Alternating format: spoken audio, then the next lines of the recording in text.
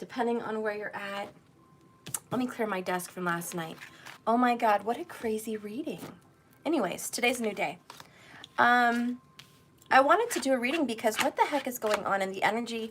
We all just got out of Mercury retrograde, what, like freaking today? Okay, so today is the first day we're out of Mercury retrograde. For those of you that are like, oh, does that mean it's just over and we're good now? No.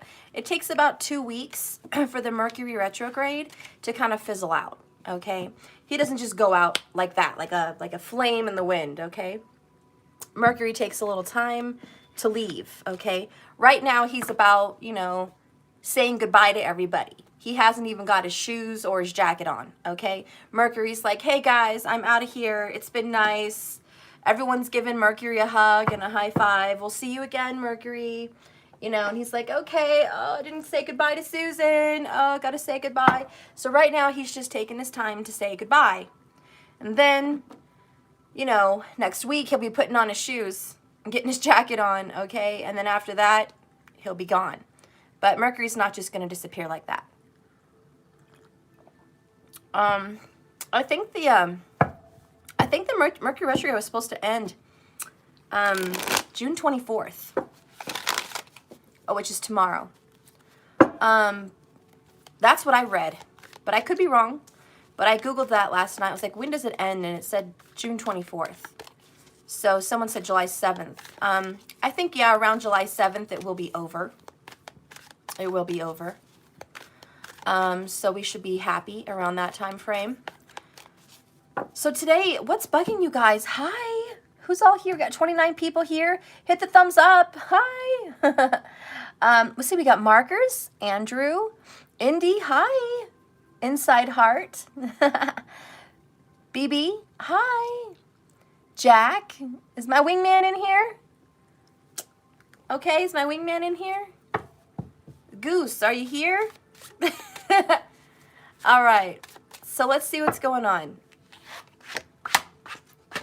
Sorry, guys, my tablecloth is not clean, and I'm just so sorry.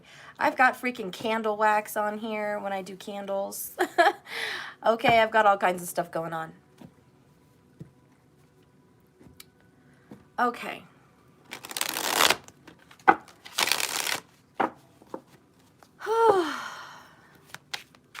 What's going on, guys? What's been bugging you? Wingman, Maverick is present. Yay! Maverick, there you are. Hi, Cindy. Hi, Pearl. While I'm shuffling here, oh my God, my Karen, I got my Care Bear. Okay, good. Guys, I posted that sharing post on my community channel and everyone's fucking losing their mind. I don't know, maybe it is Mercury retrograde. I posted it and I don't think people are reading. I don't think they want to read. And I think people, because of Mercury retrograde, probably the wrong time to post that, but people are not connecting the dots and they're just not firing on all cylinders here. Because common sense would tell people, I'm just going to tell you what's bugging me, and then you guys can tell me what's bugging you. What's bugging me is these comments, and I had to like just unfollow people, or not unfollow, block them. I had to block like 3 people that commented on my post because they were being dicks, and they were just like, your child's going to grow up to be a narcissist, you know, cruel person, or you're going to teach children to be unkind, and that's not spiritual. You know, just really judgy, you know? And I'm just like, wow, that's what you took from the message? You didn't take anything else. You didn't take anything. You didn't compare what it would be to be an adult. You didn't compare what we're teaching our children. You didn't compare situations. Guys, what's bugging me is a lack of critical thinking. Critical thinking and problem solving. Okay? That's what's bugging me today. Why is society not doing critical thinking? I don't know. Some of these people that commented are probably older, so they're not young and in public school, but, you know, I don't know what their problem is. Maybe their mind is just fucking warped, you know, in society. People are a fried egg sandwich, You know, markers, it's like I don't let others in my garage to play with my tools. Yeah. Wingman, it's important, critical thinking and emotional intelligence. It is important. And I'm going to step out of my comfort zone, and I'm not going to spend long on this, guys, but I'm going to step out of my comfort zone. Here's where I'm coming from. Gemini, critical thinking, okay? Sagittarius, truth-telling. I'm coming out, okay? I have strong critical thinking. Mercury, Rahu, Sun, and Mars are strong together, you know, as a little group in my 7th house. So am I a little bit confrontive to society? Am I a little bit pushy? Am I a little bit out there? Am I a little bit much? Well, yeah, Rahu's there. I'm a little bit much when it comes to relationships. I'm not easy to take. I'm not easy to handle. I'm not going to say I am. But I understand society. Mercury is in its own sign in Gemini for me. And believe me, that's a good placement for critical thinking. And I have it. And I also have strong emotional thinking. My moon is all by itself in its own house, the 4th house. It loves being in the 4th house in the sign of Pisces. So believe me, I've done full circle on thinking. I know how to let shit go, and I know how to make sense, and I know how to look at enemies. I always look at the house of enemies and trials and tribulations and all of that. So I'm just going to tell you, from my critical thinking perspective, is this. No one really read thoroughly the post that I put on my community post. A woman shared her story with her child. It was not my own private story. So I think people missed the boat on that. It wasn't Matthew and me. But I shared it because I felt kindred to that woman who shared that post. And I said, that takes balls to step out in society and speak up against social norms. What bugs me today is social norms. What bugs me today is fake people. And real situations expose fake people, just like yesterday. And maybe it was a little bit of Mercury retrograde, but oh well. Use your critical thinking, people. Read the situation over again. I will read it to you. Let me see. I'll grab it. Because you guys, some of you guys are like, Steph, only 10 people saw your post. Or only 25 people saw your community channel. Like, no one really read it. Let me tell you guys what I'm talking about here. Okay. It was 18 hours ago, and it says, it's a message from Alanya Kohlberg. And it says, my child is not required, keyword, critical thinkers, required to share with yours. Now, you got to stop right there, critical thinkers. Required. Required. That's the point where everyone should stop and say, okay, so this isn't going to be about should you be moral? Should you be kinder? Should you be open?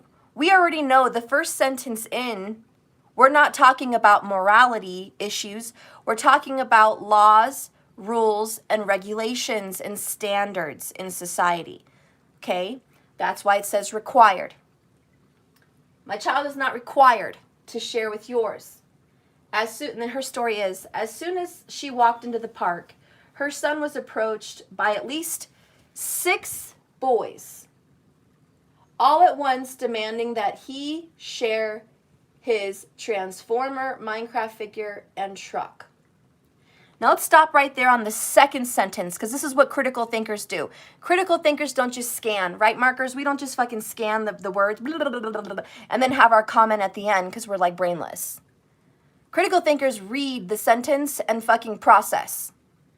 Okay, this is reading and comprehension. You're supposed to learn this in like fucking elementary school and throughout your school. Reading and comprehension. Kids can read their shit off all day long, but do they understand what the fuck they're reading? That's what bugs me today. I need people to read and understand what they're reading, because they don't, and then they have fucked up comments. Anyways, so we started with requirement. Then we find out that there's 6 boys, not 1, not 2, not 3, because there's 3 toys. Okay? But double the requirement for the toys at hand. Then we find out that all at one time, they're demanding, okay? This is like you're in 4th grade and you have those multiple choice questions. And they're asking you, if Carson was approached by 6 boys and he has 3 toys, how many children get a toy? Come on, guys, this is elementary school. But the people that commented on my post were fucking idiots. They really had some snarky comments about this because they're not critical thinkers. They're idiots. I'm sorry, but you are, and I'm glad you're gone because I blocked you. So, bravo for me. Anyways, we all know that there's not enough toys for the children. We also know from the information provided this far that they were not asking, "Hi, can I play with your toy?" They were demanding, "Give me your toy. Let me have that." They're grabbing for it. They're demanding the toy. They're not asking. They're demanding. Then this mother saw that her boy was visibly overwhelmed. This is where the empaths come in. Okay, the freaking intelligent empaths. They're reading the energy of the situation. These boys are in a low vibe. They're high energy. They're demanding. They're too much for her child, who may be an HSP child, may have autism, may need to have isolation, may just need to have a little space. You don't know what's going on with her kid, but all y'all want to judge and jump on them for saying don't share, right? Y'all want to jump on that because you don't know the whole situation. Why? Because you're not a critical thinker. Anyways, this mother was empathic enough and understanding enough and aware, at the very least enough, to see her child was overwhelmed. Overwhelmed means I'm stressed the fuck out. Now, if an adult was in that situation, an adult was overwhelmed by people, it would be called bullying. Okay? So this is bullying. So this child was overwhelmed. Okay? Then he clutched his toys to his chest in the anxiety of it all and reached for them and looked at his mother for what? For help. "Mom, what should I do? I'm anxious. I'm scared. I'm feeling anxiety. I'm overwhelmed. I'm being surrounded here by kids that want my toys. What should I do? How should I problem solve this? Should I, like those fucking idiots that commented on my post, force him to share? Should this mother have forced her child to give up his belongings to the 6 kids to where he has none? Or maybe give 2 of them to where he has 1 and the other few are fighting over the 2 that one of them has? Because clearly these boys have no manners. Clearly demanding is not the proper way to play. So these fuckers that commented on my page, your suggestion was to teach that other boy kindness and love and be a sharer and give up those toys, or at least 2 of them, and keep 1 for himself. You're a fucking idiot. You really are. You're special kind of stupid. Anyways, that's not the answer, okay? That's not the fucking answer. So the mother was smart, okay? Strong black woman, smart woman. Go her. And she looked at her son and she said, "You can tell them no, Carson." She says in her little quotes here, "I said, just say no. You don't have to say anything else." In quotations. She told her son, just say no. You don't have to say anything else. Good mom. Good mom. What did she just teach her son? You don't have to fall into peer pressure. Okay, what if that was drugs? Who knows? You don't have to fall into peer pressure. You have a voice. You have power and authority over your body and your property. You can say no, and that's enough. You don't have to give people an explanation. No, I don't want to share my toys with you because I'm afraid you're going to break them. No, I don't want to share my toys with you because there's too many of you and you guys are going to start fighting over my toys. Do you think a little boy knows how to express himself like that? No. That's why the mother was teaching a very valuable lesson for her child, that when he is ganged up on or people are pressuring him, when society cracks the whip and wants someone to conform to, you should share because that's what our teachers say, you should share. When a child feels the pressure of people invading his space and taking his property, he learned a very important, valuable lesson. Stand your ground. Make your boundaries known. Speak up on your behalf. Value yourself. You don't owe anyone anything. This is your body and your property. And that's a good trait for any patriot, by the way. Teach your young children how to be a patriot, number one. Okay? Good lesson for that mom. And,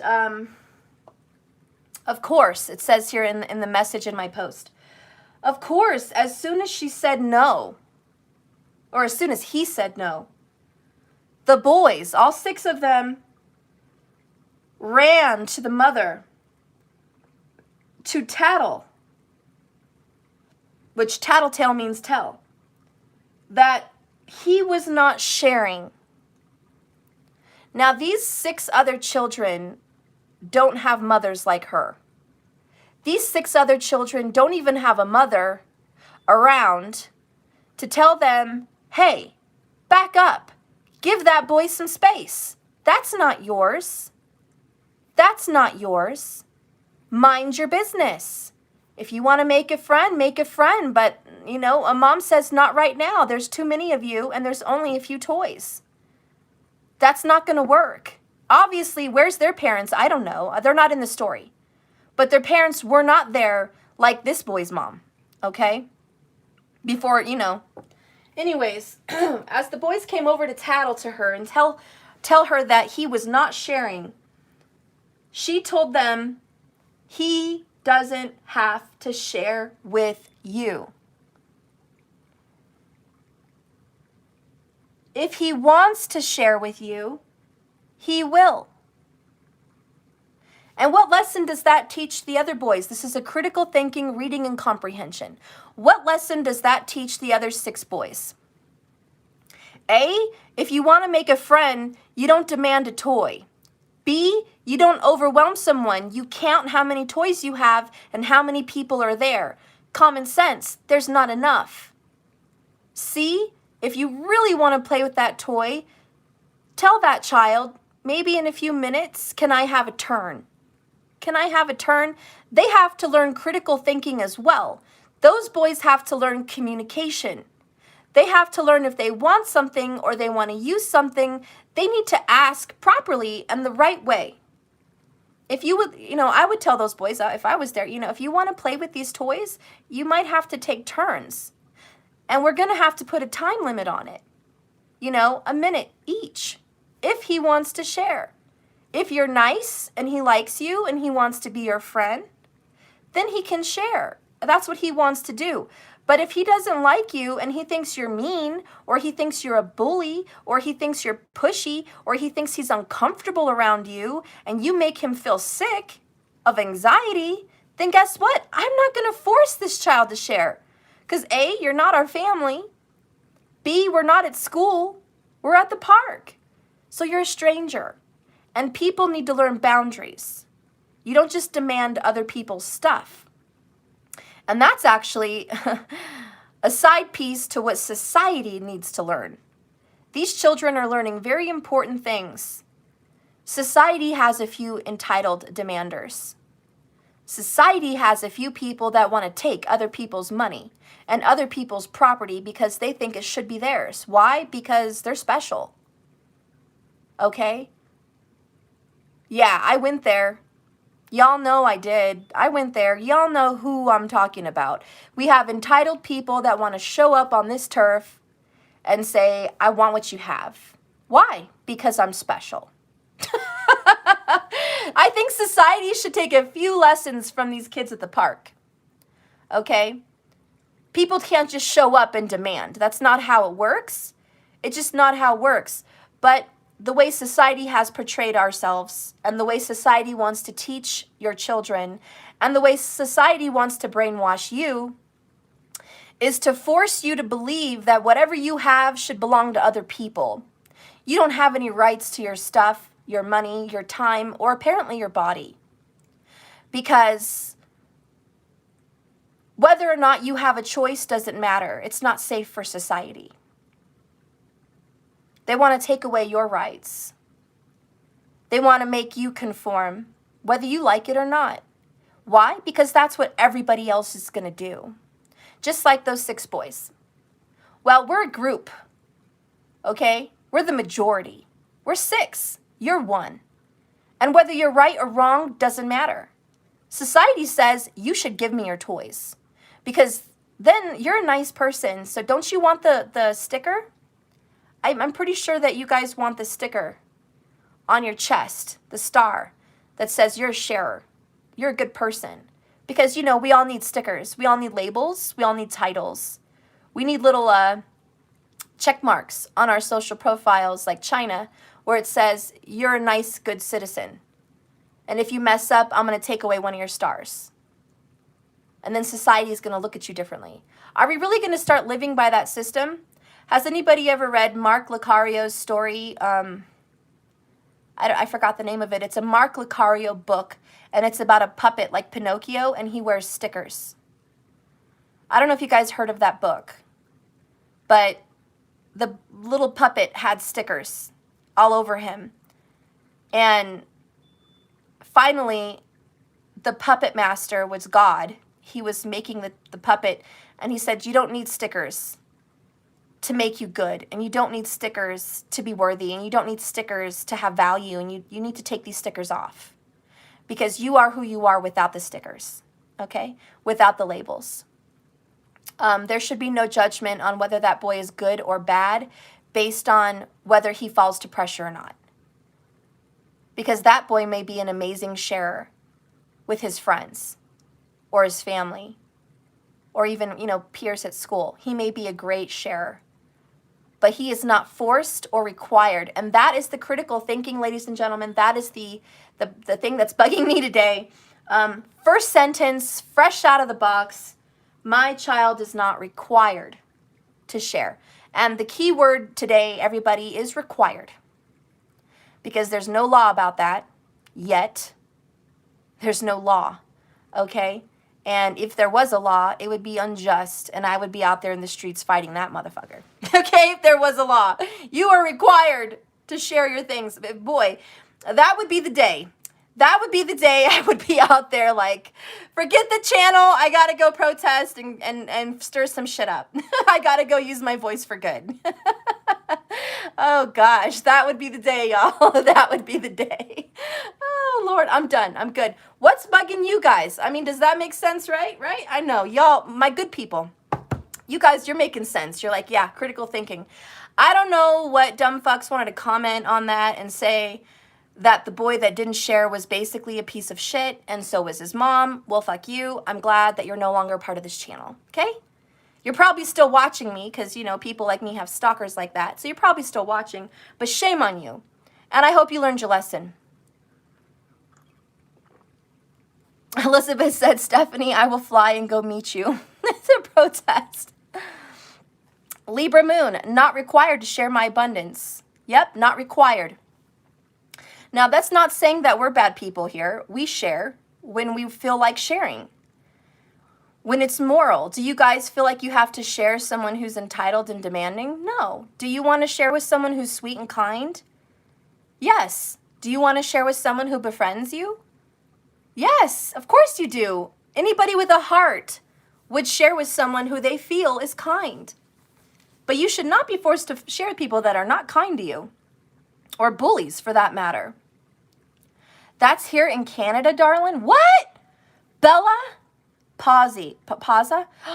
That's here in Canada? Do they have requirements like that? That is crazy. Everybody ask Bella, what the heck's going on with that?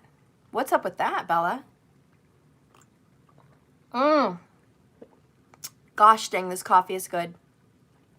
Somebody had a comment recently and they said, I don't like coffee. What? You've never tried Fruity Pebbles coffee. You never tried that, did you? You never tried Fruity Pebbles coffee creamer. I'm just saying, it's that good. I love Fruity Pebbles, and honey, it is that good. You wouldn't think fruit and coffee go well, but somehow it works. Karen, my daughter has me hooked on frappes. Interesting. Very, very interesting. I need to try Mariah's coffee. Aww. Put Fruity Pebbles in coffee. No, Markers, I'm not putting Fruity Pebbles in coffee, okay? No. I don't want crunchy, floaty things. Cynthia.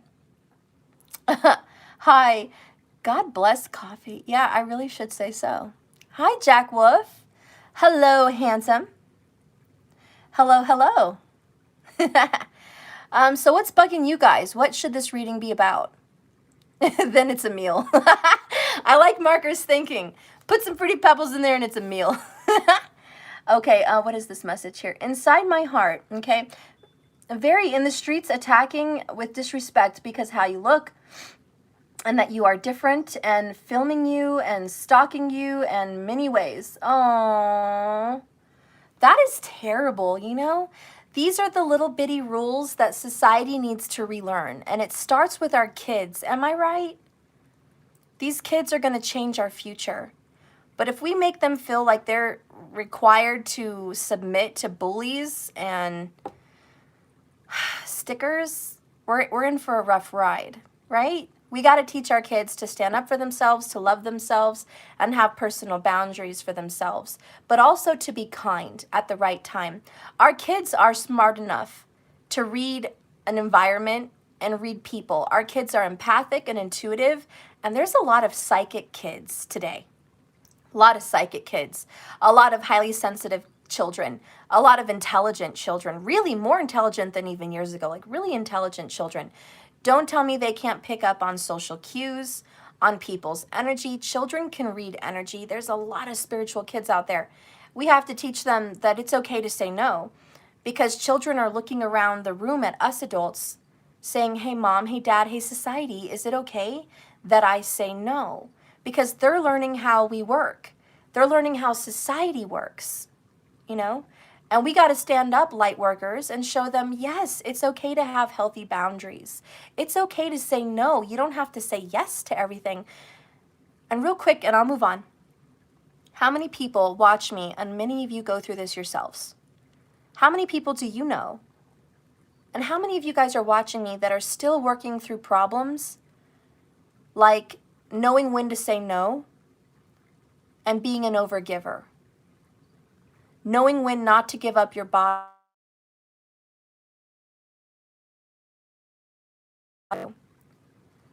Knowing when that you don't owe people more of yourself.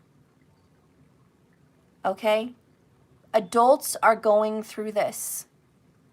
I have adults that can't. I have an adult that was with me yesterday. Yesterday. Here in my office. She is 57 years old. Realtor. She was struggling with anxiety with her job because she's a highly sensitive person. She wants to be nice to people. She gives so much of herself to her clients. She buys them things. She takes them for lunch. She listens to their problems. She helps them find a home. And she feels like she has to be their friend.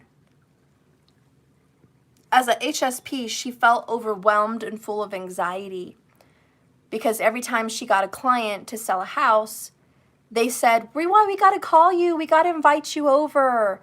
We got to have you for dinner. You know, how are you? She doesn't really want to be their friend. She just wants to befriend them while they're selling a house and move on with life. But she doesn't know how to say no. She doesn't know how. And she feels pain and guilt if she tells someone, you know, I can't go, I don't want to go, or I'm too busy. She feels entitled, or no, I'm sorry. Well, she feels required. to give more of herself to her clients, even when she doesn't want to. And then she gets overwhelmed and stressed, and then she doesn't want to work. So I'm counseling a woman that does not want to work. She doesn't want to do her job because she is afraid that if she gets another client, she's going to have to take on another person. And she's got a list of people that she's already taking on and she doesn't want to take on anymore, so she's not making money. That's an adult, guys. That's a grandparent. She's 57. She's learning when to say no. She's learning when she's not required to go to someone's house, to listen to someone, to answer their phone call. They want to call her at 9 p.m. at night, 10 p.m. at night as a realtor. And she'll answer or she'll text. She doesn't say no. Now, guys, this is an important lesson for her, this little message I had today. And I hope she's watching. But it starts in childhood. You need to learn and grow and practice saying no from an early age. You are not required to do anything for anyone because they say so. She is not required, and it is not a requirement for her business to answer the phone that late at night. It is not a requirement for her to befriend them or hear their stories. That is her choice to be a kind person. And people overstep, and honestly, my advice to her was this. You know what? Whoever you are working with sounds like a Gemini or sounds like a Libra. These people that you're describing to me just offer an invitation to be nice. They don't really expect you to come. Okay? But she's a Virgo, so she doesn't understand that. I say what I do what I say. I mean what I say, and what I say has value. I don't just say things just to say them. I really mean them. So why would other people invite someone without really expecting them to be here?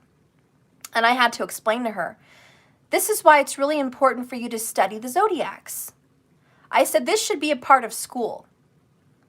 I may even open a school that has astrological critical thinking involved, a charter school of some kind, Reach for the Stars, where children can be tested out by their zodiacs, their nakshatras, who they are, their rising signs, and they can be encouraged to go towards where their purpose and destiny is. I don't know why that's not a thing. Schools just want everyone to conform the same, but not everyone is. And the few lucky ones that do well are the ones that is their purpose, to do well and be studious in certain ways. The other ones are not. So, to each their own. But I told her, I said, that's why it's important for you guys to learn the zodiacs. Because if you are working with a Libra or a Gemini or someone that has those traits, understand they're not necessarily genuine about the offer they've extended. They're just trying to be nice and not make you feel excluded. Because a lot of Geminis and Libras always want to include people in an outing or in a gathering, even if they really aren't looking forward to you being there. They're like, I would love for you to be there. Yeah, come on, kind of fake. But this is why they get the little label, they're a little bit fake. They're just trying to be courteous. They need to work on controlling their mouth and not extending invitations to people they don't really want to be there because they put pressure on people that don't really want to go. And that's their karma. But the karma of the person that feels they owe people, look at who you're working with and look at your clients and look at your people and say, is this genuine or not? Should I go? Is this an entitled kind of thing or not? You know, because I told her, I said, I bet you if you just told that person, I really can't go, I'm busy that day, they're going to say, oh, okay, have a great life. I'm like, your client's just trying to be nice to you because they don't know how to say goodbye. You know? Oh, Stephanie, evening, you teach me, I teach my kids. They love it, and I pick it up so fast and help me see different perspectives. Oh, thank you, Elizabeth. I love it. I love it. I love it so much. So anyways, don't take things so personally, okay?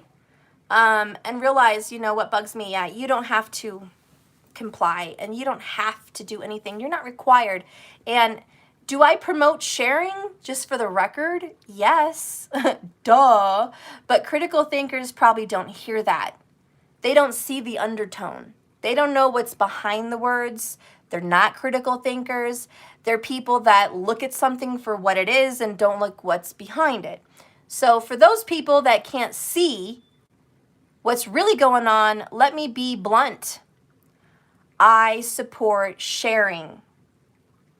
Teaching your children to share with other people is good. I want to be clear with the people that don't understand. It's important to share. It's important to take care of the sick. It's important to look after the homeless. It's important to see a child playing in the sandbox, with no toys, all alone, and try to make a friend. And if you have more toys than one, and there's one kid over there that doesn't have any, I think it would be important to teach your kid, maybe you should make a friend.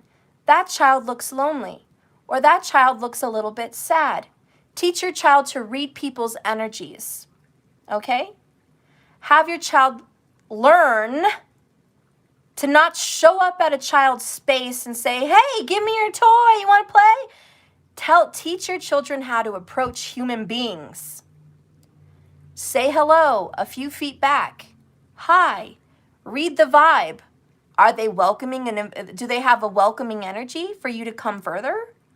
Or do they look annoyed that you said hi? Because you got to teach your kids to read body language, read facial expressions, and read the energy. You got to teach your kids. They got to be future empathics here, intuitives. They need to read the energy. If a kid is welcoming, hi, and they have a nice tone of voice and they're definitely interested in befriending someone, scoot in closer, sit down next to them. So, would you like to play with me? And, you know, I've got a toy here that you and I can play with. It would be fun. Maybe we could build a mountain. You know, yeah, that would be fun. That's the kind of sharing I'm talking about. That's the kind of meeting people and creating bonds and friendships and communication that's important. Teach your kids how to do that.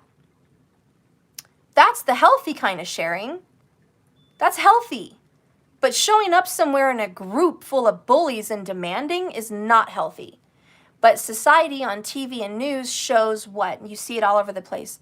Bullies showing up, screaming at people, and demanding. That's what your kids are witnessing today. People spitting in others' faces literally because they're yelling so loud, protesting, and being evil. They're just being evil, okay? And your children think that showing up at a playground, screaming and demanding for something is what's acceptable in society because, hey, that was on TV, and that was acceptable. Remember, monkey see, monkey do, parrots mimic. Our children are watching. Our children are watching society. So it's up to the light workers to show up, hello, light worker here, and show people how to communicate. Because I think communication has been lost. It's the lost art. People just demand, and people don't mean what they say, and people don't know what to say. So that's what's bugging me. And if you guys are like, damn, Stephanie, it's been 38 minutes. Do you know how to stop talking? Apparently not. Sorry. I'm sorry. Let's just do a reading here. What's been bugging you? Any ideas you guys want to throw at me for this reading? What's been bugging you? Not personal. I'm not going to be doing free personal privates right now. That's not what I'm asking. What I'm asking is, do you guys have any ideas of what we should hear today?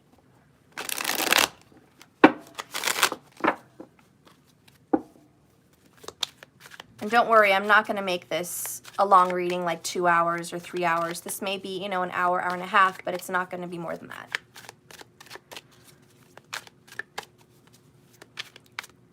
That's the Gemini in you. Yeah, it is. Even John at JDS Tarot said, you know, I can talk. That's a Gemini. All Geminis can talk. A lot. That's just what it is. Full moon, guidance, clutter, controlling people. That's a good one. Well, if we could look into the feelings for the near future. Okay. Let's do a little bit of everything. Let's get a message. Spirit, what should we do about people that are controlling? Let's talk about insensitive people. Yeah. Okay. Insensitive and controlling people. Okay, insensitive. They don't understand. They're not sympathizing with you. Okay, let's talk about insensitive. That's a good one. I think we're going to stick with that. Show me the insensitive people. How to part from things we are attached to emotionally. That's a good one too. We will get that in the Oracle. I like that one, Elizabeth. Thank you. Spirit, how do we deal with insensitive people? How do we deal with people that are not HSP, highly sensitive people? How do we deal with people that are completely detached from the emotions and the sensitivity around us? How do we deal with them? These people do not have common sense. They do not have critical thinking. They do not sympathize or empathize. They don't try to understand. What do we need to know about these insensitive people? And why are there insensitive people? Look at the Tower. Why is there even insensitive people like that in this world? Why?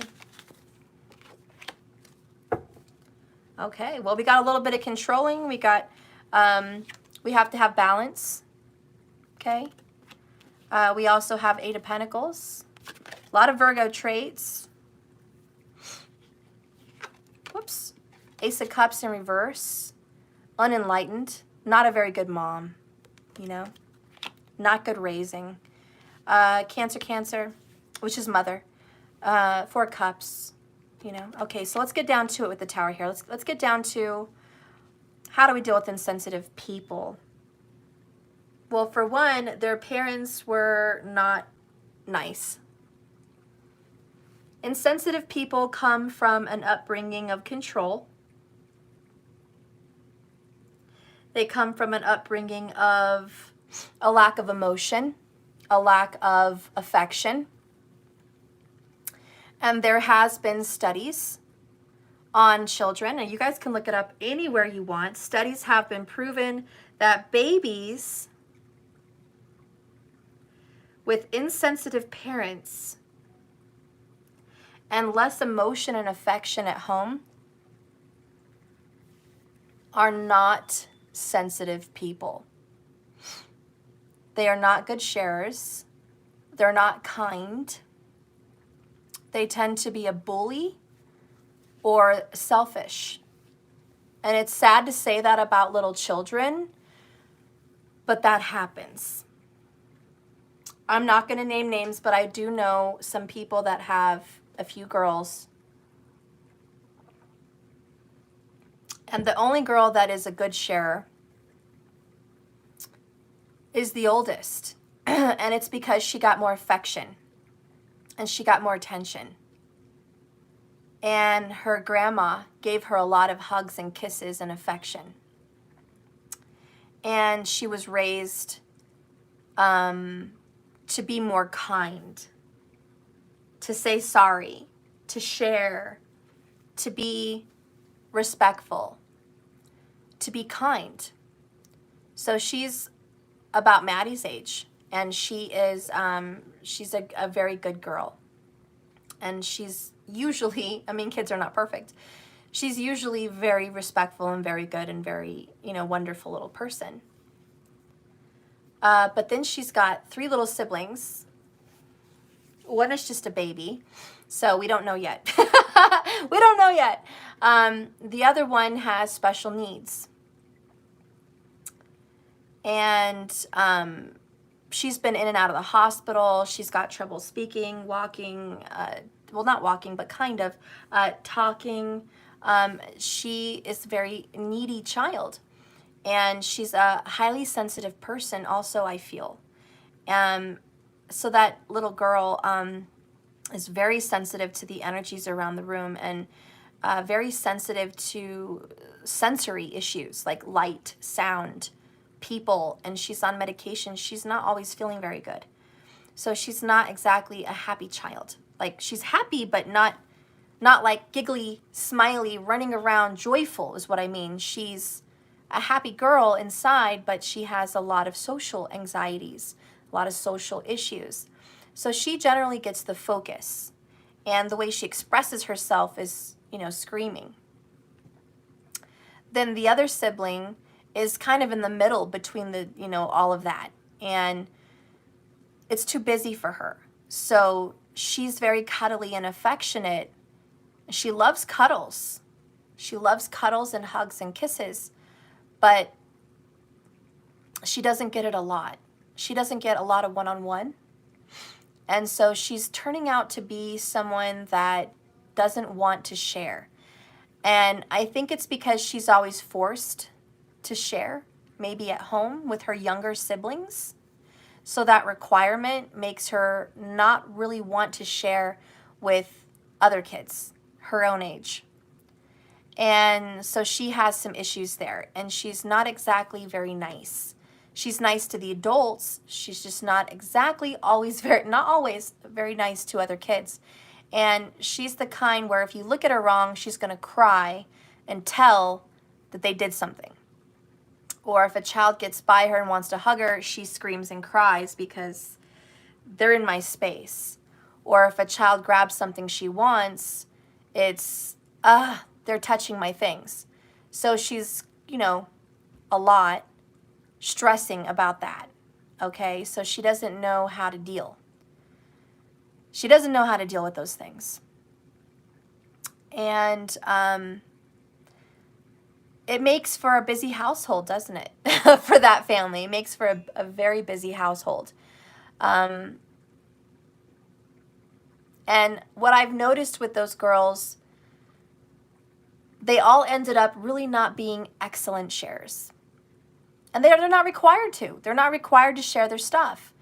And probably because they're thinking that my little sister's going to break it. They drool on it. They smash it. They might do something to it. They're afraid that something bad's going to happen to their things. Okay? Or they're afraid that something's going to get taken away from them. So those girls grew up in a very strict home. If they want to have a fit, their stuff gets taken away for a long time. If they want to cry, they need to go to the room and cry alone. How do they express their frustration?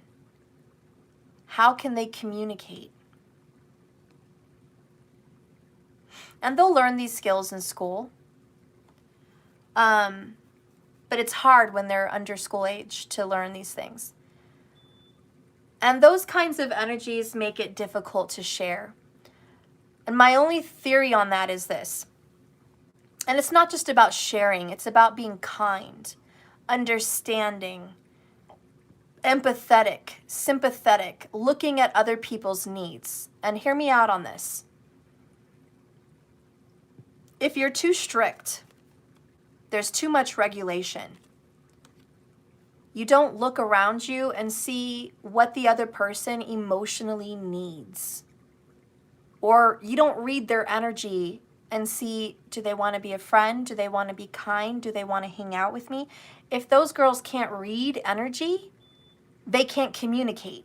You understand? So when my child wants to play with them,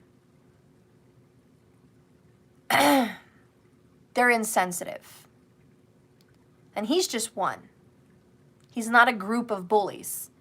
He's just one. But there's crying and there's whining and there's lack of wanting to play and there's frustration and there's disdain and there's annoyances. They're annoyed by him on their part because he's in their space. Or he wants to come in and play and they're like, what are you doing? Because they're being taught at home, give me space. They're being taught at home, I need alone time. They're being taught at home, don't touch my stuff because everything's encroached. And so they're very protective. They don't know how to be affectionate like that, okay? And even with those girls, if the middle sibling wants to sit close to the older sibling and cuddle, for example, we have the one that's Maddie's age and then one that's just a little bit younger than her, about 10 months difference.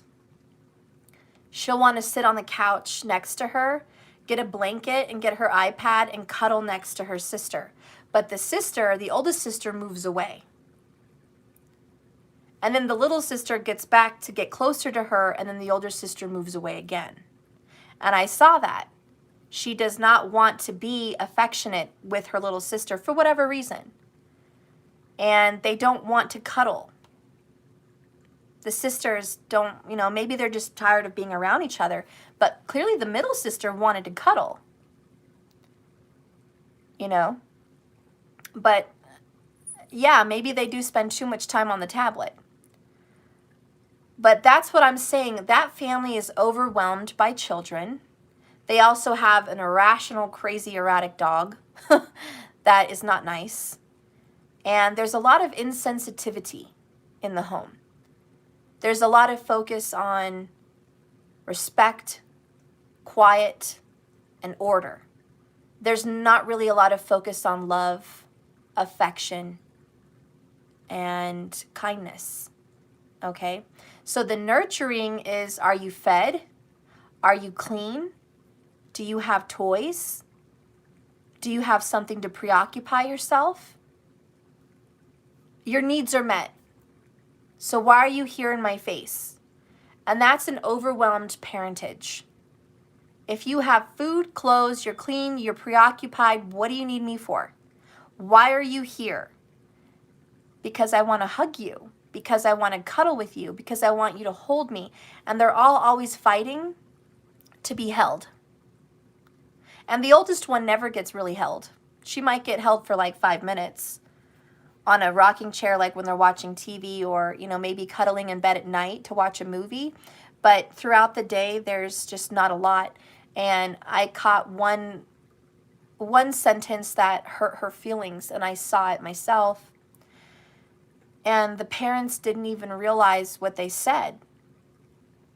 But the little girl, who doesn't really know how to give affection, doesn't really know how to hug well, because she's not being hugged well at home. She was hugging us goodbye. And her parents said to her, "God, you're such a terrible hugger. You're a terrible hugger." She looked at them, and it almost made me want to cry, because I'm a highly sensitive person. And I almost saw tears in her eyes. She took that literally. She took that literally and thinks, I am a terrible hugger. They love her. They never would mean to hurt her. But parents, you see, sometimes can say things that affect children, and they don't even realize it. So now she's going around thinking, I'm a terrible, affectionate hugger. And that follows you, doesn't it? That follows you. It is a sad thing to say, but the parents said it as a joke. They're just joking. Oh my God, you're such a terrible hugger. Oh my God, you're such a bad hugger. Oh, I'm sorry, we gotta go. I'll see you guys. Have a good night. I mean, that's kind of how it went. It wasn't like they were focusing in on her and telling her that in a serious way, but the way she looked at them, that stuck with her. I'm a terrible hugger. And hopefully she can heal through that. Or hopefully she doesn't grow up with issues with affection, thinking that she's no good at affection. And that may be why she's not wanting to cuddle with her little sister that wants to cuddle with her. You know, kids carry baggage. And they're starting to carry baggage and resentments because the affection at home... Anyways, I'm sorry, I went off on a tangent on that. The point is, I was trying to get to a point there with intelligence and affection. Anyways, scientists have discovered that when you are not affectionate with your children, they are not as intelligent socially as other people. In fact, it's been discovered by scientists that the empaths, intuitives, and psychics are the ones that are ultimately very affectionate. They are the ones that hug the most. They are the ones that are more affectionate with their children. They are the ones that want to sleep more with their children in the same bed. They are the ones that cuddle more with their children and give more kisses and affection to their children. Scientists have definitely proven that children who are hugged and kissed more often tend to be more psychic, more intuitive, more empathic, and more socially aware of emotions and feelings around them. They are just more alert, which puts their intelligence and their IQ a little bit higher because they notice more things around them. They're highly intuitive about feelings and emotions of others.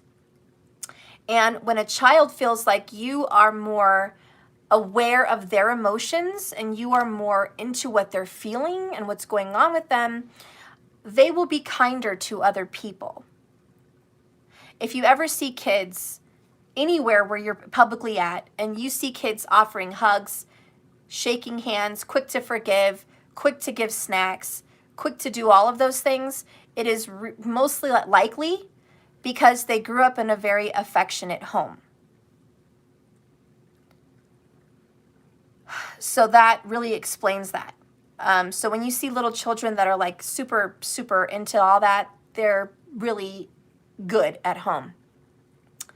When you see people that don't want to be touched, need space, little kids. If you see kids that don't want to be touched, need space, not very social, doesn't really want to share, doesn't really want to make friends, yeah, some of that could be they're an introvert.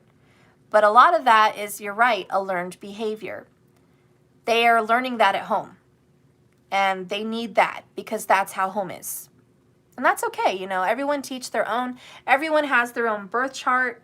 Everyone has their own path. You know, some people are meant to experience a life of shit. And some people aren't. And it's unfortunate, but that's the truth. That's why when I asked, how do we deal with difficult people? That's the balance of life. Mary, I am a teacher. My last school was a small country school, and the kids hugged each other, looked out for each other. Oh, Mary, that is so cute. Thank you for that comment. See, a little country school, and the kids were affectionate. Small town love. I like that. And it all starts from the parents. If the parents are affectionate and warm and welcoming, and, you know, that's going to rub off on the kids. If parents are reserved and standoffish and non-affectionate, that's going to rub off on the kids. My grandma, unfortunately, had a very terrible childhood. And my grandma is the most loving, sweet person you'll ever meet, but she's not affectionate. I'm just keeping it 100. I'm going to keep it 100 with all of you. My grandma is the best person in the world, and I am the most affectionate person she's ever known. I'm the only person in her life that is super huggy and kissy, and I'm the one that gives it to her. She's got her granddaughter that will always love and be affectionate with her, but nobody else in her life has. Nobody. And when she grew up, she had a broken hip at the age of like 1.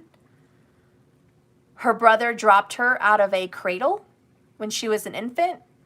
I don't know if it was on purpose or what, but he dropped her. She broke a hip. I don't know what happened, to be honest, but her hip was definitely broken. It doesn't sound like she fell out of the cradle to me. It sounds like something else happened, maybe. I don't know. But she doesn't remember. But her parents noticed that when she started walking, she walked with a limp and something was wrong. So they took her to the doctors. The doctor said, your baby has a broken hip. We're going to have to do surgery.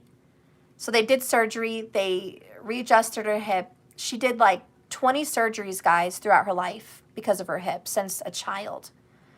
She spent most of her time in the hospital. She did not get the affection that she wanted or needed as a child. She was bullied at school. Growing up, this was the 40s, the 50s. She went to school in a wheelchair, and she went to school in a bed, actually. She went to a sister school. A sister school is a Catholic nunnery type of a school. So my grandparents went to Catholic schools, old traditional with the nuns and the black and the white and the whole shit. So she went to this Catholic school, and they put her on a bed where you had to lay down on your stomach and write and read with the papers in front of you because she had to leave her leg straight because of the surgery. So they would roll her into school, and kids would make fun of her. They would bully her. They would say mean things to her. Mean little fucking shits, man. So she had a really difficult time in school. But she was always happy. She was always smiley. All her school pictures looked really sweet. Little happy little girl. She didn't look sad. She was a beautiful little girl. And when she would get out of her casts and out of her surgery, she would have a limp, but she was working her way through it. So she had a very hard childhood, and her mom was not affectionate, huggy, kissy, or anything at all. And her dad was gone a lot, but her dad was affectionate with her mostly than anybody, giving her a hug, giving her a kiss. She doesn't even remember having a birthday party. She doesn't remember ever having a birthday party for herself. Maybe it's because, who knows? So childhood was rough for her. And anyways, she's not going to be an affectionate person.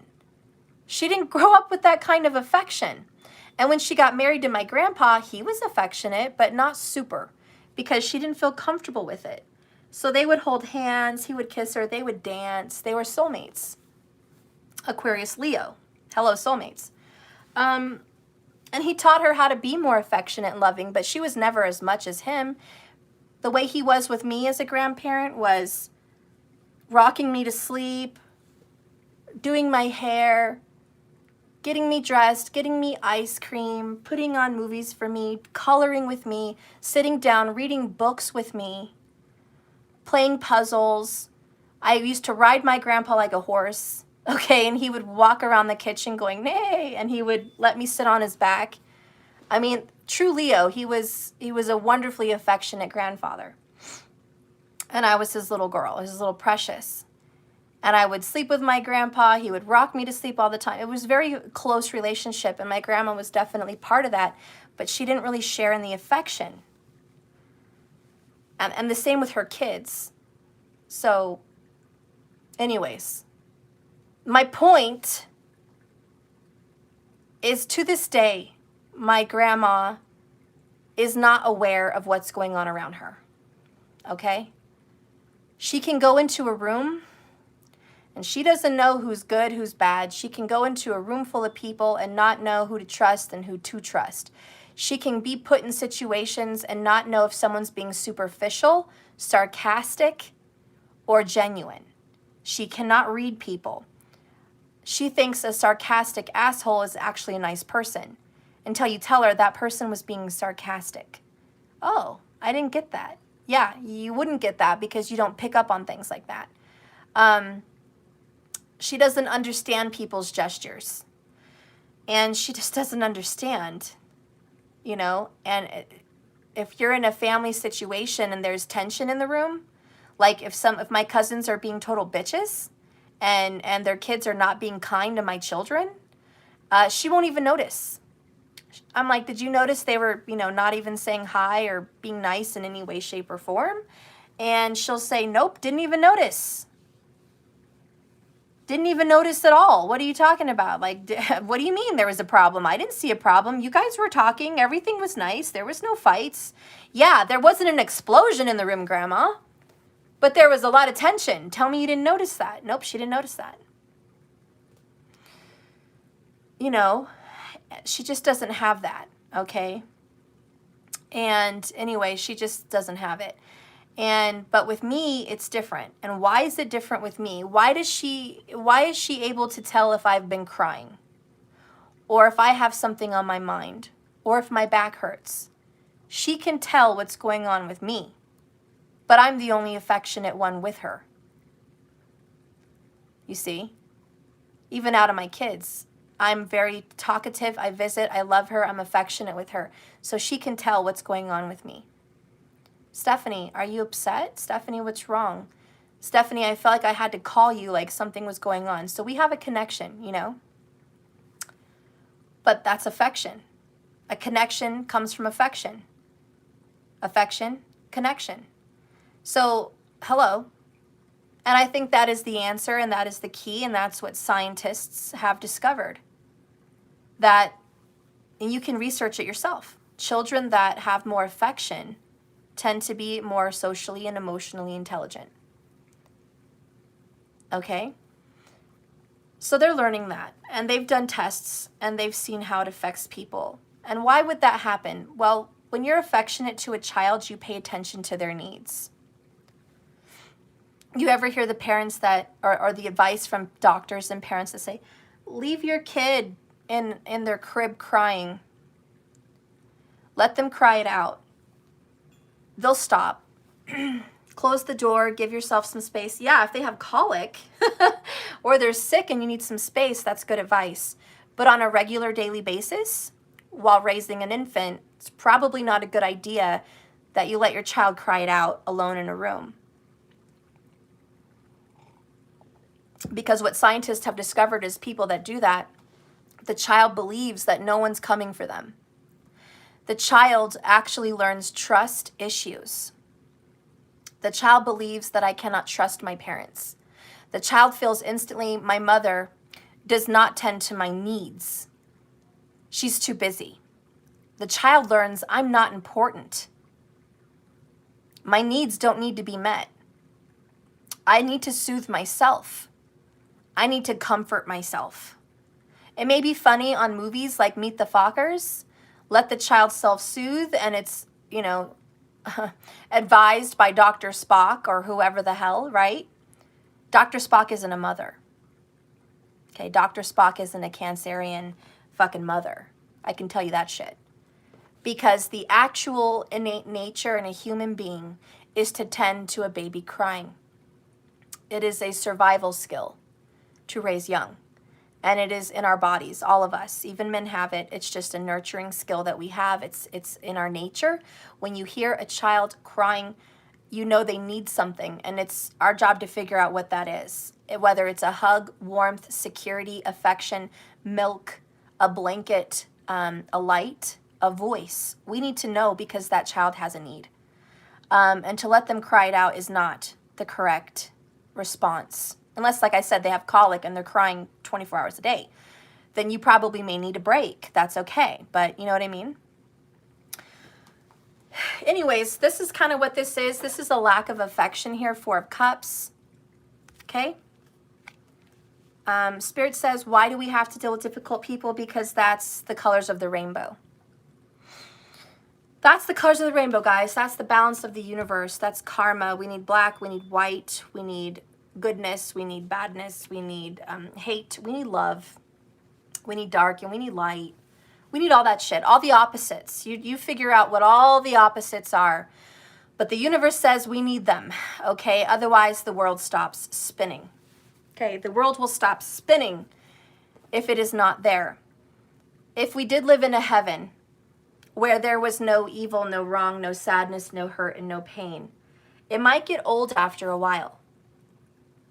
And people may forget what it feels like to feel the act of forgiveness, to feel the act of pain, to feel the act of suffering, and to feel all of those things. If we lived in a society where everything was beautiful and wonderful, we would forget what good is. When you live in the light for so long, it's blinding. And there's nothing else. And sure, it sounds nice on paper and in a fantasy, because a lot of us are wanting that. We're wanting peace and security. But really, if we got what we wished for and we had it, and there was no more sorrow,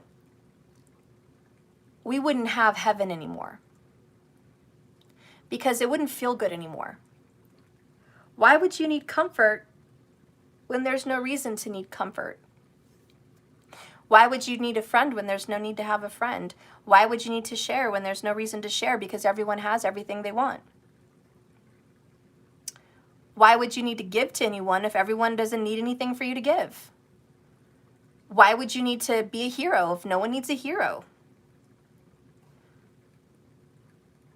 If everyone had everything they need and wanted, there would be no purpose.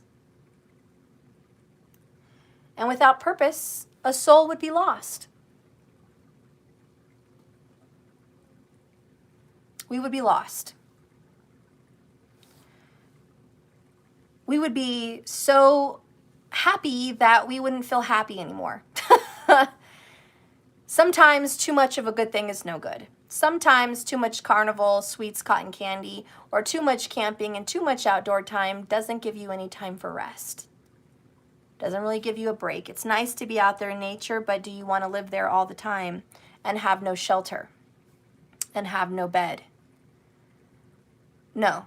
It's nice to run and hike and climb and swim, but it would be very exhausting to have no rest, to have no dark, to have no moon. So the moon comes out to give the sun a break. The moon comes out to cool things off, to show the darkness, the mysteries, the lessons. The sun comes out to heal and warm and comfort. So we need to remember that why do we deal with difficult people? Why do they exist? That's the answer from Spirit. Because if it didn't exist, you wouldn't ever know what happiness, peace, love, light would feel like, because it would disappear. It would disappear into the bright light. We need to have balance in this world so you have purpose. So all these souls have a job, so they can be a hero, so they can be a healer, so they can be a teacher, so they can be a voice, so they can bring comfort, so they have something to do. It'd be very boring if you had nothing to do. And in the next life, all the people that suffered, they get to have a good one. There's probably some kind of rhyme to the reason. There's some kind of karma, you know? There's a trade-off. And the souls that came down and suffered by choice, by soul contract, they could handle it. And when they come back, they're going to have some blessings. They're going to have some blessings, okay? They're not going to be down and out.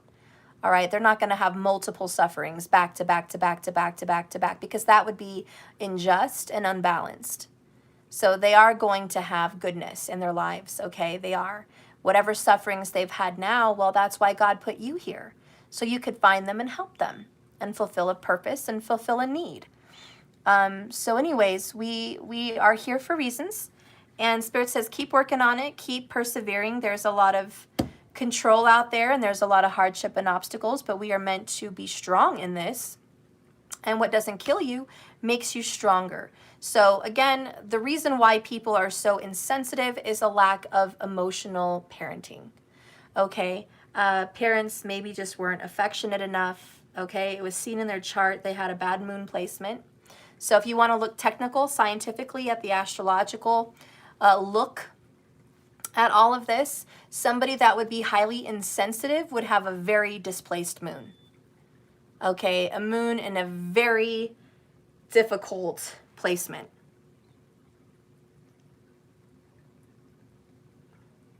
And that would make them a little bit more insensitive. I don't really want to say some of the signs that would make a moon less sensitive. And it's not always the case, because you have to look at someone's rising sign, someone's sun sign also, or, you know, to get a better look at who they are and where are their morals. You might want to look at their Jupiter, because that would probably change that person's personality. But if you want to look at what would make someone insensitive, you can look at like maybe a moon in Capricorn is a little bit less sensitive. A moon in Virgo would make someone also less sensitive. A moon in Aquarius. A moon in Gemini. Okay. A moon in Aries.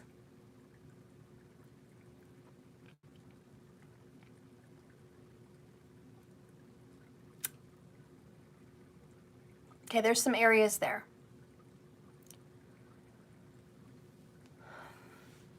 Now, why would a moon in Gemini make someone a little bit less sensitive? Well, Mixita Nakshatra. That's always being panicked, paranoid, and in their own world, a little bit self-absorbed. The moon in Aries, it'd be more the later sign, and it would be just more about self, self-preservation, self-importance.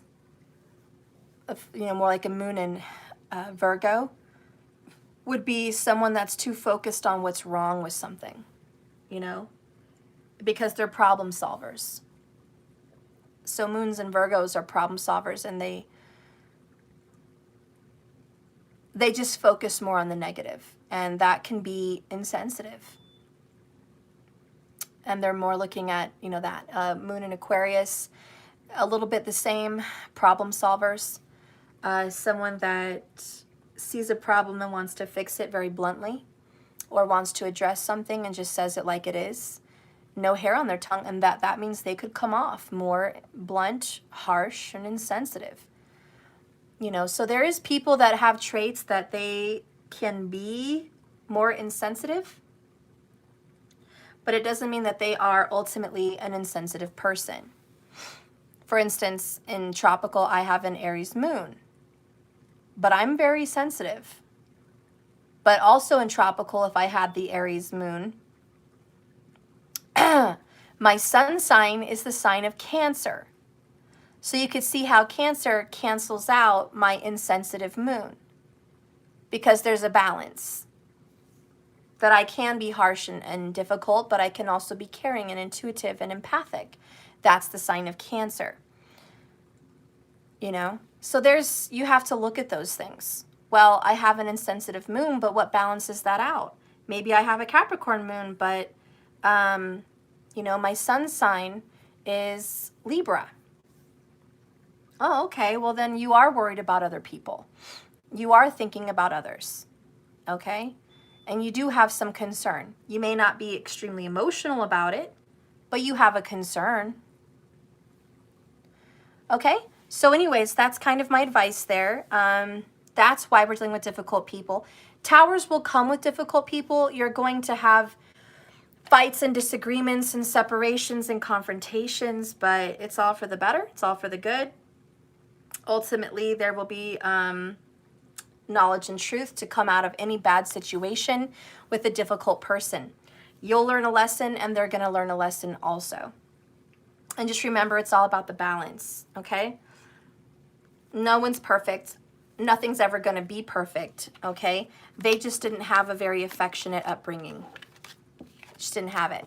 So they are who they are because of that, and it's seen in their chart.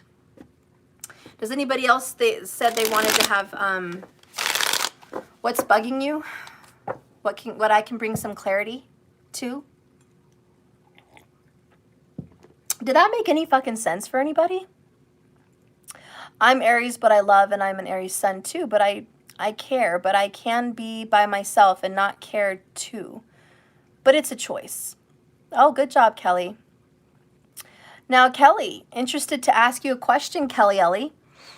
Are you an Aries, double Aries, and tropical?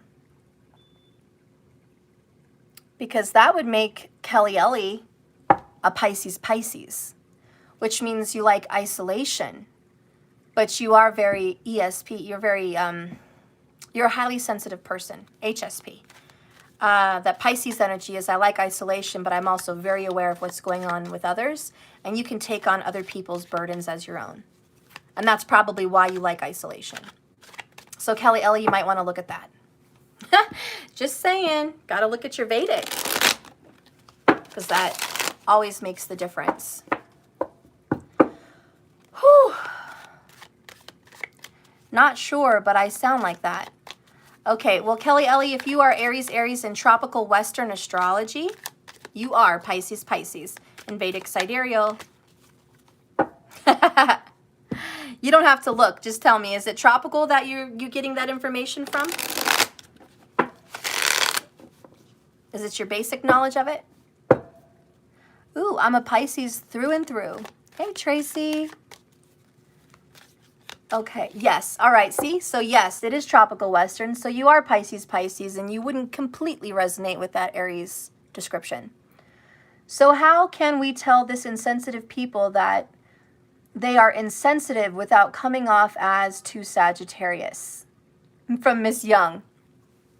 The sad thing about talking to insensitive people and telling them they're insensitive, they're not going to comprehend it. You might have a chance with the youth because they're still growing and learning and creating their personality.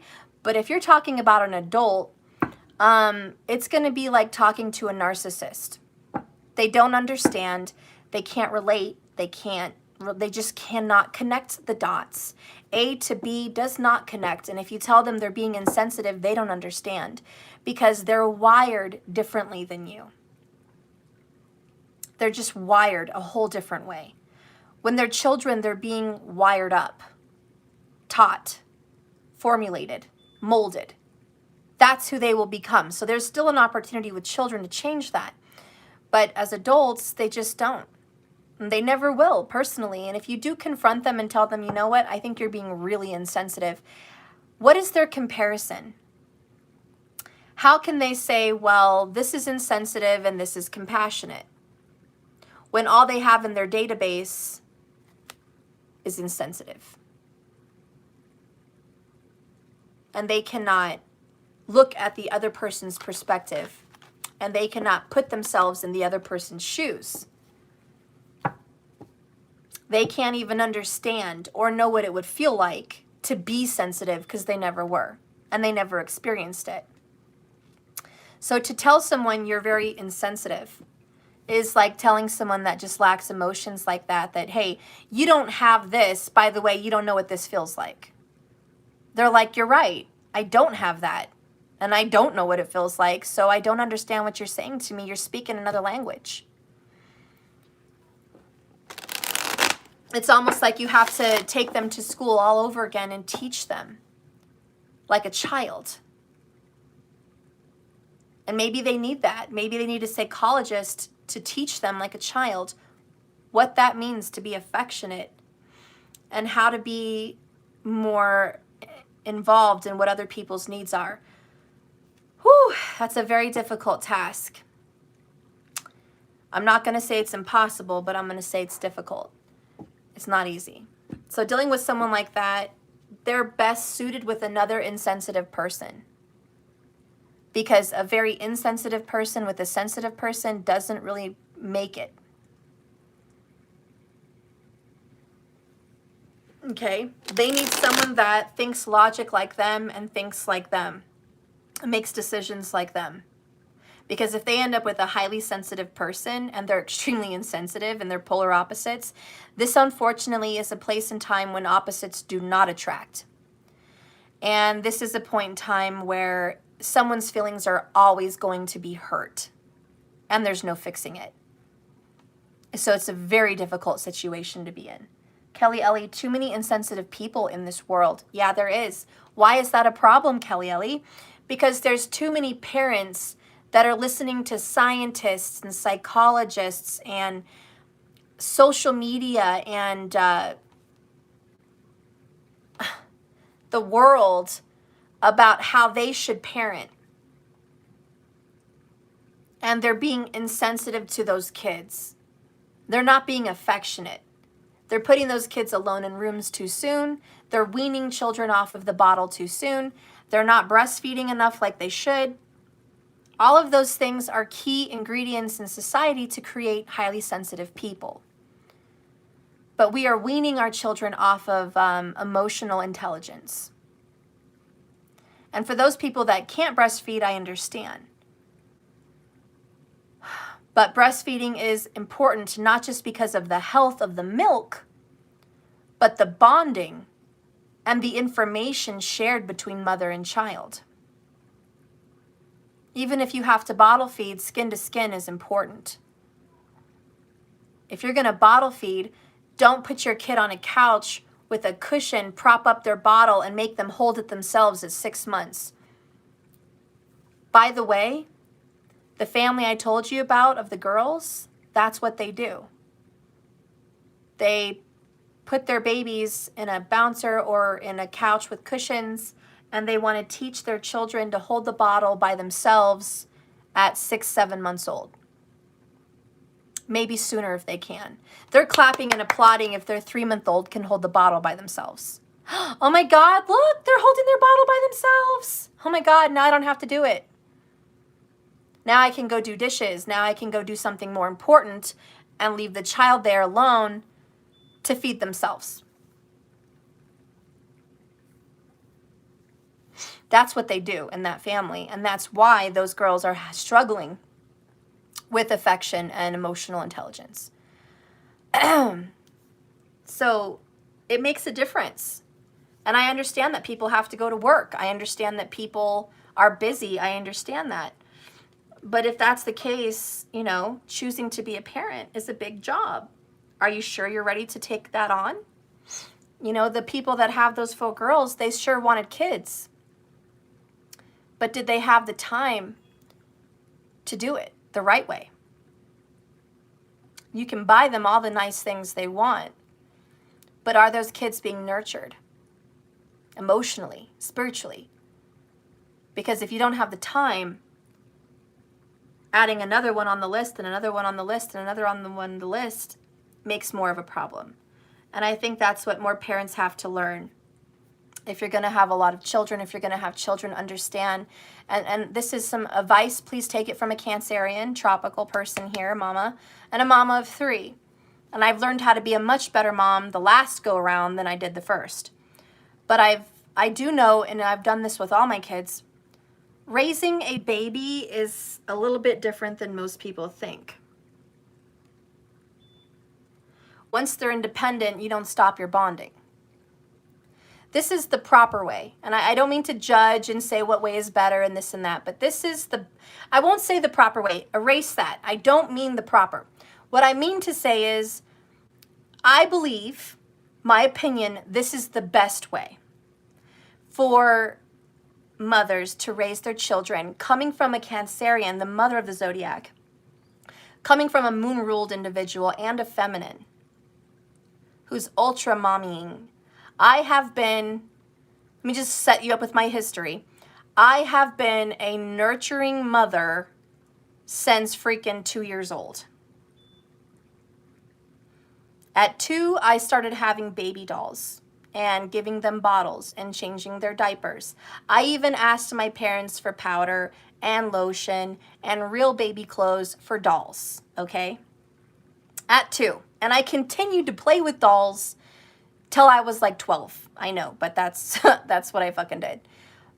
And when I had cousins, because I didn't have siblings for a while, I wanted to change my little cousins' diapers all the time, dress them, put lotion on them. I wanted to put them in the bath, brush their hair, push them in a stroller, read them books. I mean, I was a little mommy as a little kid. That's because I'm a Cancerian and tropical. Of course, I'm a little mommy. But I always loved that. So, little history there. It didn't just pop into my head when I became a mother. I was learning how to nurture babies when I was a baby, okay? So anyways, I planned on having a family and children since I was like 5. I already envisioned it, you know? So anyways, here's my theory on raising babies. Yeah, I used to have diaper bags for my dolls. Okay, someone said diaper bag. Yeah, I carried around dolls and diaper bags at fucking 6, 7, 8. I asked for a baby car seat to put in the car with my parents so I could take my babies along. Okay? You know, God, I felt sorry for the men that dated me. They're like, oh my God, she really wants kids. I better run the fuck away. She really wants kids. But it really wasn't like that, guys. I did want kids. I knew I always was going to have kids. But because I always wanted kids, I was very picky with who I would have kids with. First of all, I knew they had to be gorgeous, so I only picked the best looking for that. Genes were number 1. But besides good-looking, gorgeous kids, I wanted someone that would be a good dad. And that's what I always would go for. I think this person's going to be a good dad. Boy, did I fuck up on that one. But that was my karma. But the men that I did choose to have children with, they were very good with kids. And I thought they would be a good dad. They were good with my little brothers, and they were good with other children. So, and they were nurturing and caring to me. So I knew that they were affectionate, nurturing, caring men. And I knew they had the energy in them to be affectionate and caring towards a child, especially since they were good with pets as well. Anyways, tangent, again, sorry, Gemini bullshit. My opinion on this, ladies and gentlemen, how to be a good parent, the right way to do things, what I think is the right way to raise a baby. And by the way, I didn't just get pregnant right away because I couldn't wait to have kids. I could have had a baby at 16 years old. I was moved out in a relationship with a man that I had a marriage license with and I was going to get married to and be with. And I could have had a baby at 16, 17, 18 years old. But I did not. I was on birth control. Why? Because I knew children need more than just making one. I wasn't stupid. I wanted kids more than anything. And it was great that I had the opportunity to make one, but I was going to wait till I can give those children the life they deserve. And I knew I didn't have that at that time, so I did not allow it. I was on birth control. And then it didn't work out, so good thing I was on birth control. Then I met my oldest kid's father. He wanted kids with me day one. We could have had a baby like the first week we were dating. I could have been pregnant and we would have had a kid very early on in the relationship. But nope. Miss Stephanie is more careful than that. I'm not just going to have kids with someone just because it's romantic. Even though I love baby making love. Okay. I wasn't. And so I was on birth control. And he was irritated about that. And I was on birth control for a couple years. I did not want to make a child with someone until I knew that they were going to be there. And they were going to be a good parent. And I really was fascinated by my oldest kid's father because he really wanted kids. He really wanted kids. And I just really thought, man, he's going to be a good dad. He really wants kids. Kind of hard to find guys like that at a young age. So after a couple years of us dating, I got off the birth control. And it took like 6 more months after that. And there you go. We had Daniel. So anyways, I planned it, okay? It wasn't that my oldest was an accident or a whoops or a surprise or anything like that. I was planning to get pregnant with Daniel and it happened, and when we were planning him, we did it together. We knew we wanted a child and we knew we wanted a son. We were so happy with Daniel, totally planned. Now, Mariah was a little bit more of a surprise. That I got pregnant with Mariah about 5 weeks after I had Daniel. Did not know that one was coming. That was a little inexperience on that. But anyways, but we were very happy. But that was a surprise. She's a blessing. I'm so thankful for that surprise. Anyways, my point is, and I'm sorry I keep rambling, Gemini bullshit, I know. If you guys want any of my advice on how to have a child, if you haven't had one yet, or if you've had one and you just want to hear my opinion on it, here it is. If you're going to have a child, you should plan it because you want to love every moment of it. Everything you feel in your body connects to that child. The desire for that child, the excitement of that child. They feel welcome. So when you're pregnant and you're having a child, the first important thing as a mother that you need to do is set up your energy into a nice, grounded, peaceful vibration to it welcomes the soul into the womb. Okay? And that is planning, but that is also telling your body, I'm ready to have a soul. Be one with me. Because as a mother, you're going to carry that soul through the rest of eternity. You are asking a soul to become a part of your forever. Not just in this life, but the next. Souls that share that will always be intertwined, forever and ever and ever and always. So this is a very big act with the body to ask another soul to alchemically come down from the higher ethers, to come down from spirit into the physical with you. And your body needs to be at a place of peace and excitement and welcoming. Okay? And when your body intuitively knows, I'm welcoming, I'm ready for a spirit with me, I'm ready for a soul with me, I'm ready to take this person on forever and ever and always, your body becomes this vessel, this holy grail. The soul comes into you. And everything you think and everything you feel becomes part of that child. They feel it. Now, the child is in the womb in water. And water transmutes feelings and thoughts. And so everything that the mother is feeling, the baby is feeling. All your depressions, all your happiness, anxieties, joys, peace, anger. All of that goes into the child's making. And it builds up like building blocks, like you're building a tower. And all of those emotions are creating DNA. And it creates a human. All of your experiences, all of your tastes, all of the things in your body that you've gone through, hate, love, trust, hope, happiness, all of those lessons inherently go into the child. All of your experiences become part of that kid. They carry it with you. So anyways, that's the beginning, okay? That's just something mothers need to know. That's a big responsibility to take on a soul and create a life and create karma and create a birth chart and create a path for another being. That's a big responsibility. So your body needs to be healthy and you need to be able to take care of yourself. That counts. So this is in my opinion, the best way to be a parent. I'm not saying it's the only way.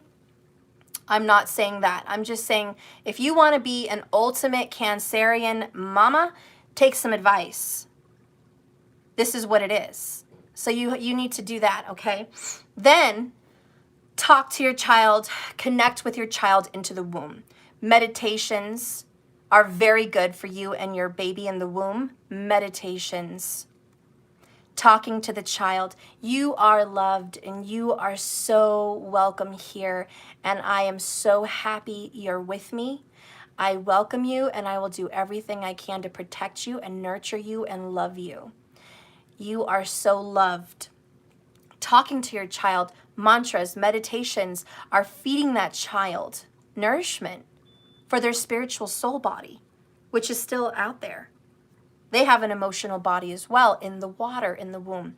So you're holding your belly and your chi energy is going into the skin, into the flesh, into the muscles, into the womb, into the water, which surrounds the child and feeds them the nourishment for their emotional, spiritual body. So all of these things are really good.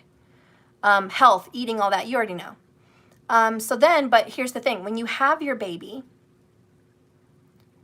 it's good to not cut the umbilical cord too quickly.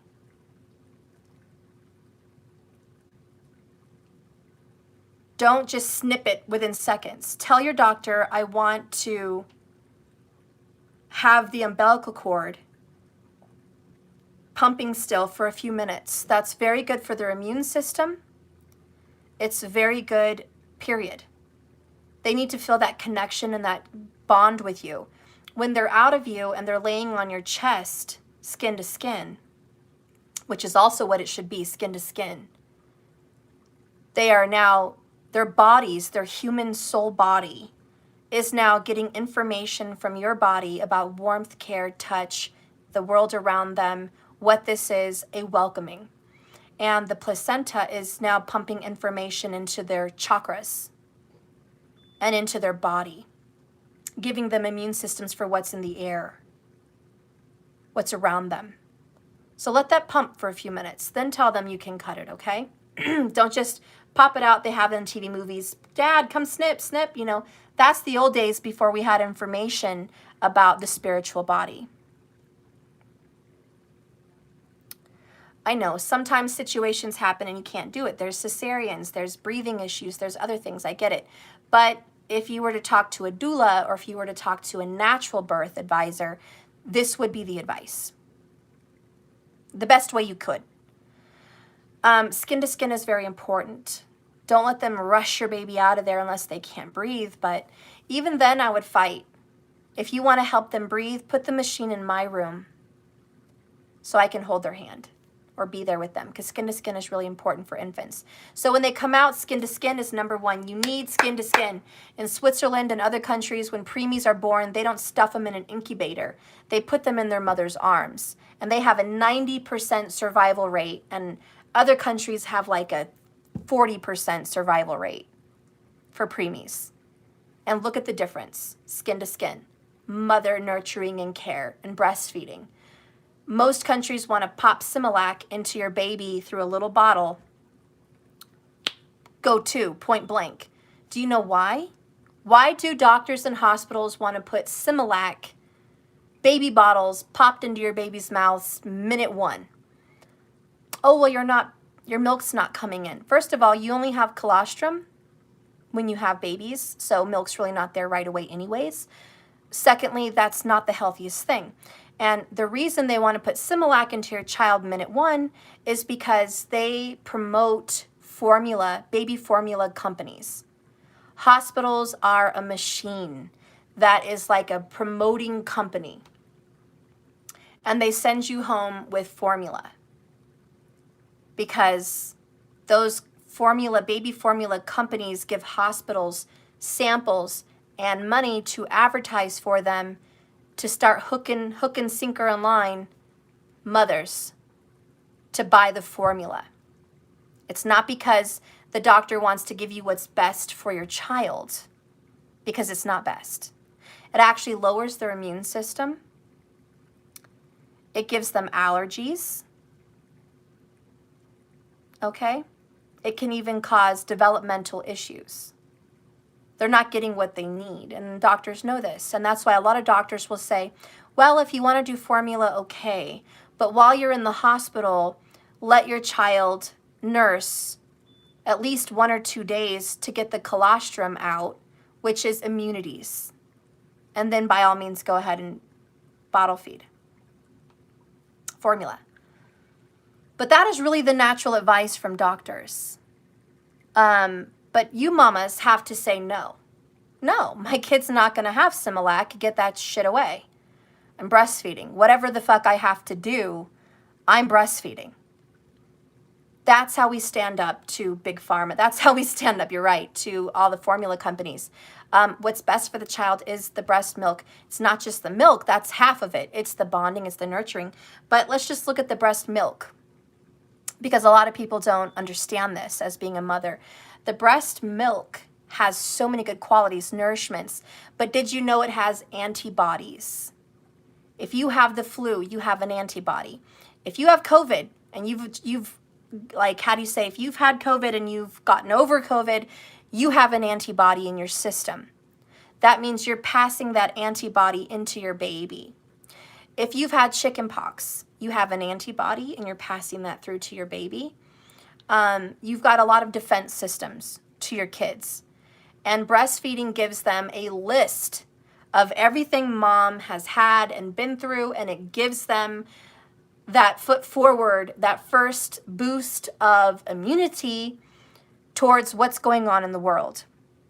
That's why infants are safer.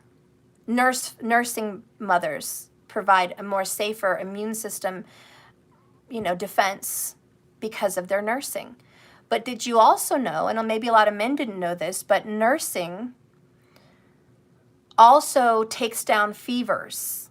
I don't know if you guys were aware of that. Babies sometimes get an infection or a fever. Sometimes babies have certain, maybe colic or maybe other situations. When a mother kisses a child, like on their forehead, their body tells them what the temperature is. Did you know that? Proven scientific fact. A mother can kiss her infant on the forehead and her body will know if it's 99.9 or 104. This is how much your body is like a computer. Your body knows if their temperature is this much or this much. Then your body as a nursing mother knows how much medicine needs to be administered to the weight of their child, the age and weight, so the body can administer the right amount of medicine, natural medicine, to bring down the fever. A lot of people didn't know that. You have the perfect amount of medicine already built in your body as a mother. That's a scientific fact. Breastfeeding can take out fevers because your body knows what your child needs. You have a connection and a bond from the womb to in person-to-person, skin-to-skin contact. And you do that by being skin-to-skin with your baby. Now, if you're wearing a huge sweater and they're covered up in a blanket and you can't feel their temperature, that's not going to be working. You need to undress them, keep them in a cool blanket, skin to skin on your chest or stomach, so your body can figure out the temperature of the child and what's needed for this to work. Skin to skin is very important. And so anyways, your breast milk will then administer the right amount of medication to your child. But most parents don't know that, and they fucking panic. My baby's got a temperature. Quick, get the diaper bag. Let's take him to the hospital in fucking Germville. Let's go. We're going to Germville. And you get to the hospital, you're freaking out. Why? Because the doctors say if your baby has a temperature over 100, you need to take him into the hospital immediately. Well, they get a lot of money, don't they? Doesn't your insurance pay them hundreds and hundreds of dollars for that visit? I'll wait. Doesn't your insurance company pay for the medicine they're going to prescribe for you at Walgreens or whatever the fuck you have over there? Yes. Yes, yes, yes, yes, and check mark. Okay? Tylenol gets a big boost for that one.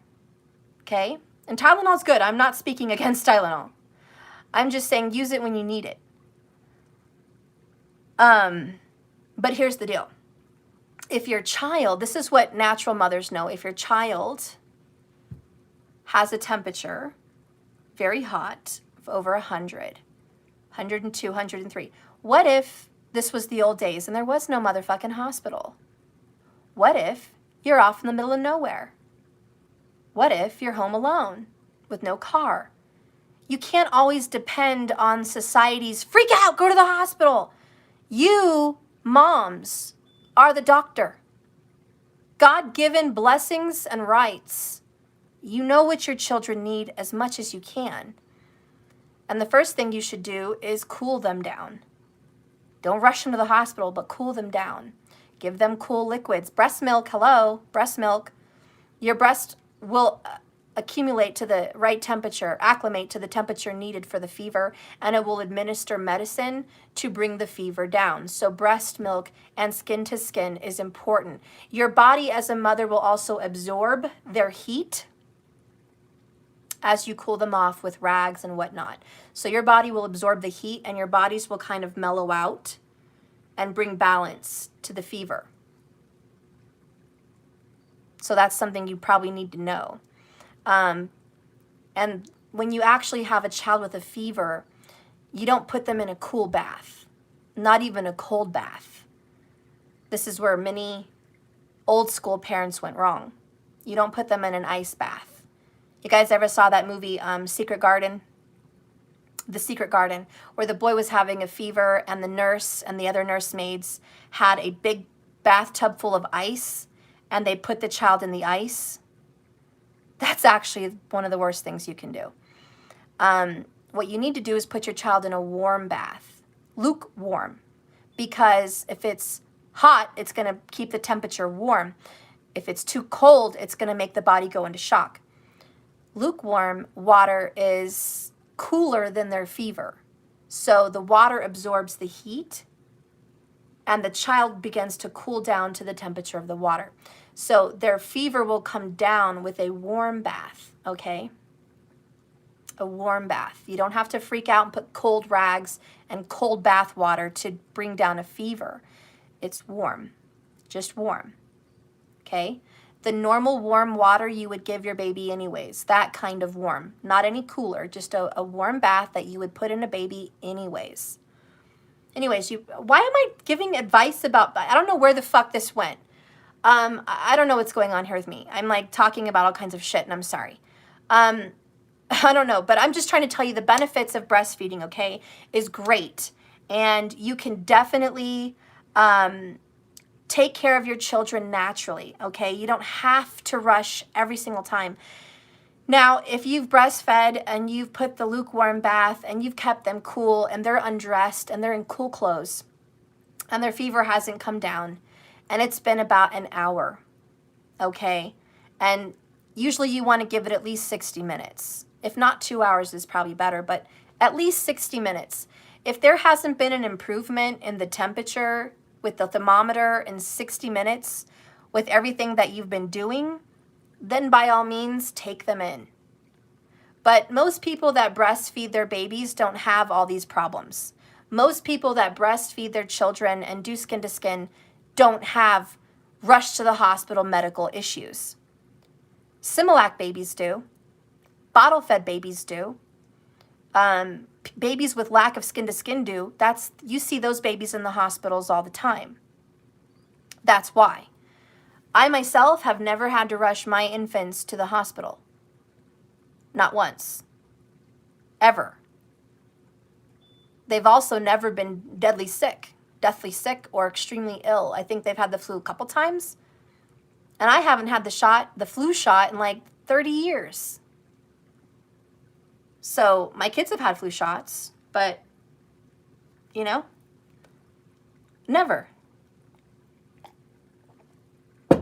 You don't have to panic. Thank God I had a very good mother and a very good grandmother to show me a lot of these things. But some people don't have that. Some people don't. It just depends on, you know, the health of your baby. Someone said I had a very sick baby. So I understand not all kids are born healthy. But my advice is if you have a child born healthy, this is how you do things. If you have a sick baby, then I still think you need to try the natural approach because that's the best way to heal a sick baby. It's natural. Let's see, Sharon has a comment here. My ex's mom propped up the bottle on the couch from the time he was 3 months old. She could do housework. He turned out not only to be insensitive, but an all-out sociopath. An Aries, and I'm Cancer. Oh, see, there's proof in the pudding. Proof is in the pudding. Insensitivity can come from a lack of nurturing. That's just the truth. Okay, that's the truth. Lack of nurturing leads to insensitivity, maybe even narcissism, maybe even sociopaths. Now let's psychologically and scientifically look at the results of the last 20 years. Okay? How many more narcissists and sociopaths, psychopaths, or insensitive people in general has there been in society? How many more? How many more cruel people have been seen in jails and in this world than there was 20 years ago? Hell, what about 50 years ago? And what has been the change, the biggest difference in the last 50 years? Let's do 50. What's been the biggest difference in 50 years in society? The way mothers mother their children. That is the key. That is the answer. That is the cure. That is the antidote. We have a disease in society of insensitivity and selfish, narcissistic, insensitive people. We have a world of dangerous people, more than we ever have. I'm not saying there never used to be any, but I'm saying we have a great deal more in the last 50 years. And it is solely because the way mothers raise their babies. It all starts from infancy. It starts by propping up that bottle. It starts by leaving the kid alone in the crib. It starts by not wanting to empathize or sympathize with a crying child. It starts with saying you're too big to be held. It starts by saying, be a big girl, be a big boy, toughen up, chief. It starts. It begins. And so the insensitivity begins. That's how it starts, guys. Okay, so anyways, we're getting, okay, so come on, Lord. We're going to get past the bottle feeding and the breastfeeding situation. But the best way to have children, like I said, is to breastfeed, okay? Skin to skin and the actual milk. But your body as a mother knows what your child needs. And the communication between mom and baby are highly intuitive because you guys have been bonded since the womb. Since the womb, you've been bonded.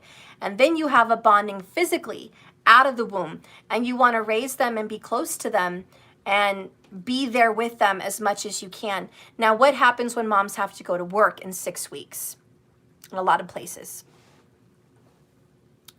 Well, daycare. That's what happens, and it all starts again. We wonder why society has a problem. If you have to bottle feed, the best thing for you to do is just skin to skin.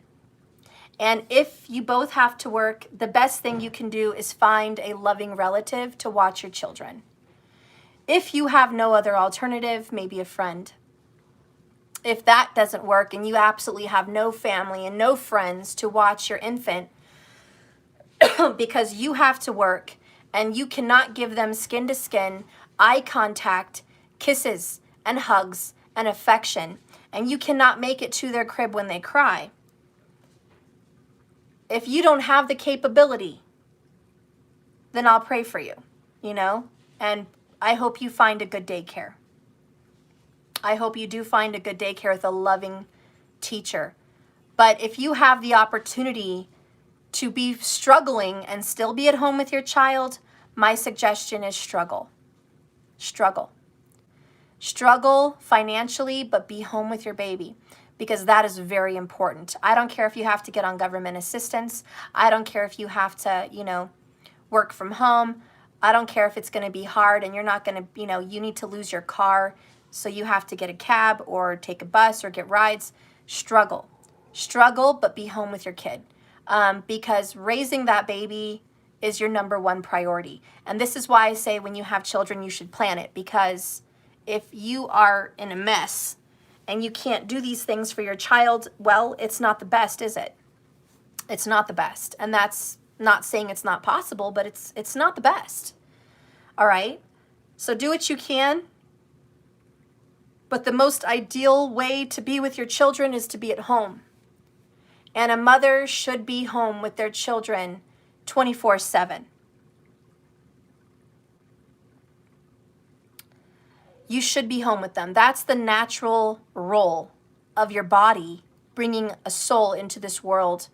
The natural role of a mothering body is to be there as a support line 24/7 for a few years. If you're going to have children, you're not just going to detach from them at a year or 6 months, okay?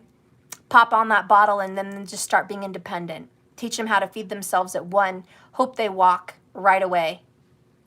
And then you just get them dressed and pop them on the butt and say, go play. That's not raising your children properly. Not in my opinion. Children need one-on-one interaction. They need your time. They need your affection. They need to sleep with you. Do you know some cultures sleep with their children till they're 5? I think it's in Thailand or Vietnam or somewhere. But these some of these tropical Asian countries, the parents know that the children are going to be with them till the age of 5. And they do that because they're giving them the nourishment. And they believe that's what they need. Which is true. That's being in touch with your divine feminine energy. You know that your children need to have that one-on-one skin-to-skin contact past the age of 1. You know that they need to have your nourishment past the age of 1, if you can. But at least till the age of 1. At least. That's what's best for them. That's what's going to make them that's what's going to make them intuitive, sensitive people, smart, intelligent, empathetic. That's what's going to help them, give them that boost and that foot forward in life. Wingman, they do it here. There you go. So it's very important to bond with your children. Know that when you have kids, it's not just a wham, bam, thank you, ma'am, let's make a baby and push them off to school. It is a commitment. Someone has a comment. I'm not a mother, but I don't like how mothers leave their babies in cars alone, especially with getting patrol. Okay, well, I don't know about that, and we're going to leave some of those things alone, but, you know, we're not going to start judging people on how they choose to mother. I don't think that's right either, but some, you know, there's always situations. But we're talking about the nourishment of babies, and that's really important to have skin-to-skin contact. It's important for you to sleep with them, because babies that sleep with their parents, people are so afraid of SIDS and smothering them, but the truth is, The countries that actually sleep with their children, at least by their bedside or in another crib, have a much higher survival rate because babies don't get sick in the middle of the night. If a baby stops breathing, a mother will know. Whenever you're sleeping with your children, whenever you have babies, your mom skills are really high. Your hearing is like extraterrestrial, okay? A mom that just had a child, their hearing is insane. Their senses are heightened. A mother's sense of smell, a mother's hearing, a mother's feelings, they call it hormones, but it's all extraterrestrial, it's high sensitivity. A mother will hear a baby stop breathing. A mother will hear a baby whimper, like, ee, ee. Mothers hear that. It's just one little tiny little peep, and a mother hears it. And the children that are tended to quickly have a high sense of security, confidence, and self-worth. They have confidence and self-worth. And that's what you give them. So, my opinion there is if you're going to have a baby, guys, make sure that you're able to give them these things. And if you can't, well, so be it. But if you want to plan on it, plan on having a baby and it taking you a few years before your children are off on their own, kind of more independent of you, okay? Your kids need at least 5 years of you 100%. And when people have multiple kids in a home of 5, a child under the age of 5, there's a struggle. All of them are going to want that one-on-one, and they're all going to be lacking because you can't give it to them. So families that have triplets, quadruplets, whatever the fuck, families that have 5 children under 5, you can see the struggles in that home because those kids are forced to grow up too soon, and they lack that one-on-one and that nourishment and that skin-on-skin and that connection. And there will be insensitivities as the children I described earlier. There will be insensitivities. There will be attitude problems. There will be issues. That's just what it is. And it's not the end of the world. Children are resilient and you can still teach them, but it's not the end of the world. But you are giving them the key values they need in life as a human to go through this world a certain type of way, how to process feelings and emotions and how to feel secure about themselves. We just did a reading last night where people had early childhood issues. This is where it stems from. It stems from babyhood, okay? It stems from these things. Were they nourished? Were they propped on the couch with a bottle? Were they discarded? Were they adopted? Were they sent to daycare? Were they abused? All of these things have something to do with the infant care. That has a great deal of why humans are the way they are today. And it all starts from mothering. And Cancerians know this. And this is a message from the Divine Mother and the Cancerian mother energy here. You need to nurture your kids. It's not easy. It's a full-time motherfucking job.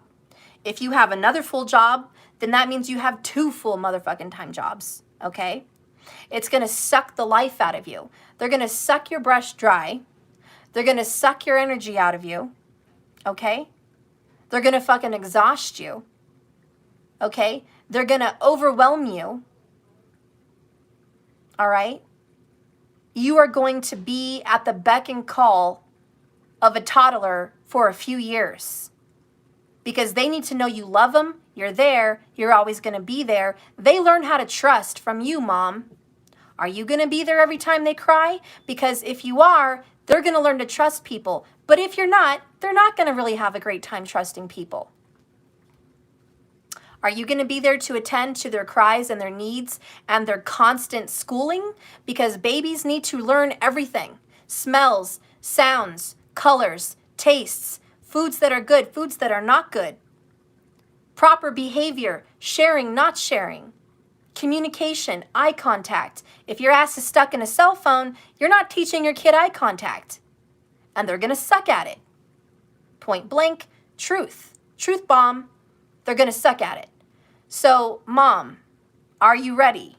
Are you ready to be at a child's beck and call? Because a baby is not a Gucci purse. It's not a side piece. It's not an accessory to your womanhood. Look at my beautiful child. Look at my child's beautiful outfit. Look at my child's awesome trophies for soccer. Children are not accessories. They are a soul partner for the rest of eternity with you. The rest of eternity.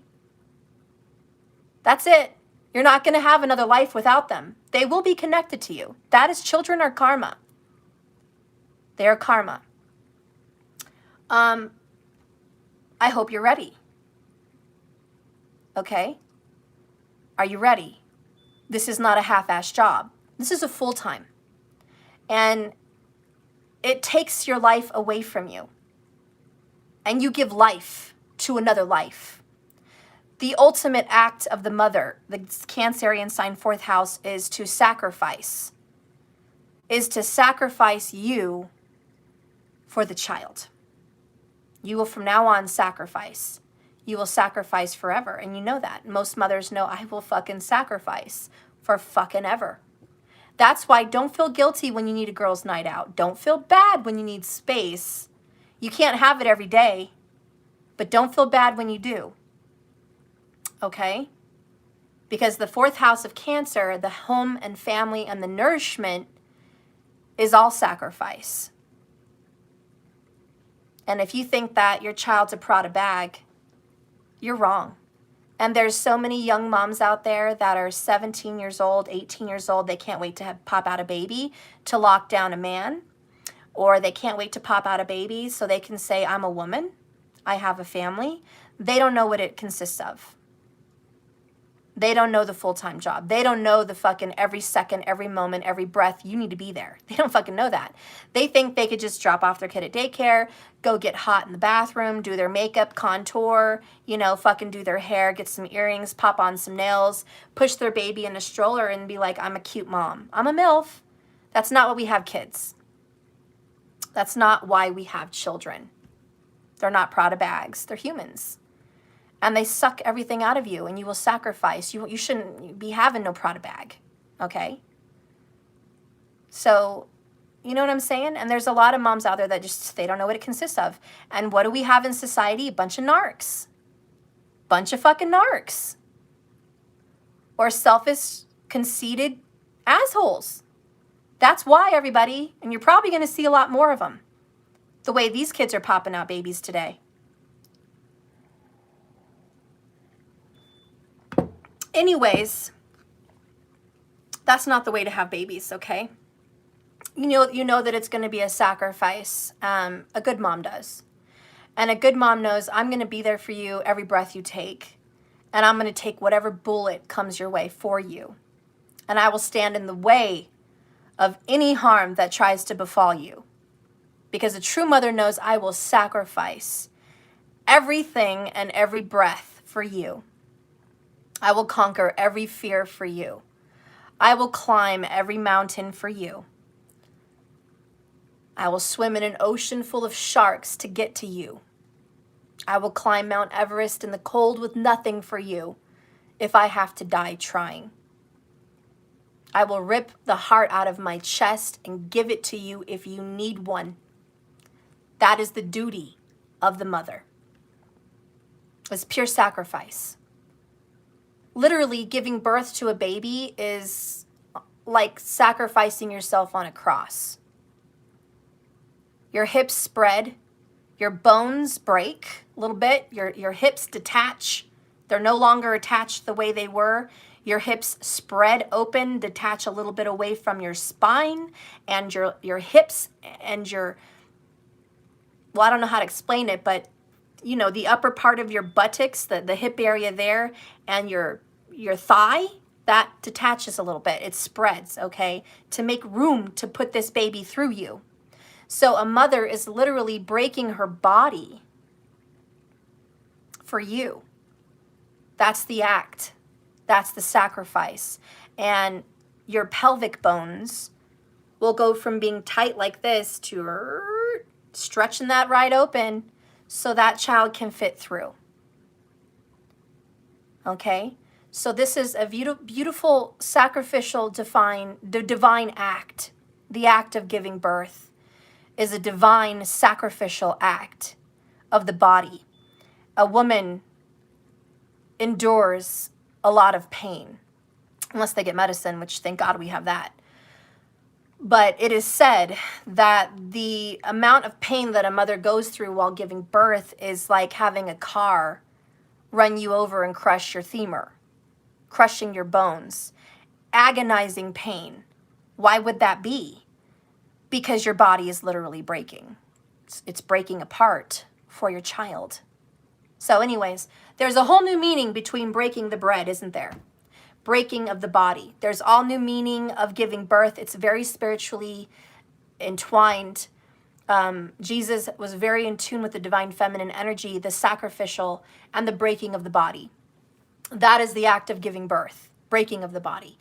And one part of you will die forever, and that's the way your body used to be. Now, nowadays, moms, like I said, my friend can go and get plastic surgery and stitch those muscles and hips and whatever back, cinch it back up. Thank God for modern day stuff. But, you know, back in the day, you know, they didn't always have that. You got a mom body, you got a mom body, okay? You breastfeed, your boobs are not going to be the perky little twins they used to be. You know, you don't notice it till you're in your 30s, and it's not age. Fellas, it's not age. It is the sacrifice you go through for nourishing your children. It's not age. And anyways, these are some lessons of the mother, that you will sacrifice yourself. And this is why Cancerians in relationships sacrifice themselves for their partner, because they treat their partner like a child. They want to be there for every whim, every whimper, 24/7, 365, whatever they need, they want to sacrifice. Okay? Cancers tend to be overgivers and under-receivers because they have that energy from the star system, the star constellation of the Cancer, which sends off a signal of nourishment and sacrifice. And that's a karma that Cancerians need to release in relationships, because that should be sacred for babies, for children, not the partner. But they're the teachers of nourishment. They're the teachers of giving us love and affection. And that is the energy that we are being taught. I don't know why we got on this tangent here with mothers. I don't know what you guys want me to title this reading. I need to go. It's been 130 minutes. I really need to go. I can't believe it's been 2 hours. I just wanted to let you guys know, when having children, that's what it takes. And the proper way to do it, well, I told you I don't want to use the word proper, but the best way you can do it is the way I've described. If you can give your children skin to skin, one-on-one, full attention, if you can be there and you can dedicate yourself to teaching them how to communicate, teaching children how to be humans, that is the hardest job on the planet. It's very hard.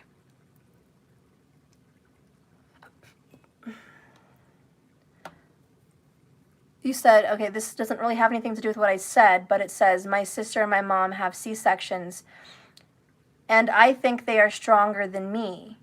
Birth as a whole is so beautiful. Of course it's beautiful. And just because they don't have the actual act of pushing it out doesn't mean that their hips didn't spread, doesn't mean that their body didn't break. Same shit. Same shit, their body broke. Just passing it through the vagina does not make the birth of a baby anymore. Whether it's a C-section or the passing through the vagina, it's still the spreading of the hips, the breaking of the hips, the breaking of the bones, and the body processing, giving birth. It still has something to do with that. And it still has everything to do with breastfeeding and all of that. So that doesn't change anything. Not at all. It doesn't change a darn thing. And your body is still broken. Okay, just a different way. Someone got their body broken down there, and another person got their body broken in their stomach. The body is still broken. The sacrifice is still made. Anyways, having a child, like I said, is more than what you see on TV, and please don't follow advice from men that are not carrying a feminine energy, like Dr. Spock or whatever the fuck, about let your child cry it out in the crib, give them alone time, wean them from the bottle at a year, fucking put them in their own bed, it's safer for them, it prevents SIDS. I mean, go ahead, take advice from these men if you'd like to. If you want to take advice from men that didn't bust a baby through their ass, please, by all means, take advice from them. If you want to take advice from someone who doesn't carry mother energy, by all means, take advice from someone that doesn't carry mother energy. But if you're going to take advice from a mother and someone that carries mothering, nurturing energy, take advice from me. It's a lot more than that. Okay? It's a lot more than that. And a true, well-rounded human requires you mothers to give them all of you. All of me loves all of you, right? Change that to a mother-child connection. All of you loves all of them, and you're going to give them all of you. That's what children need, all of you. And I think more mothers should hear that today. We wouldn't have as many insensitive people. Okay? If mothers actually did the mothering and were home and able to be home and nurture and caress and teach and love, these children would know. Can you just imagine a world like that? I mean, it would be Atlantis. It'd be Atlantis all over again. Because I know Atlantis got it right. I know Atlantis got it right. They had this knowledge. This was there. It was there. They knew how to nourish people. They knew how to heal and attend to the spiritual body.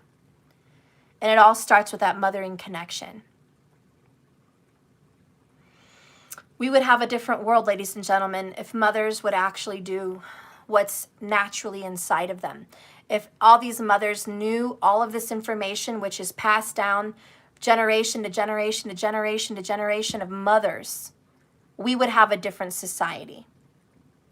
Our society today, if we could just go back a couple hundred years, even just 100, okay? If we could just go back and redo it, and if mothers would be home with their children and skin to skin and nourish them and teach them communication and empathy and sympathy and sharing and understanding and patience and caring and love, if moms were not overwhelmed, I'm sorry, I get emotional and passionate. Mothers are overwhelmed today. I'm serious. I'm speaking the truth. I am. Mothers are so overwhelmed and burdened in our generations. They have work. They have a home. They have their spiritual self, and they have babies, children. They have a heavy burden.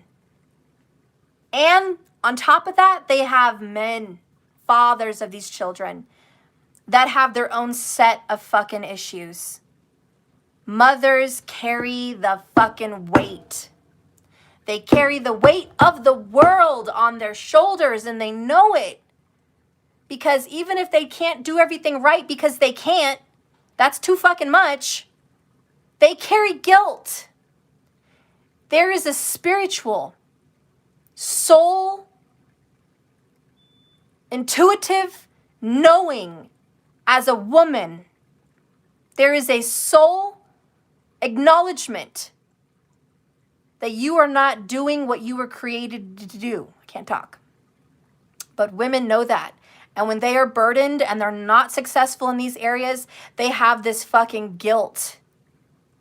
There's some intuition inside of women that tell them every day, I'm not doing this right. And they carry it. And every woman today that doesn't have Easy Street carries that guilt. Because it's like they know. Even if they weren't raised like that, it's like a woman's, how do you say? I want to say intuition, but it's something else. It's, I don't know the word, but it's their nature, okay? It's their nature. A woman knows their nature. And a woman, a mother knows inside of them something that's a truth. And they know what they should be doing. And when they can't, there's a guilt and there's a emptiness. Because there's a yearning in good mothers. Because not all mothers are good. But usually in all mothers, even the worst mothers, there's a yearning and a knowing on how to mother. There just is. And when they are overwhelmed and they can't do it, they carry a big guilt because they wish, the truth is, good mothers, and I'm going to speak out for the rest of you, pure Sagittarius, no hair on my tongue, Gemini coming out, excuse me, but I'm going to fucking say it.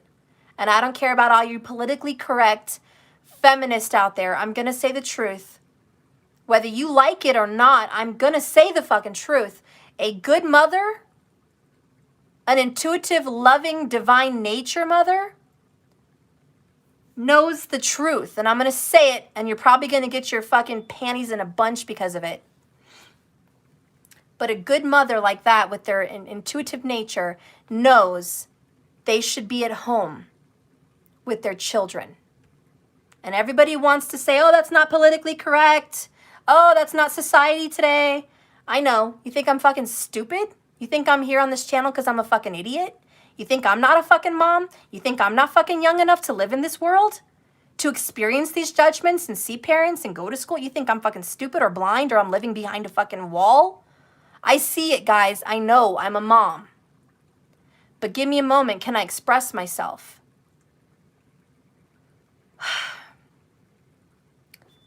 True intuitive mothers know that they should be at home with their children. It's not about sexism. It's about being a mother. And it's about nurturing your babies. It's about fulfilling their needs. And fulfilling a baby's needs require safety,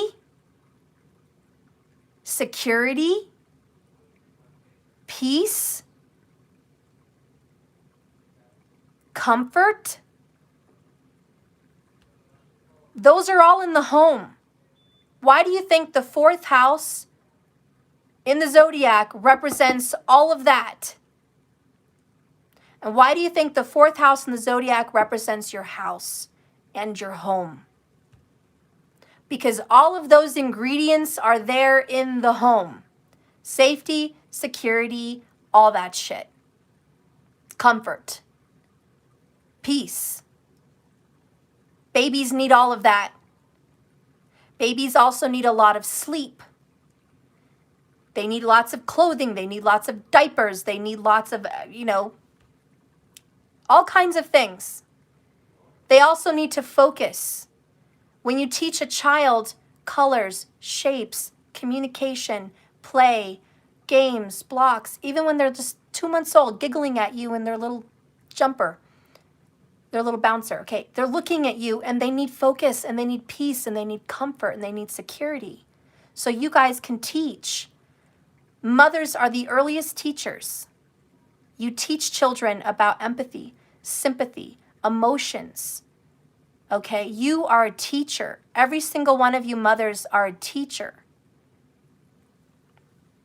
And every true mother knows they should be at home with their children, with their babies. And even if you want to go pursue some amazing career and be a doctor to save the world, there's always going to be a part of you deep inside of your mother nurturing energy that knows you should be at home. And don't tell me every doctor, every paramedic, every firewoman, every military woman, every woman, even teachers out there, don't tell me all of those women in the work field don't carry guilt not being at home with their babies. And don't tell me they don't have tears when they think about it, what they're missing out on.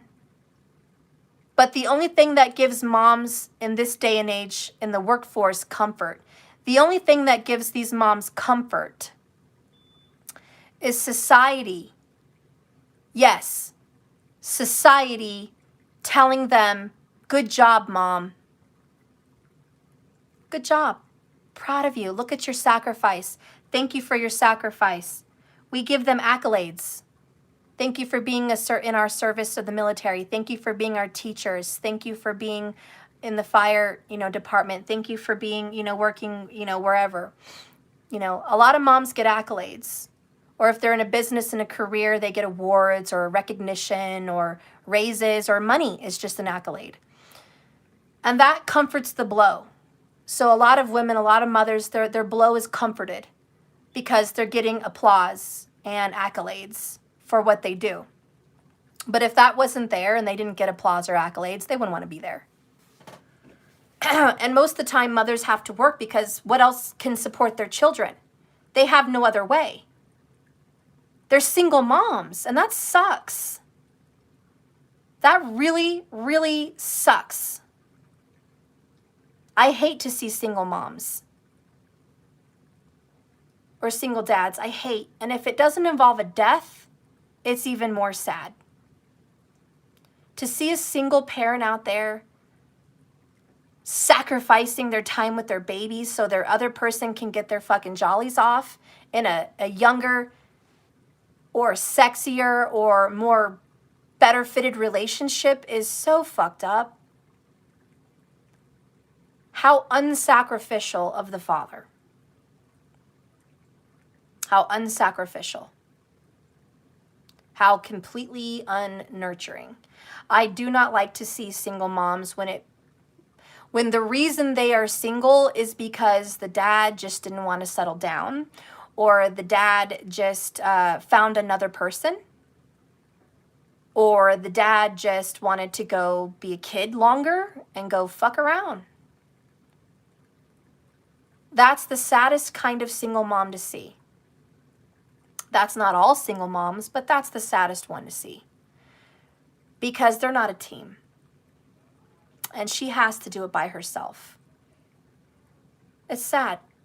Or maybe, it's vice versa. Maybe a dad has to raise an infant baby by themselves because the mother gave birth to a child but doesn't want to raise it. And now the father has to stay home and change diapers and nourish the baby. That's sad to see also.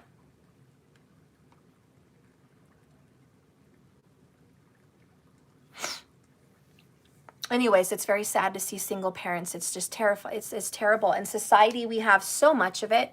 100 years ago, guys, that wasn't a thing. I told you 100 years ago, people, if you had fucking kids, you're going to marry that motherfucker.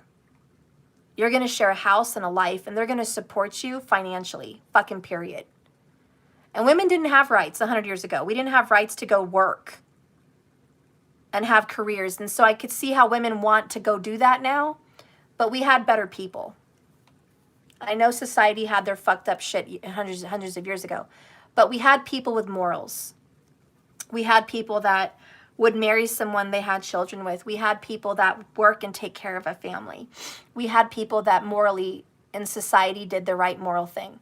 And I just want to leave on that note and tell you that the energy that a mother needs to raise a baby, the support that a mother needs to raise that child, comes from the sign of Capricorn. Capricorn is the opposing energy for the mother, and that represents strength. It also represents duty and responsibility. It represents going to work and earning a living. Making money to take care of the mother and children at home, 7 houses across from Capricorn. Capricorn's energy is, I am the rock and the foundation and the support system for you to raise these children. I will assist, but I will provide and give security so you as a mother can nurture and nourish and teach in a safe, secure, peaceful environment with food in your bellies, a roof over your head, security in the home, and time to do that. That is the natural blueprint for a family. Capricorn and Cancer is the natural blueprint for a family. And that's how it should be in society, and the Atlanteans got it right. Also, what I think the Atlanteans got right was other mothers would assist other mothers. so mothers could have a break. Other mothers would say, you know, you go shower, go bathe, go do your hair, go be beautiful. I'll nourish this child while you're gone. I'll still give that child skin to skin. I'll still give that child that patience and that understanding and that teaching. Mothers knew mothers, and they supported mothers. Nowadays, mothers are jumping down other mothers' throats. You're not doing it right. You're not doing this right. You're fucking this up. You need to go get a career. No, you need to stay at home. No, you need to go put your kids into school and do soccer. No, you need to homeschool your kids. No, you know, back and forth. All these fucking moms. Totally un-Atlantean. Totally un-Atlantean. Real mothers support other mothers because they know what it fucking takes. That's what we're lacking in society. Children need that, whether it's from their aunties, their grandmas, their, you know, mom's friends. Real mothers nourish other mothers, and we gals stick together. We stick together. We nourish each other's children. We teach them right from wrong. We give them love and affection. We tell them what's good and what's not. We share, we give. That is the act that we should do. Anyways, sorry, that was fucking bullshit. That was a lot. Gemini bullshit. I didn't even get to really make sense of what I was trying to say, but, you know, my advice on mothering is it's a very big job, and I hope you're ready for it because it requires much of you. And if you're not ready to give and sacrifice your body and your time and your mental stability, okay, and your home and your privacy and your body, you know, if you can't sacrifice any of that shit, say no, okay? Say no to the children. Just say no. Just say no. I love you guys. Hi, Tiffany, Karen. You guys have to take care of neighbors. No, I get it. We got to go. I'm going to get an oracle here for you guys. Enough is enough. I think we pretty much got, I don't even know what this reading is. If you guys want to put in the title what you think this reading should be called, fucking tell me, because I don't know. I don't know what this reading is. I guess the title is Let's Talk, right? We need to talk. Let's talk. You know, I guess this has been really a talk, you know, just a talk about mothering. I don't know how we got off on that tangent. A talk about society and insecure people and mean people. And, you know, yeah, I guess my post, right, about that mom saying, you know, you're not required to share, especially with bullies. Reading and comprehension, ladies and gentlemen. Teach your kids reading and comprehension. Clearly, the people that read my community post do not know how to read or comprehend what they've read. They can't make sense of the puzzle that was placed in front of them. Simple math would help them. And understanding the energy of the room, energy of the park, energy of the parents, energy of the kids. So social understanding is necessary for people to read memes like that or just read stories like that and understand where people are coming from and why. Do I believe it's good to share in a nutshell? Yes. When the occasion calls for it. There are occasions that children should not be required. Okay, you should have a voice and safety. You should feel secure, and you should not feel forced to do anything against your will or against what you feel is proper and safe for you. Okay, your body, your space, your property, your things. Do I think it's bad for you to be a selfish prick? No. I mean, do I think that's bad? Yes. I don't think you should be a selfish prick. I don't think you should teach kids to be a selfish prick. I don't think kids should be demanding toys. I think they're selfish little pricks. I think they need a better parent, if you ask my opinion. I'm ready to go. Okay, sweetie. All right. Love you. Is it fine when I go to? Yeah. All right. Love you. Tell your viewers I said hello. Danny says hello. By the way, my kids are excellent sharers. Yeah. All right. Well, see you, Mom. Love you. All right. Love you. See you, viewers. See you, viewers, he says. My kids give their food to homeless. I mean, I don't even have to tell them. We leave the restaurant and they see someone outside. Second time. That's why I could use a little help around here. But whatever, enjoy your swimming. Yeah, my kids are always like, here, take this food, take that. They want to give their allowance or their money. They want to help the homeless. So please don't think that I've been teaching my kids to be selfish. I'm just saying there's a time and a place.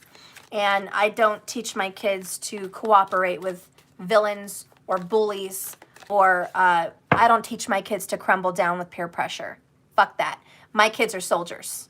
They don't go down with no peer pressure. My kids, I'm actually very proud of my kids, and I want to just toot their little horn right now. When my kids are faced with peers from school and their pressures of politics, my kids shut it down. Mama taught her kids right. What can I say? Mama taught her kids right. She shuts them down with facts, all right? My kids shut down their peers with facts because the other kids just regurgitate what their parents say. I actually have my kids do their own research, and they shut that shit down. They shut it the fuck down, all right? They be changing teenagers' points of views 24/7. Go my kids, okay? They don't buckle down to peer pressure and buckle down to, I better put that flag up too. I better go agree with this too, or I'm not going to be liked. My kids don't care if they're liked. My kids don't care. Mom, if I don't have any friends because that's how I feel, then I don't have any friends. They're not good friends. Wow, you actually have common sense. If you don't have any friends because there's no good friends to have in that particular area, well then, oh well. They're not worth having anyways.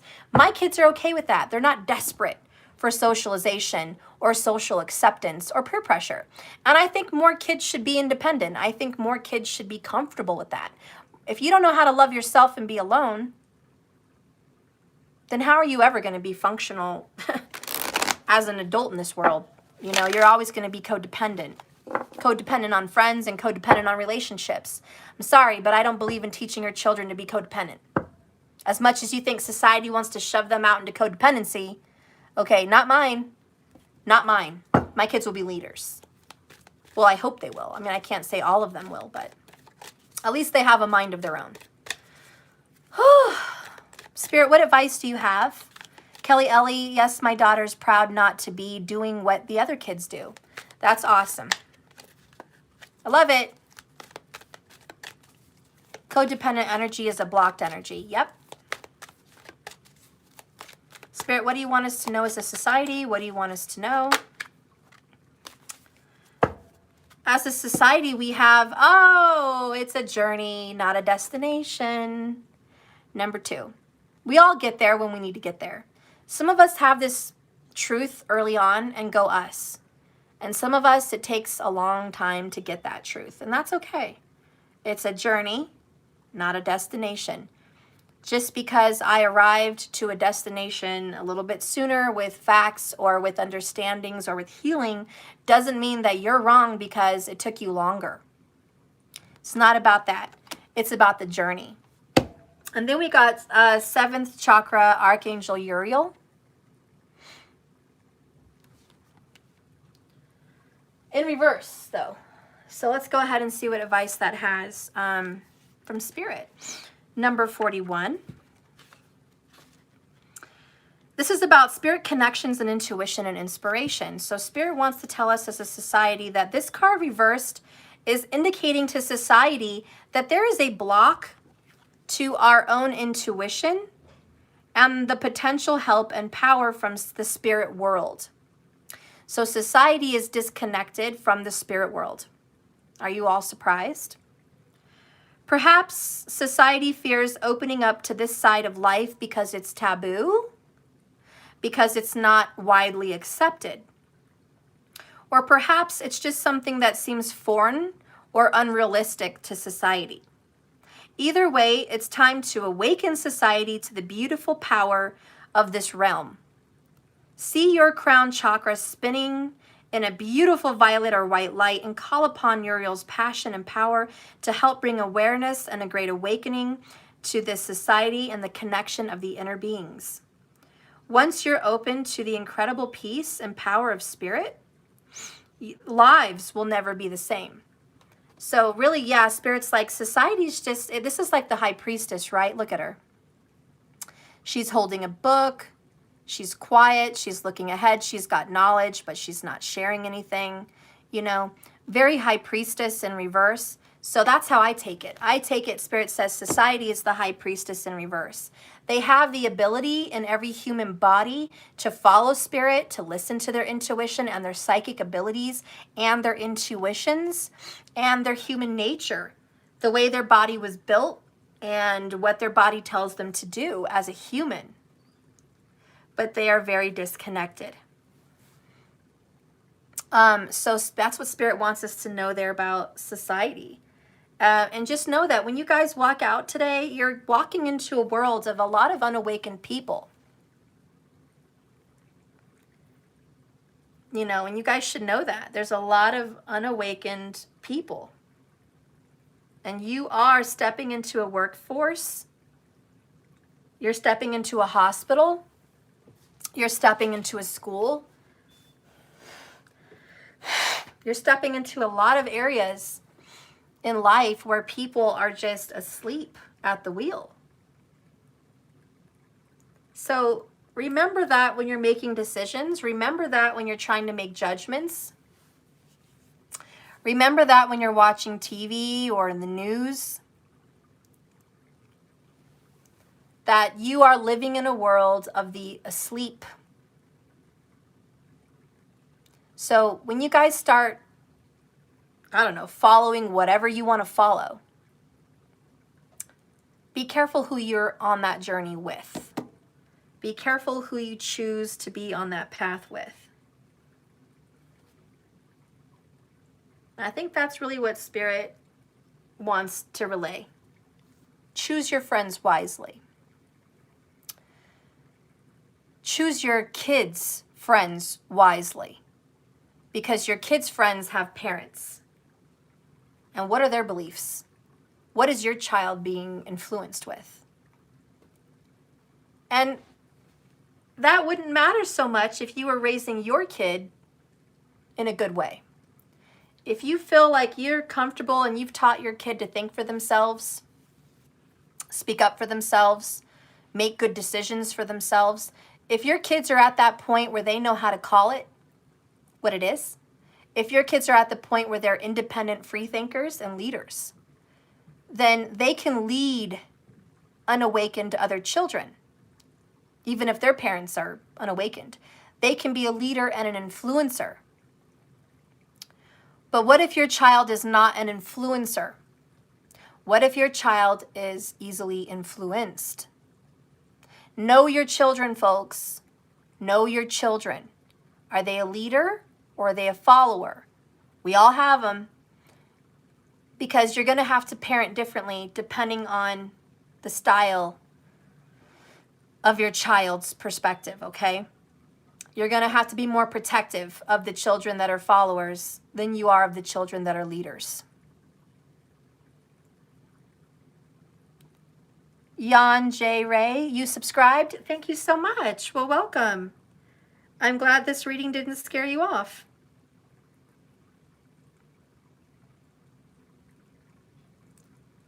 You're a strong person. Takes a strong person to watch this channel. Elizabeth, if our children see us choose our friends wisely, our children will follow suit intuitively. Exactly. Monkey see, monkey do. They're always watching. Always watching. Teach your children how to be, guys. Teach your children how to be. Don't be afraid to be a leader. Teach them how to think. Okay, teach them how to call things out for what they are. Teach them how to see truth and how to see untruth. Teach them how to follow their intuition. They're going to need it. It's a very scary world. These kids better learn how to read energies, because there's a lot of fake people in this world. Real situations expose fake people, and they need to know how to read them. Okay? So anyways, I'm sorry. I don't even know how to end this reading. Pack your bags, everybody. Travel is coming. Change is coming. There's going to be a move in society. There is going to be an uprooting. This indicates plans should be changed, and it's going to go off without a hitch. Hey, Mariah. Can you tell her to get Rose? Society is going to change. There is going to be a shift. We can only deal with such toxic negativity for so long. I think we've had a lot of toxic parenting for the last 50 years. I think we're due for a change. I don't think things are going to continue to be the same. She outside or downstairs? Downstairs. Okay. So I think there is a change. We're going to be shifting into better mothering. We are, as a society, going to start mothering better. And I think the reason is, look around you. Look at all these breastfeeding moms. It's like a big movement. Look at all these moms doing yoga. Look at all these moms, supporting their children's inner self. So mothers are getting more in touch with nature. I do think in the last 10 years, more mothers have chosen to stay at home. Okay? And I'm not surprised that when COVID hit, the major shift of Saturn and Jupiter were in Capricorn. And I told you guys, Capricorn is the energy needed to help Cancerian parent. So I think that message from Jupiter and Saturn together in Cappy during that time was a great shift in society awareness for how we raise children and how absolutely disconnected we are from our babies and from our children. And I think COVID hit, universally from the universe. I think the energy of COVID was restructure society. That is my spiritual and intuitive belief on why the planets shifted our entire globe of planet Earth. It was to reshift awareness to what's important, health and family. What did COVID-19 bring society as a whole around the globe? It put you where? It put all of your asses at home. Most of you, unless you were doctors and nurses and shit, police. But it put most of you guys at home. Took your asses out of work, didn't it, Mom? Took all you little mamas out of work. And it put you at home with your kids. And it took all your motherfucking kids out of school. And it put them in the home. Now you're all going to hate me. How many parents enjoyed that? How many parents enjoyed it? Raise your hand. Did you enjoy that? I enjoyed it. I'll be the first to say, guess what? I fucking was doing that shit before COVID hit. My kids have been at home with me since before motherfucking COVID. It didn't change shit for us. We were at home most of the time anyways. We just didn't get to do a lot of fun things. But I've been raising my kids at home. COVID didn't change that shit for me. But I will tell you this, it did it for the other parents that weren't doing it. To the parents that were not doing it, it hit them right where it hurts. Boom, shakalaka in the gut. Okay, just boom right there. It hit them. It hit these parents. And I remember seeing a lot of parents pissed. Get my kids in school. Get my kids in school. These kids are crazy. They're running off the walls. Everyone, buy these teachers presents. Tell them how much you love them. Take my fucking kids. And society was what? Saying that's okay? Everyone's giving thumbs up to all those posts. Everyone, get out there today and show your teachers some respect. By golly, you go get them a gift because these teachers deal with these fucking shits every day. Give them a hand and a round of applause. Thank you for raising my children. By God, get them out of my hair. And when they're grown, please, by all means, take them to college. And after that, just get them married. I can't deal with them. Thank you, teachers. Round of applause. Thank you for raising our children. They deserve all the presents. They deserve all the thanks. Hallelujah for the teachers, because we couldn't make it without them. Everyone, just big round of applause. Stand up. Ovation. Thank you, teachers, for raising society's children. When you're done giving the round of applause to the teachers, I want you to look around at society. The shootings, the beatings, the suicides, the behaviors, the music choices, the dress codes, the makeup, the sexual immorality. After you're done to teachers, fuck that. Fuck all that. No, I ain't giving no round of applause to no motherfucking teacher. Fuck you, I'm sorry. I'm not. Because you're not doing a good job. And it's not your responsibility. So I'm not blaming you. You didn't give birth to these children. It's not your job to give them skin to skin and spiritual enlightenment. It's not your job to teach them about love, light, and happiness. It's not your job to teach them about compassion and sympathy and empathy. It's not your fucking job to teach them about kindness and how to be a human. It's not your fucking job. It's your job to teach them how to read, write, and research. So I'm sorry, but you don't deserve for raising fucking kids. Because it's not going well. It's not fucking going well. Okay? Schools suck right now. There was a shooting recently, again. And you know what's fucked up? Society wants to blame the parents. Oh, the fucking parents! No. Society, make up your fucking mind. Hold on. Let me call it for what it fucking is here. Because real situations expose fake people. 1 minute, you're applauding. Go, teachers, you're raising our generation. We love you. Hallelujah. You're raising our children. But when a kid fucks up and does some bad shit, it's the parents' fault. You're raising your fucking kids. Deflect, gaslight, okay? We are deflecting now. Well, the school only wants credit when it's good. But the school doesn't want credit when it's bad. I'm going to call it like I see it. Man. School wants applauds and accolades when the fucking shit's going really well. But when shit gets fucked up and there's a shooting or there's a suicide or there's some crazy shit going on, school doesn't want to take no responsibility for that one.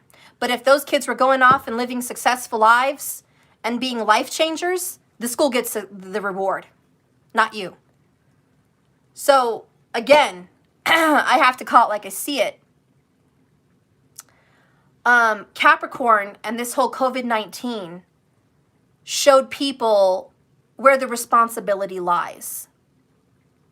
And all these parents that can't fucking wait to get their kids out of their home are the parents that aren't doing their fucking job.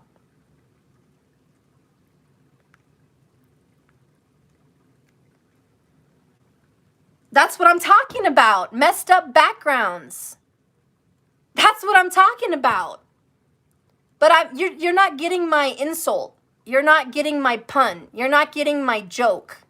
You're not understanding what I'm telling you. Because it's Mercury retrograde. I'm not fucking explaining it right. Schools get rewarded for good behavior. But when there's bad behavior, schools are not rewarded. Parents are the ones making the choice to send their kids off and not parent them. Parents are the ones fucking up. And they're not doing the work behind the scenes. What I'm saying is schools don't get any fucking credit. They're just a place to drop your kids off and teach.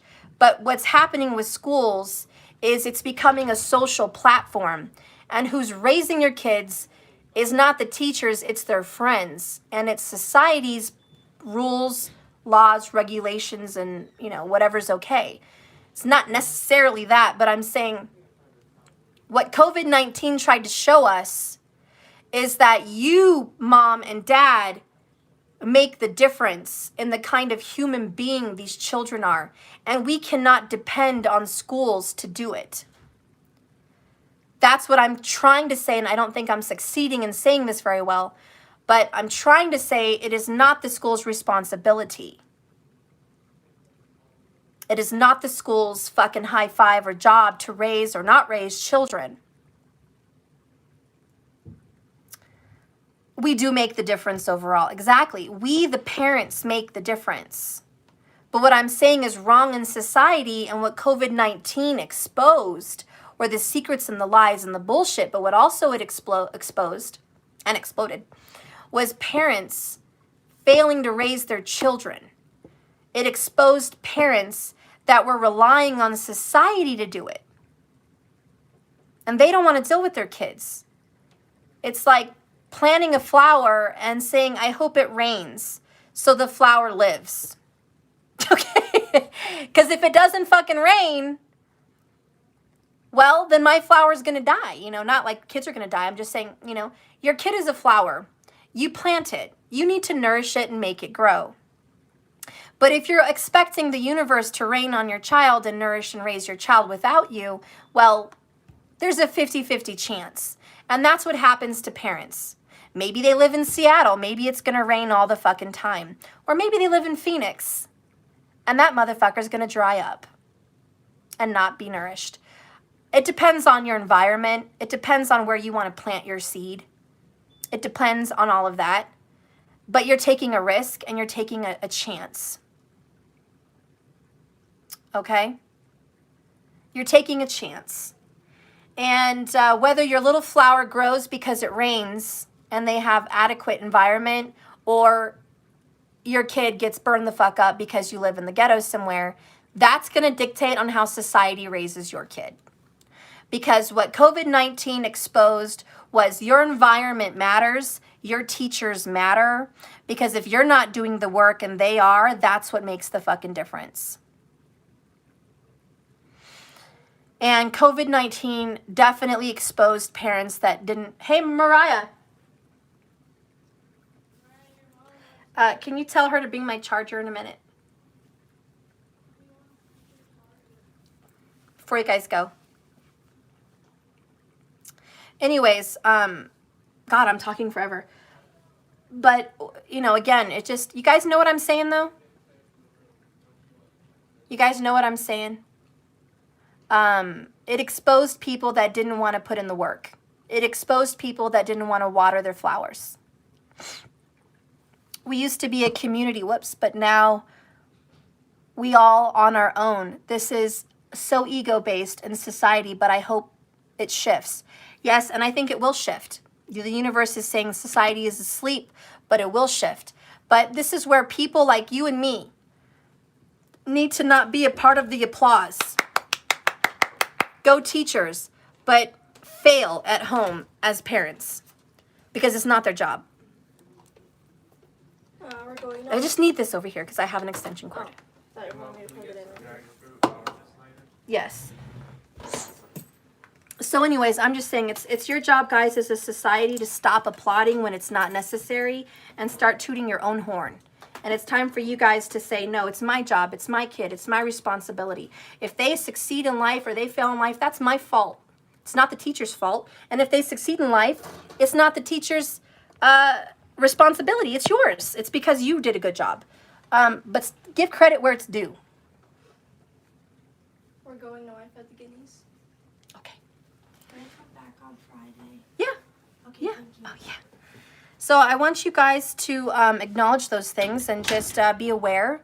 When the rest of society is applauding for something, you be the voice and say, no, actually, this person is a successful human being because they got some good nourishment at home.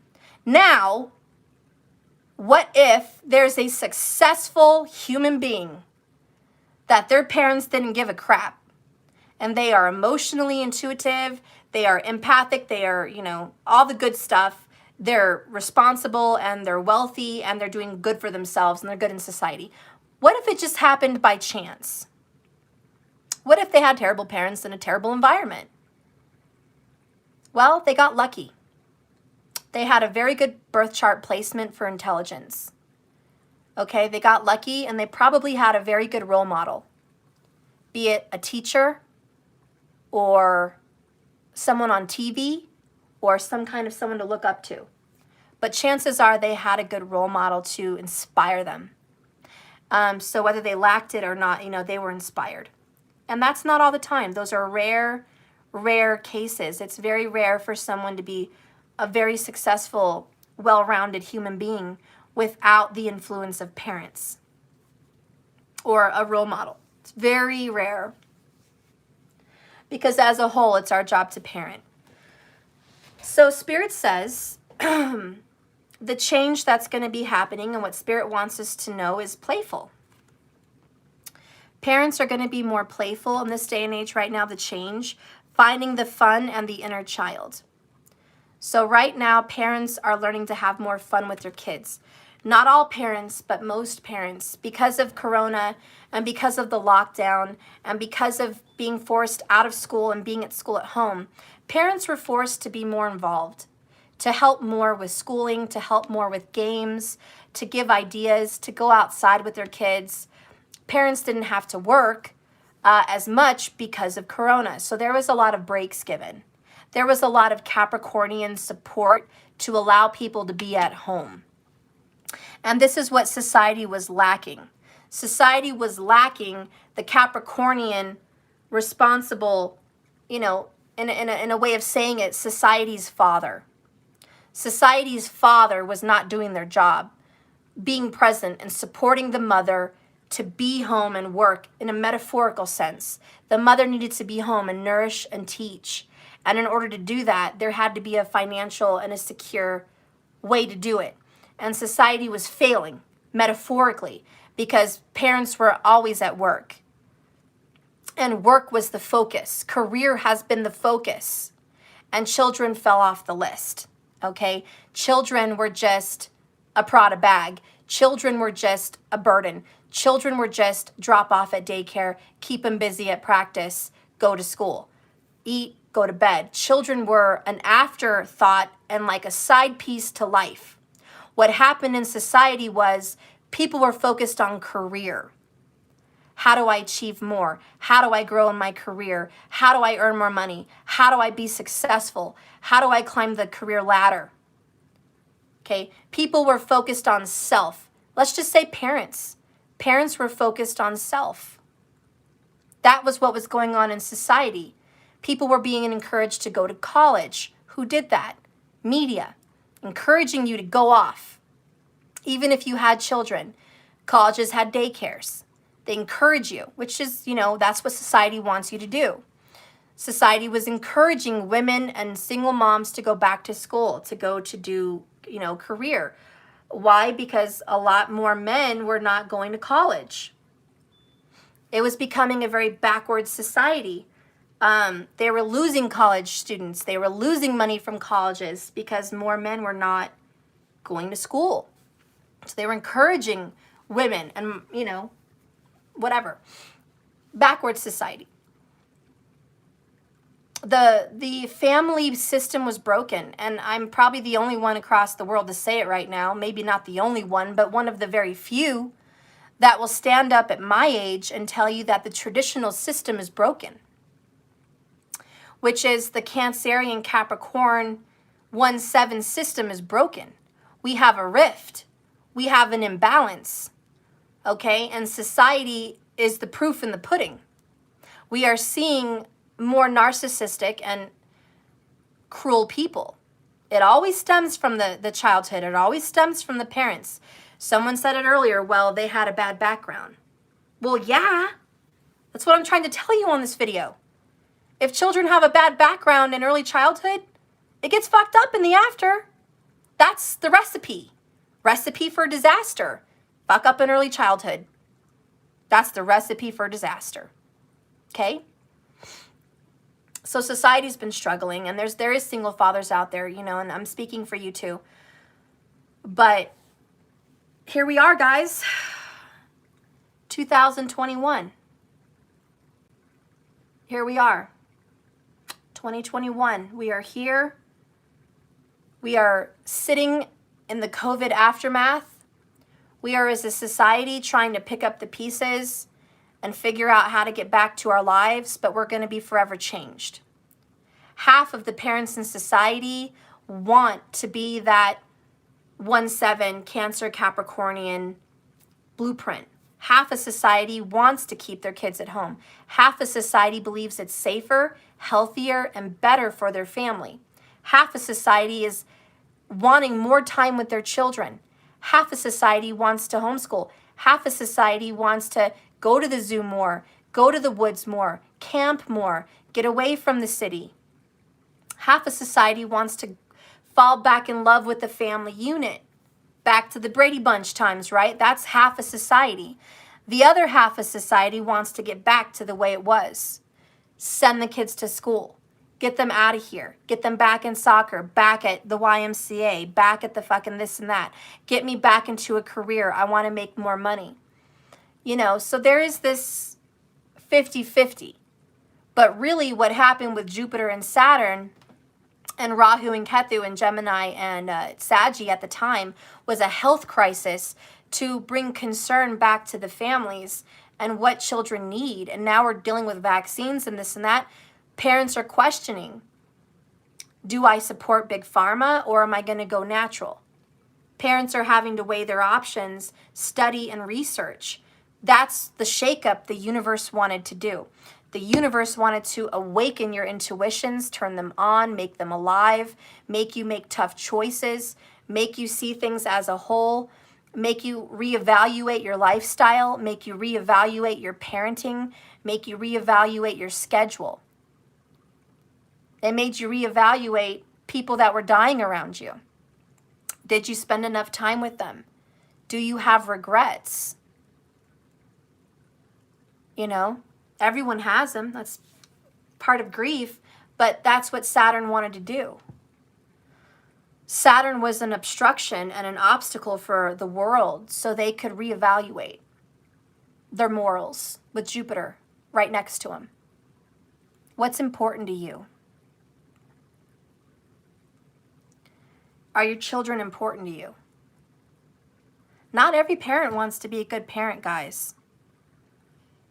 I told you guys earlier, not every mom is going to be the mom I described. Wanting to be there, sacrificing every minute. Not every mom wants to be that mom. Does it make him a terrible mom? No. Does it make him not the best mom? Yeah. That's just the truth. Hey, there's levels. Everyone doesn't get a trophy. You know, we got to call it like we see it. We don't like to hear it, but we got to call it like we see it. There are just some moms that are more happy doing it half-ass. Okay? And that's to each their own. That's their own. We got to have a balance. There are some husband and wives that only give half-ass to each other too. And sometimes they stay married. Sometimes it works out great. Sometimes it ends in divorce. It really just depends on the family. And there are some marriages that are bomb. There are some marriages that give 100 to each other. There are some marriages that fully dedicate themselves to their partner. There are some marriages that are fully balanced. Just like there are some moms that are fully balanced. There are some moms that figure that shit out. And there are some moms that make sacrifices to be the best mom they can be in this world. Kudos to them. You have a choice, but you don't get a trophy just because you make a shitty choice. You don't get a fucking trophy. And I just think that's what society has to own up to. We have to start calling each other what it is, telling each other what it is. Elizabeth, that's who I have been. The sacrificial mom, not looking for a trophy, but my trophy are my children's success. That's beautiful. Wingman sounds like my mom. Yeah, I don't know. I don't know what mom sounds like yours, the latter or the earlier, but you know, it is what it is. Not everyone's going to get the trophy of Mom of the Year. Not everyone's going to get the trophy, I had the best mom. Not everyone's going to say, oh, my mom was amazing. I had amazing nourishment and love from my mom. But there's some people that have it. I am fortunate enough to have the best fucking mom. My mom nourished the fuck out of me. Okay? My mom was a #1 mom. My mom sacrificed for me. My mom nourished me. My mom was there. My mom made sacrifices. And my mom was single most of the time. Also, my mom was young.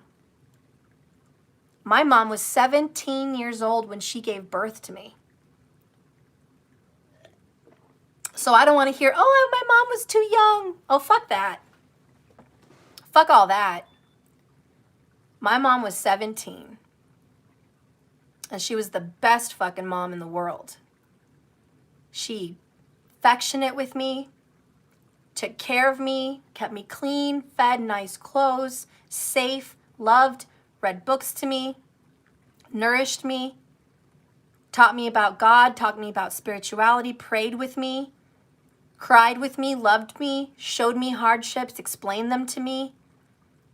She was there for me. She supported me. She sacrificed for me. She always put me first. I was my mother's world.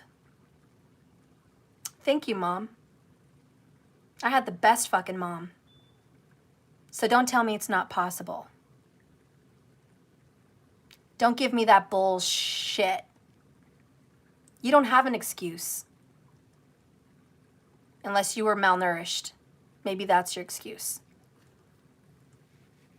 But my mom is the best.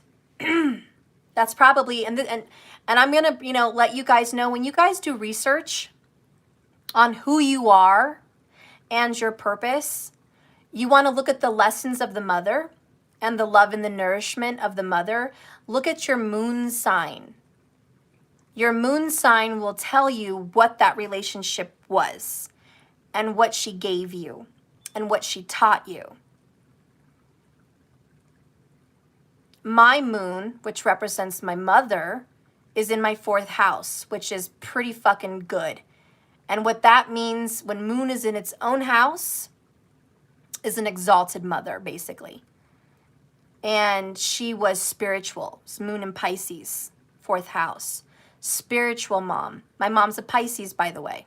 Go figure, right? My moon, my mother is in Pisces in 4th house. What do I have? Pisces mom. In tropical anyways.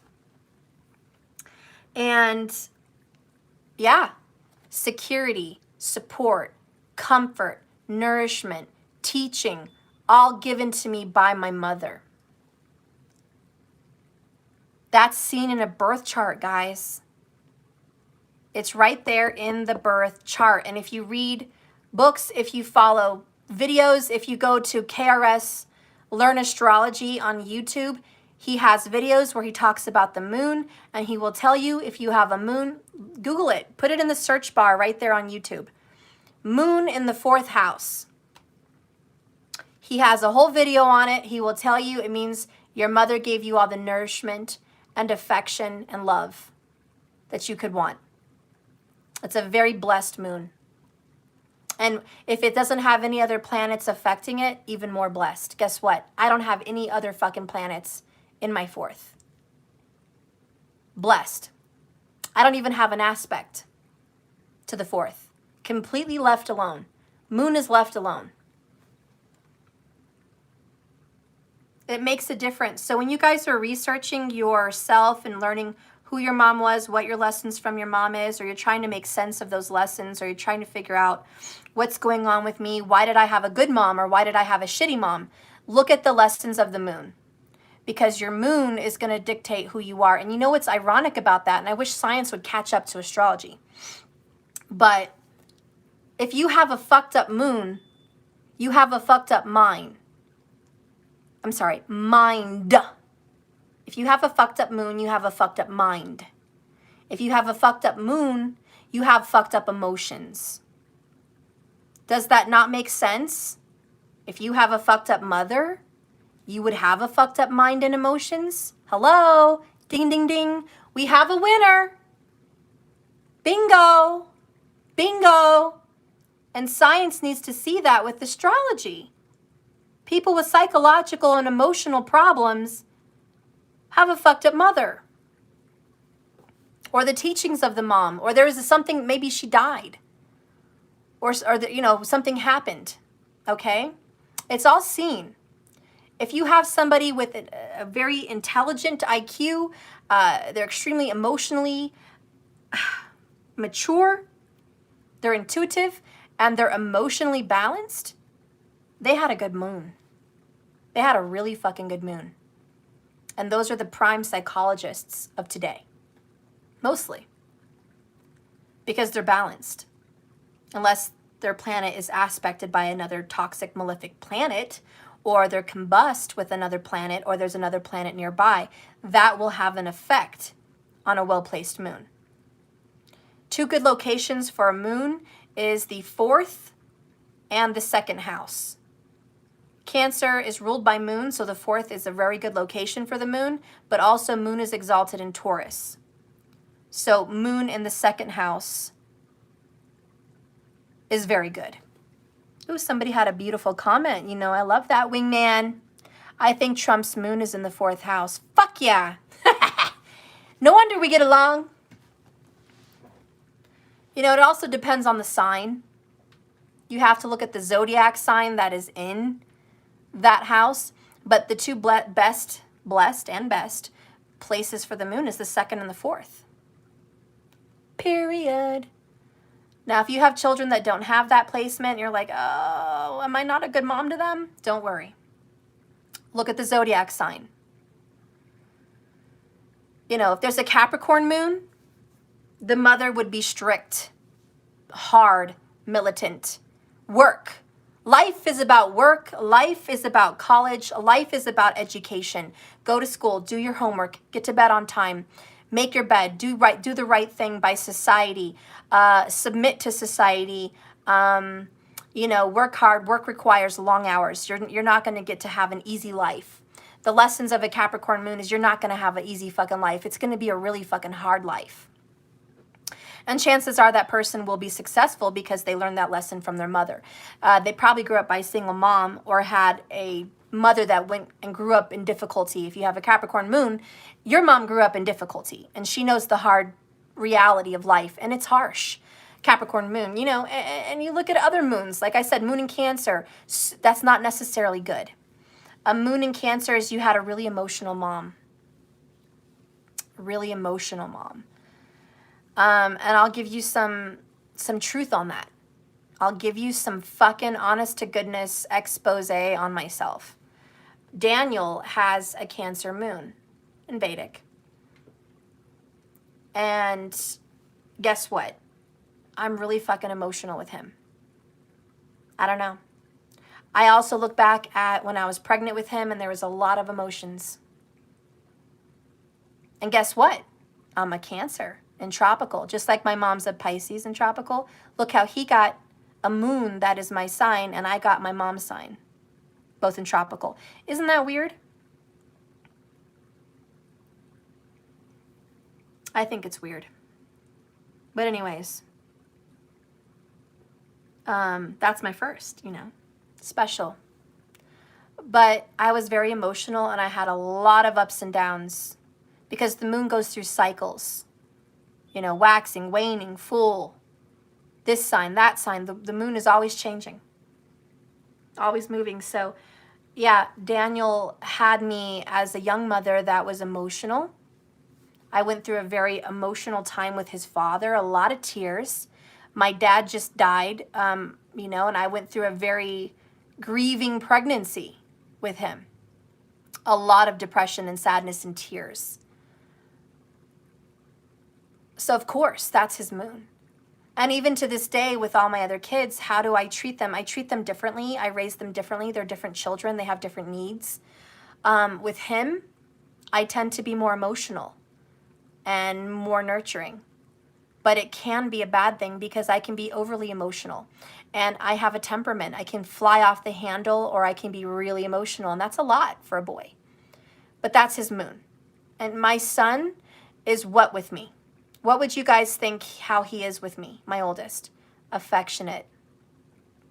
Out of all my kids, and he's 16 now, he will still lay in my lap with his head, and I'll rub my hands through his hair and rub his eyebrows and his ears and talk to him and soothe him. We have a very affectionate mom and son relationship. To this day, he wants me to tuck him in bed. To this day, he wants to snuggle in my bed and watch movies and watch videos on his phone and play games together. Very affectionate, close mother and son relationship. And that's because he has the moon in Cancer. And that's how I am with him. Very affectionate. And he's very affectionate with me. So he's sensitive. I have a very sensitive boy. And then you look at my girl, she's the opposite, and her moon is Aries. And guess what? I'm a little bit stricter with her. I don't know why, it's just the way she comes across. She's not very emotional. She's a Taurus. So we're talking, you know, this is the, you know, the fucking desert of emotions. She's just, don't hug me, don't kiss me, don't touch me. I don't want to hear about mushy shit. You know, very reserved with her emotions. Once in a while, I'll pull them out of her. But most of the time, she's not showing of emotions, you know. Even when her dad died, she didn't really want to shed a tear. A lot of reserved emotions. Once in a while, she'll lay on my lap. But if I try to kiss her, she's like, don't kiss me. You know, and that's just weird. That's her moon. So with me and her, it's about duty. She likes to do chores for me. She likes to bring me coffee. She likes to help me around the house, get organized. She likes to do fun activities with me, go to the zoo, go swimming, go boating. You know, that's our kind of connection, you know, doing the horses together. That's what we do. It's more of an action-based mother-daughter relationship. And I want to be more affectionate with her because I'm a mushy fucking Cancer, you know. In tropical, I want to be mushy, but she doesn't really want me to. So there's a little bit restriction there. And I can hug her and I can rub her hair on my lap, and she does let me do that. But, you know, if I try to kiss her, you know, it's just like, oh, Mom. And I'm just like, why? I love you. But to each their own, you know, she's different. And so that child relationship is very different. You know, so don't be worried if your moon is not placed in the most affectionate energy. It doesn't mean there's no affection or love or bond between you and your kids. Dang it. My D9, my moon is in my second house. Look at this. Okay, we're focusing on the birth chart, Elizabeth, and not the D9, but I guess you can look at it that way. Kelly, Ellie, you got to be strict with Aries. We crave it. We don't like our emotions. Yeah, she really doesn't. She likes structure. My daughter's like, you know, #1 scheduler. Like, is it on the calendar? Do we have time? You know, schedule this, schedule that, stick to the schedule. If I go to the store and I want to shop like a fucking Gemini and get everything in the store, you know, she's like, no, you came here with a list. Don't spend your money, Mom. That's Taurus, though. You know, don't spend your money, Mom. Stop trying to get that and that. That's too much. What are you doing? You know, she really wants to keep me in line. She's very militant. And I love that about her. She's very independent. And the truth is, that's who she is. She's very independent and she's a leader. She will not be influenced. But my son is, you know, Cancer moon, different. He's kind of a follower at times. When it comes to his emotions, he'll follow someone if he has a bond with someone. So I worry more. He's more of, if I bond with someone, I want to be loyal to them. That's just how he is. Even if it's a bad best friend, he wants to be loyal to them. It's that emotional bond and the lack of boundaries. So that is fearful. And I don't really know what Maddie's moon is. I can't recall it. I haven't looked at his chart in a while. Shoot. I'm going to have to do that. Anyways, I'm going to go. This is another long talk. I don't know. Good luck, guys. I don't know what I'm going to name this reading. It's not even a reading. It was really just let's talk. You know, maybe that's what it should be. It should be a podcast.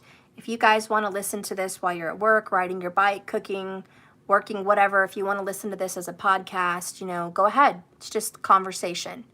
A lot of conversation, a lot of expression, a lot of opinions. Just to talk with you guys. Sometimes it's good to just podcast and talk. Talk about society, talk about COVID, talk about issues, talk about parents, talk about all that shit. And we touched some subjects today, mostly on parenting. And it needs to be talked about. You know, society is hurting. Society is sick. And I am a nurturer. When society is sick, it needs medicine. It needs a cure. It needs something, okay? It needs healing. And society needs to regroup, restructure, and heal how people parent their children. Oh, Britt B, you would definitely listen to my podcast. Oh, thank you. I wish I had people to talk to and interview. Then you guys could hear a podcast like all day. I'm considering maybe doing some kind of a podcast where I get to interview people and discuss topics, because that would be awesome. And I wish I could have a phone where you guys could call in and we could talk about things in society, and that would be really awesome. All different kinds of things. Dogs, cats, kids, work, spirituality, freaking aliens, whatever the hell. We should be able to talk about it. Maybe I'll start that. I don't know how, but I'll start it if you guys want it. That would be awesome. I don't talk a lot, so this really helps. Oh, I like that, Kelly Ellie. Thank you. Hopefully I said some good things here. Hopefully that I touched and I ruffled some feathers that needed to be ruffled. Towers come down to expose weak foundations. And I am really sorry if there were feelings hurt today. And I'm sorry if there were exposings of your life that you're not proud of and it made you feel bad. I am sorry.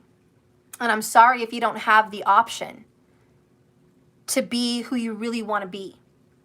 But I exposed the truth, and I am not blaming you, but I am saying that is the truth, and I do feel bad for structures and parents that cannot achieve the ultimate goal of raising humans. I feel bad for you guys because you don't have another choice. And like I said, it hurts you, and it makes you feel pressure, and it makes you feel stressed. And I feel bad for you. And my heart goes out to you, and you're doing a good job. You know why? Because you're doing the best you can do with what you have. With what you have, you are doing the best you can do. And I applaud you for that. You know who gets the applause? Mom and dad. Not the school. Fuck them, you. Hey guys. So I give you guys a big round of applause. Moms and dads, that you bust your tails and you do the best you can do with what you have, with the crappy parents you had, with the job you had, with everything. All of you guys, big round of applause. We stand up, ovation, yes, yes. Thank you for breathing life into these babies. Thank you for keeping them. Thank you for raising them. Thank you for busting your ass and working for them. Thank you, collective. Bomb-ass job. You're doing the best you can. You know what? Round of applause if you love your kids. If you love your children, round of applause. If you're willing to take constructive criticism, to change your life, to help your children, round of applause. Round of applause. If you're willing to sacrifice your goals, your comfort for your children, round of a fucking applause. You know why? You want to know why? Because your sacrifice contributes to society. Because your sacrifice makes a better world. Your sacrifice just elevated the vibration of love on this planet. Round of applause to the people that are willing to sacrifice so their children can be the best they need to be. Because it's not easy. It's not fucking easy. And round of applause to the people that don't have kids, because you know you can't bring it like that. Round of applause to you guys for being wise stewards of your time and your body and your life and your goal.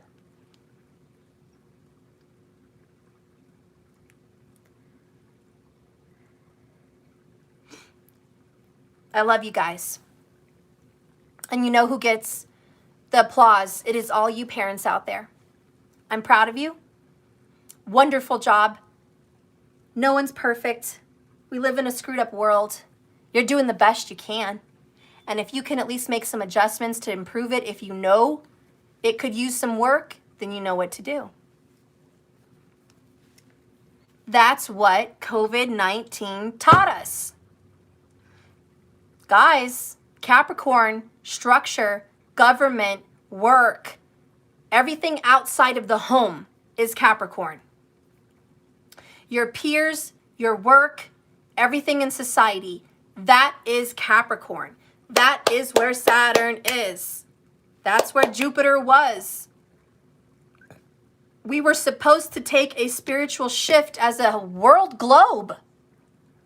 The globe was supposed to shift as it's so much needed after so much time. We're talking 50 plus years. It was time for a shift. Things weren't going the way it should go.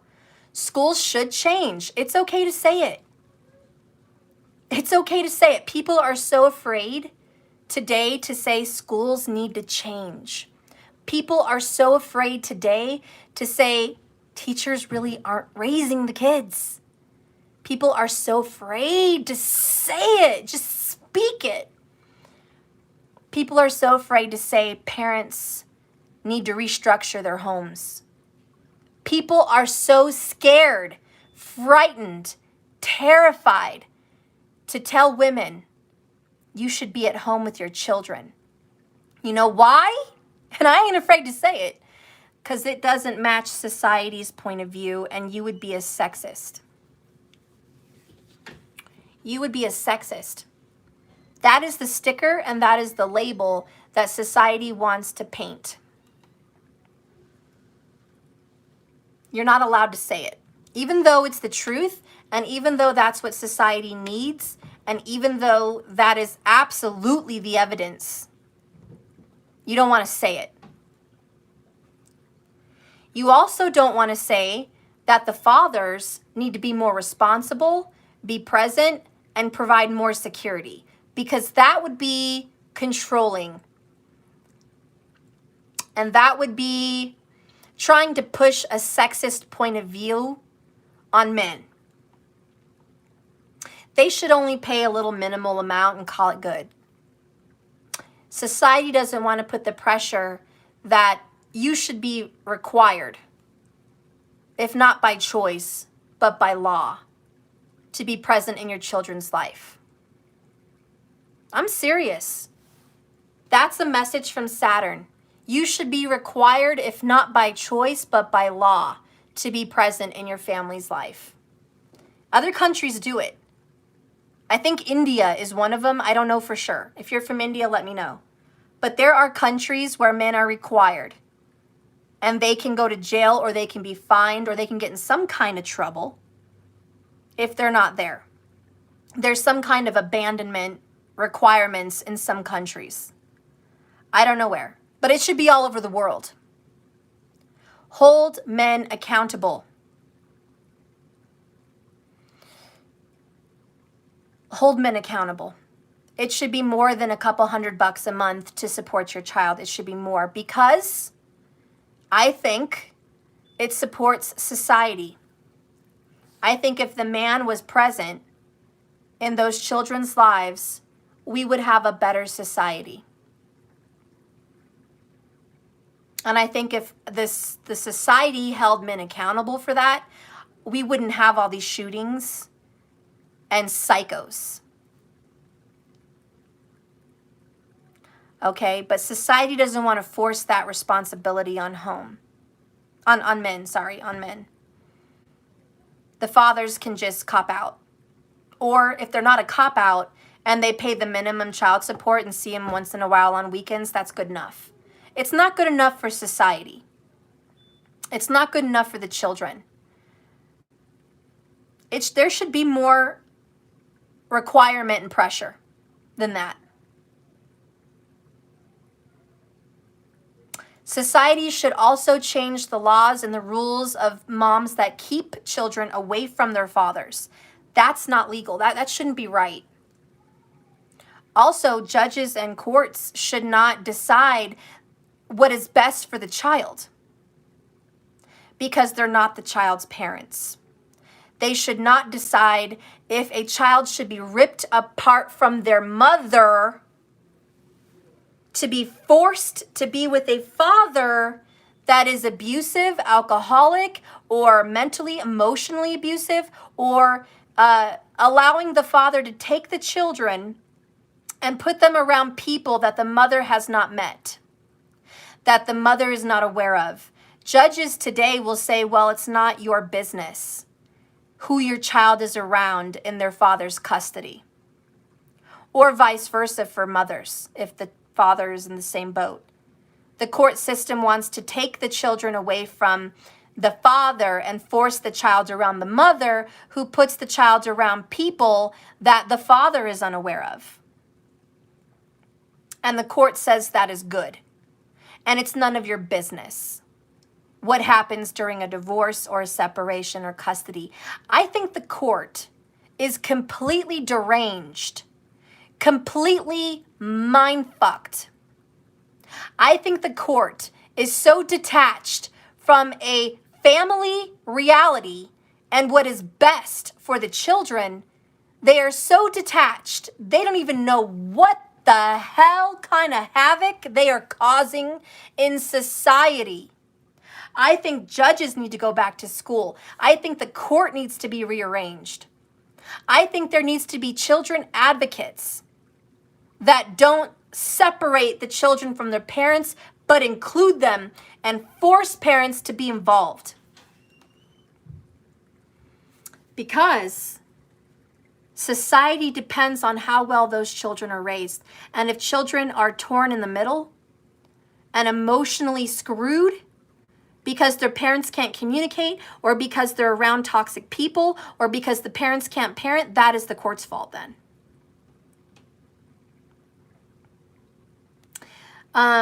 The parents have a job. Put your children around good people. Cooperate with each other and love your children, protect them and nourish them. Moms have the number one say because you know what it takes to nourish a child. Fathers don't have that innate ability. It is not in your DNA. It is not in your blood. It is not in your biochemical makeup. Whatever the fuck that means. You don't have it inside of you, men. Even if you have a divine feminine energy, most of you just don't have that inside of you. There's a sixth sense that is turned on for a mother. A mother has a sixth. Don't lie and don't tell me that's not true, because I know what it is to be a good mother. Women, mothers know when a predator is on the loose. We know when something's happened to our child, even if we're not in the same room. We can sense our children. They are part of us. We have some kind of connection. It's spiritual. It's because the souls have been in one body. Mothers have a connection to their children, and we know if there's a scary situation, a predator on the loose, a negative person, something weird. We know what our children are feeling. We know if they're upset, if they're sad, if they're rising to the occasion of being upset or sad. We know. We just know, okay? We do. We are clairvoyant. Exactly, Ashley. Mothers fucking know. And the court needs to acknowledge this. Women, not all, but women have a highly intuitive ability when it comes to parenting. We have an authority in that department. So when it comes to what's best for the children, you should listen to the mother. The good mothers, not the fucked up murderous mothers, the good mothers. You should listen to them. You're right, we have more senses than others. Okay, we have the sixth sense. So let me tell you something. Courts are wrong. Just because it's accepted by society doesn't make it good and doesn't make it right. Courts are wrong. They make choices for families and separations and divorces based on what? Paperwork? Meanwhile, they're putting children in positions in homes that are very inappropriate. and unhealthy emotionally and spiritually. And I believe, and I hope in some future, our society can start getting representatives in the courthouse as an authority to speak on what is best for the children. Because ripping little children from a home and putting them in a strange environment with strange people that the parents are not copacetic with is not the best choice. Children have died. Moms have said, I don't trust my child going with their father because the woman they're married to is evil, and I believe my child is being hurt, and the court says, where's your proof? And you have none, except your mother's intuition. And what happens to those precious fucking babies? Watch the news. Watch these horror shows. Watch fucking Homicide Hunter and all these fucking murder shows. Watch Nancy Grace. What happens to moms that tell the court something's wrong but you're not listening to me? Those fucking babies are murdered. Stepmoms have beaten and murdered their babies. There was a story where a stepmom broke the child's ribs, abused her, put a hot iron on her, cigarette burns on her, and threw her down the stairs. She called 911 because the child couldn't breathe. 911 was too late. She said the child died because she fell down the stairs. But actually, she had been abusing her that whole weekend. That poor baby had suffered with broken ribs for 48 hours. Had she seen a hospital sooner, she would have lived. Mom, the real mom, couldn't visit. The real mom couldn't call their house. They weren't on talking terms. And it was father's time, not mom's. That baby died. And that mother lives a life of grief because a court demanded that she give up her child regardless of the mother's intuition. Excuse me. Excuse me, society. Excuse me, court. I'm going to speak up on the behalf of the mothers in this world. That's not okay. You're wrong. I don't care about your black dress and your fucking little hammer. And I don't give a rat's ass about your fucking college education, fucker. You, sir, you, court, are wrong. You're ignorant, you're uneducated, and you are wrong. And the reason you are uneducated is because you have no fucking experience, clue, or education on what it is to be a mother. You are uneducated in the fact of mothering. And someone gave you the authority to make this ultimate decision. And you, sir, should be in jail for that child's life. Because you made a decision to release that child to the father, and it was your bad. Because that mother said, I do not want to let my child go. But you, sir, made it an authority and a demand by police force to force that child back on what's best for the child. The child is 6 feet under the fucking ground. Excuse me, Houston, we have a problem. That's just one of many. One of many. And I'm not just talking about blood DNA parents. There's adoptive parents. There's aunts that raise children, that have love for these children because they have a natural mothering instinct. Okay? There was another case, and I'm going to end that soon because it's already been a fucking long podcast. I'm just going to call this a podcast because fuck it. Anyways, there was another case where there is a baby that was born with a drug addiction because obviously the mom was on drugs. And it went into foster care. It was days old when the foster care mother took on the baby. She wanted to adopt the baby. She nurtured and cared for that baby as it trembled and shook with obviously the physical condition of having to be withdrawn from drugs because the mother was now not attached to this child, okay? So the child was going through drug withdrawals at days old. By the time the child was about a month old, the mother wanted to get custody of the child again and went to court. She was still doing drugs. She was still with the father that she was doing drugs with. And it was a bad parent. It was just a bad parent all the way around. I forgot the name of the people that did this. You guys probably saw it on the news. Anyways, it was recently. And the court decided to take the baby out of the foster care system with that woman that was loving that baby, and placed that infant back in the care of the drug addict father and mother. Why? Because the court is an idiot. The judges are idiots. There's laws and rules and regulations that don't make sense, society.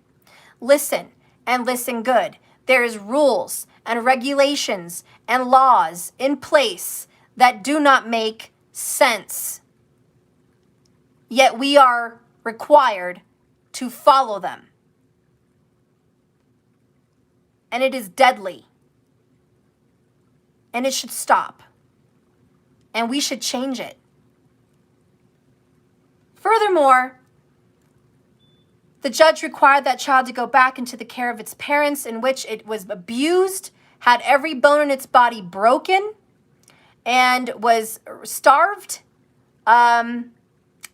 completely abused. Within 2 weeks, that infant died. And the foster mom begged the court not to let that baby return. When the parents came for a visit to see that infant, she disclosed to the social worker, I feel, because she was intuitive and had a sixth sense. The foster mom said, I feel like these people are still doing drugs. There's something wrong with them. Did they listen to her? No. Why? Because where's her evidence? She doesn't have any. It was a sixth sense. She had a bad feeling that something bad was going to happen. She had a premonition. She had a gut instinct. She could sense these people were still on drugs. And something was very wrong with them. And there was a bad feeling overcoming her body. She knew something bad was going to happen. But yet the court released the baby anyways. After that baby was murdered by its own mom and father, it was wrapped up in plastic bags, taped with duct tape, around and around and around again, so water would not seep into the little casket they made this child. And they lowered that baby's body into a small well in the back of their house. And it resided there for about two more weeks until people realized this baby was missing. The foster mom is the one who inquired.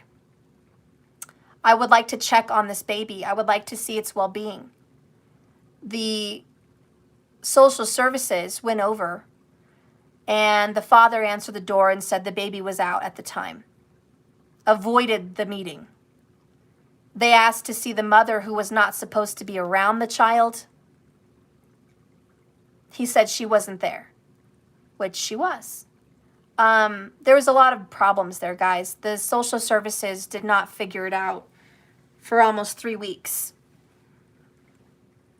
By the time, from the pressure of the foster mom, that they found out the baby was missing is when there was demands to see the child, and nothing was happening. They could not produce the child, and the court had a warrant to produce the child, and even then they could not produce the child.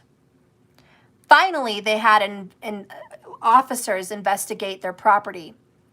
Of course, there was no remains of the baby anywhere. Where's the baby? Missing. What do you do now? They were hoping they would never find the body.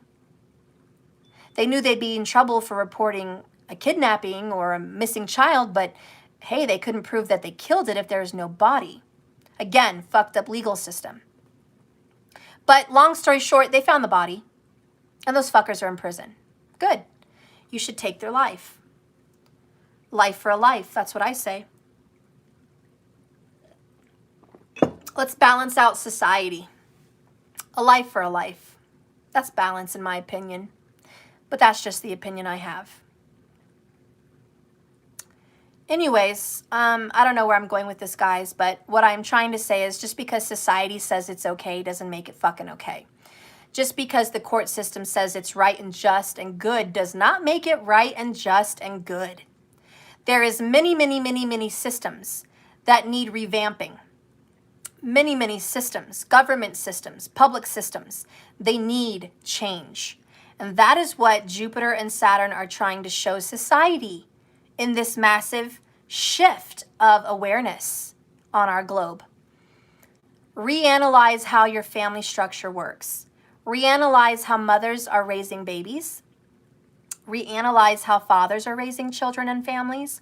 Reanalyze the home situation. Reanalyze the government situation and how the government, makes rules and regulations for families and divorced families and children in custodies.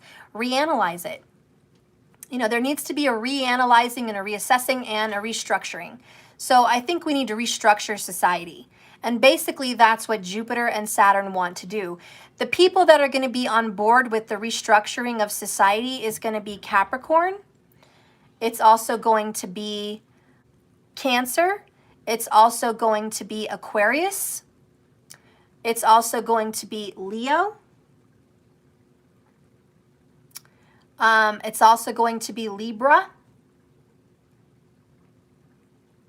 You know what? I'm just going to say everybody. Let's just call in the squad.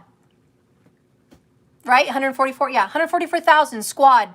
Come forward. I think all of the zodiac signs are going to be supportive. All of you. The whole squad. Everyone's going to be supportive of the restructure. I think schools need to change, period. The way we've been doing it just doesn't work well anymore. We've evolved as a society. We've changed. We're a more spiritually based society than we have been in hundreds of years. We used to be a religious-based society. We used to be a factory-based society. We used to be a very weird, different kind of society. But I think we're moving into Pisces energy. We are now a society that's more spiritual. We're more into mantras, yoga, spiritual body, emotional body, feelings. Okay, we are evolving. And I think schools need to evolve with it. I think schools need to teach children based on their zodiac signs and their nakshatras. I think they need to learn how people are, what their strengths are and their weaknesses are. I think they need to encourage the areas of success for children. I think parents need to be more supported, not more ridiculed. I think parents in society need to be supported on their views and the way they want to choose to raise their children. I believe that mothers should be highly supported in the workforce to be home with children or to be given the option to work from home. And I do hope that with the event of COVID-19 and what's happened in the restructuring and showing many different businesses that made people work from home, I hope that businesses across the world are aware that mothers can work from home. And I hope that more businesses offer that opportunity for mothers to work from home, and fathers for that matter as well. Mothers and fathers should definitely have the option to work from home. There's no reason people have to go out unless it's necessary because they're traveling for business. They have physical meetings.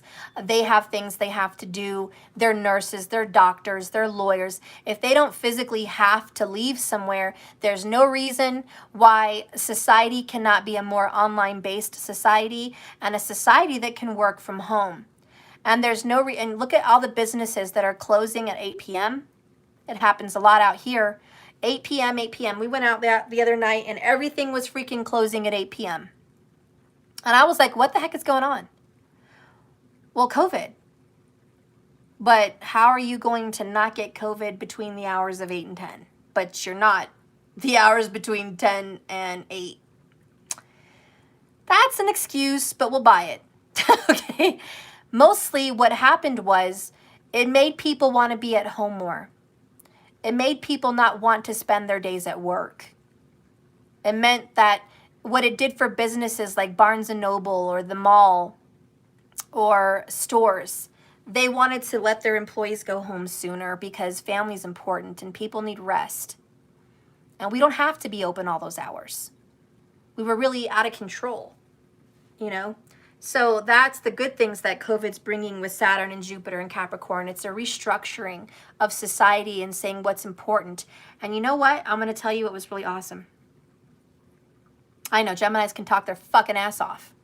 I went to Barnes to take like cars of people. We got out of our cars to go to Barnes. Usually it stays open till 10 p.m. But it was closed. And it was like 8:07 and it was closed. And me and everybody was like, what the fuck? What the fuck?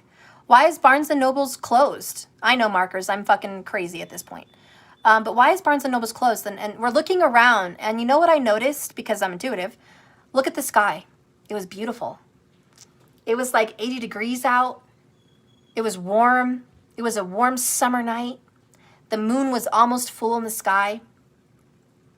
It was perfect. It was perfect weather to be in the backyard, you know, barbecuing or fire pit or s'mores. It's perfect timing to be at a park, go for a bike ride or go to the lake.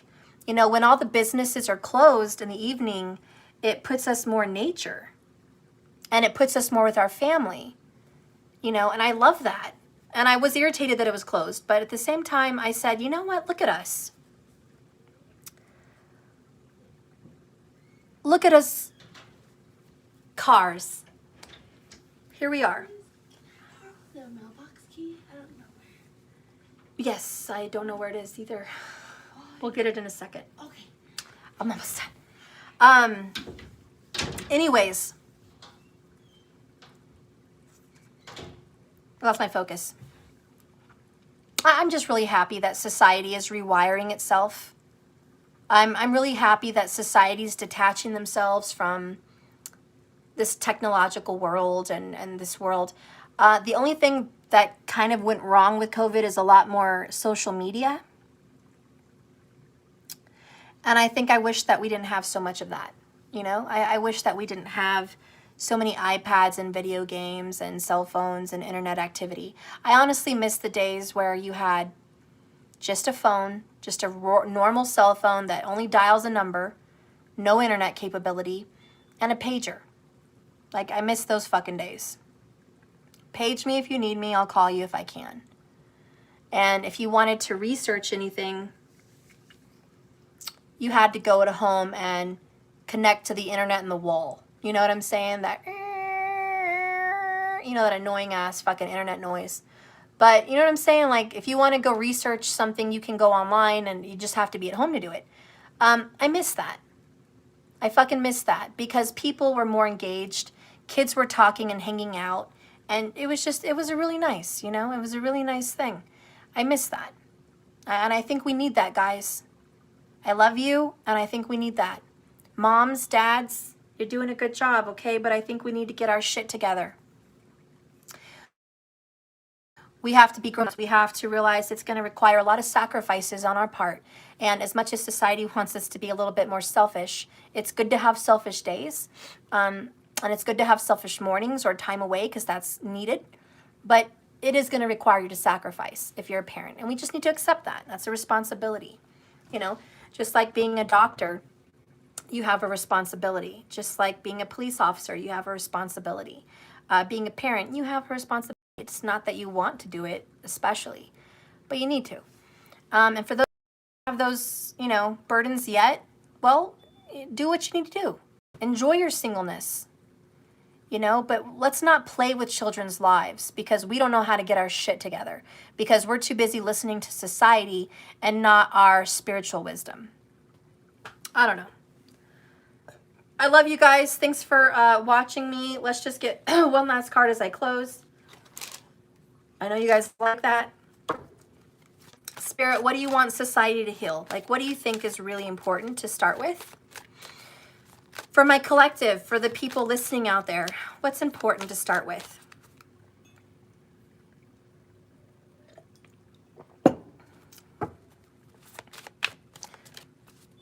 Being a responsible element of the society. Spirit, what's important for this world to deal with? What's to start? Oh, look at that. Bottom of the deck, temptation. Devil energy. A lot of us in society need to start healing our temptations. Everyone is selfish in the fact that we're tempted to go get something that we want. And it's at our fingertips. I want a milkshake.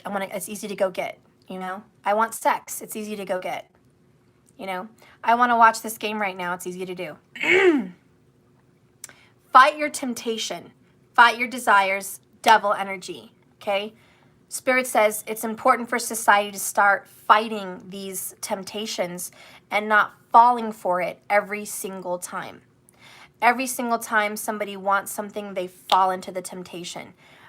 We need to be more strong against that, okay? The temptation to overeat, oversleep, overwatch TV, the temptation to be on your Facebook more than you should, the temptation to be whatever the fuck, okay? But whatever those things are, it's like temptation, fight it. That's what Spirit says.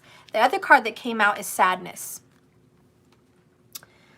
So the first thing that a society as a whole needs to heal is the sadness in their hearts about the sadness of the state of the world, the sadness of the state of people that are really suffering, the sadness in your heart over your family, the sadness about everything that you see that's not right, the imbalance. Spirit says, look guys, you were born at a time where your soul could handle this. Your soul incarnated and you got this. You're dealing in a difficult time. Monumental shift of the world. You got this. It is going to be sad to look at the children suffering. It is fucking sad. It's sad to look at our fucked up justice system, judicial system, public school system. It is fucking sad. Our government system. Yeah, that's sad. It's sad to know this is what society has crumbled down to be. Broken. And it's sad. It's sad to look at your own life and see the brokenness in your home, in your family. You know, 8 out of 10 families came from divorce or have divorce. That's a fucking fact. Almost everyone has a divorced family or came from a divorced family, period. And it's sad. Okay? It's sad to see children stuck in their tablets.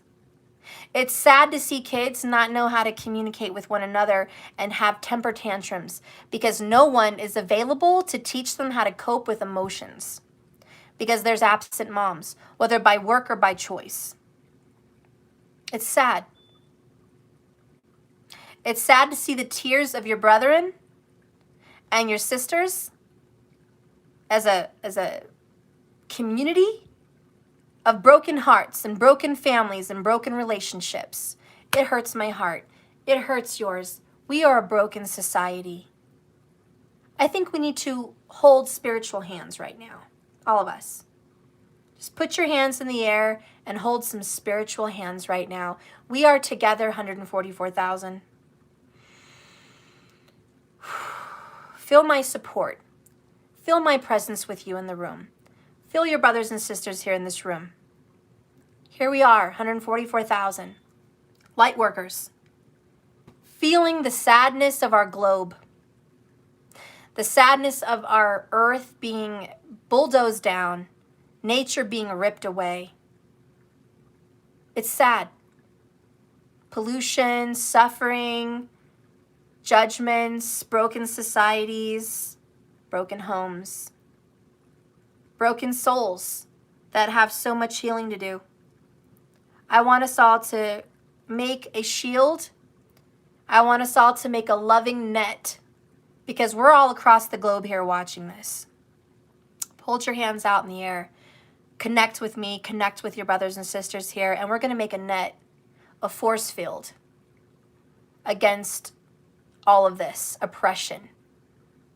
And with our voices, our songs, our hearts, our love, our positive thinking, we're going to create a beautifully warm yellow light of healing around our planet. And each one of us are going to touch our communities in a way that will spark healing. We're doing it. We are doing it. It's not too hard. We were born here today now for this reason, to uplift society out of the darkness, out of the dark ages, and show them what Atlantis was all about, and show them what true family structure looks like, and show them what a loving society feels like. We're here to show them. So I want you all to do that. I want you to touch your communities. Thank you, Mimi Braxton, for the $10. I appreciate that so much for the super chat. Thank you. You know, so do it, guys. There's a lot of sadness, but you have a lot of healing inside of you. And you're going to participate. So the message for the community, for the society is... Society, it's not easy for you guys to swallow your sadness and hide behind fake smiles and fake masks. Yet sadness can open the door to all of your hearts and start to help you access compassion as a society again. When all of you can truly allow yourselves to cry and feel sorrow over the loss of what once was a beautiful world, the loss of a beautiful society, which once was Atlantis. If you guys can all as a community allow yourself to feel the sorrow of the loss of what our humanity used to be, then you have the opportunity to heal a broken heart and offer friendship to one another. That has ended. But as you cleanse the sorrows of what was lost, you allow your heart to heal. And crying and feeling vulnerable can be a sign of strength, which demonstrates your connection to your body, which is your spiritual body. And we as a soul in a community and a soul collective here on this planet can start to cry together and mourn for the suffering of our babies, the suffering of our children out there in this world, looking for divine healing. And we can cry for them and we can cry for us. And in the salt water, these things will be healed. It's okay to admit weakness. It's okay to tell our children we have failed you as a society. It's okay to embrace the limitations we have. We can't do everything right now. We can't fix everything right now. It's okay to tell your children we have a broken society. And I hope you can be the change. And mom and dad are going to work really hard to be the change. And this is the right way to do things. If all of you guys can start being more Atlantean and start teaching your children to farm, nurture, self-support, be independent, be leaders, be free thinkers, be rebels, be ones that go against the flow of society, against the current, be children to be a compassionate, loving person in this world, excellent communicators, empathic, and intuitive. Teach your children that, because they're going to leave their mark in the world when we're gone. Pass it down. Pass down this wisdom, even if it is against the current of social norms. Pass it. By being willing to let go of the cold walls of society, by being willing to let go of what society says is okay, is a release of the protection that you have created, which made you feel empty as a society and sick as a society. Because as a society, you have given permission to allow other authority to control and dictate your fellow brothers and sisters and your own family and communities. And that was your protection and that was your excuse. But all it did was make us as a society empty and sick. We have cancers, we have depressions, we have suicides, we have killings, we have murders, we have narcissists, we have sociopaths, psychopaths, we have insensitive beings at the very least, swarming our globe. That is the sickness. A world of insensitive and unempathetic, unintelligent people that do not have the spiritual intelligence that they should have because of a lack of good raising is a problem. It is a sickness. And we have to admit that as a society and say it out loud. Where did it come from? It always starts from the home. It starts from mom and dad. It starts from our home. We have to call it for what it is. Be willing to let go of these walls of protection and be willing to change them. You don't need to get lost in your emotions. Just give yourself time to feel them. Let them move through your spiritual being. cleansing and purifying your heart, your body, your soul, your family, your babies, your mom, your dad, your ancestors. Allow the sadness of the crumbling decay of society go through your spiritual body like a filter. Your spirits of the 144,000 light workers, you are a filter for society. Filter in and funnel in those sadness and those negativities and those hardships. Funnel it in through you. Be alchemical. Transform that energy. Let it come out of you in the form of forgiveness and love and understanding and peace, and say, it's all right, we went through that. We're going to move through a new energy now. We're going to shift this. You're the alchemical process. Your soul and your body is the alchemical process. You are the filter. Anyways, that's that message for society. The other one is temptation. I think it's pretty obvious. Life is full of temptations, and right now you're being asked to choose the lighter path. You're being asked to choose the higher path, society. Not the path of society. Not the group of people that are at the fucking city square. Not the people that are doing this. Good job, teachers. Woo! Woo! Good job, government. Oh, Mr. President, you fucking rock.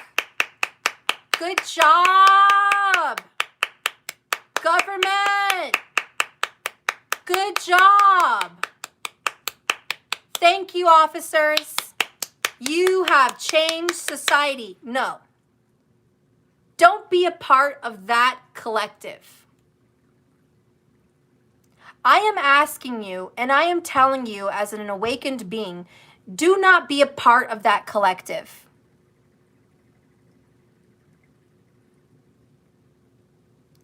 Be against that current.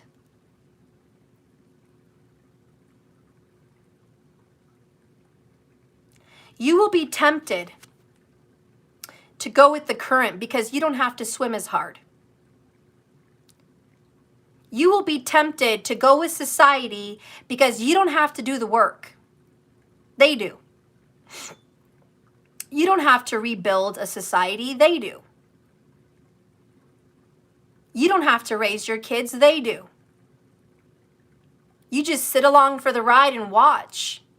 Let your tax dollars go to work. That's the fucking temptation. Easy street.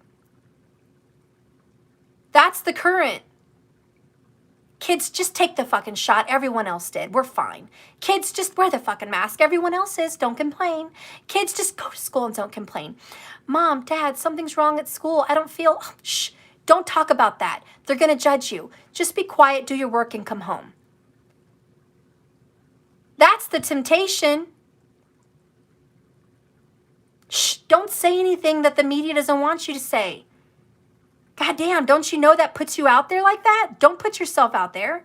Just agree, agree, agree. Clap. Go with them. Go to work and shut your mouth. But Mom, my boss wants me to do this, this, and that, and it's hurting the family. Shh. Be glad you're getting a paycheck. Don't complain.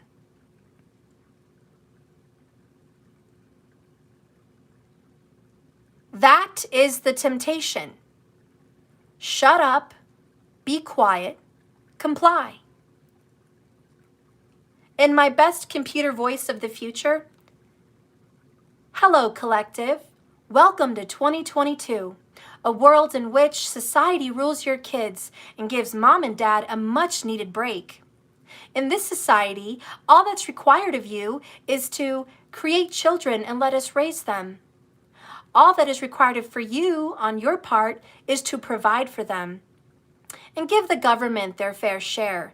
All we ask is you go to work and you pay your taxes and your bills and you send us a share of that because we're busy at work raising the youth for tomorrow.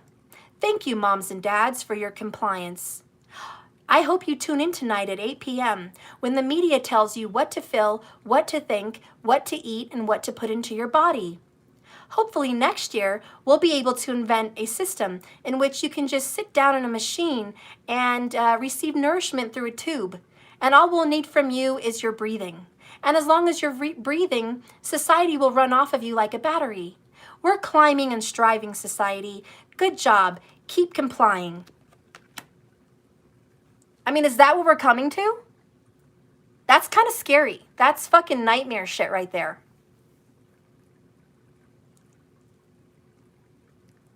Okay, that's nightmare. Society, don't use your words. Keep them to yourself. Never question anything, or you will be locked up. The penalty for opening your mouth is life imprisonment. Be wise, society. Thank you for complying.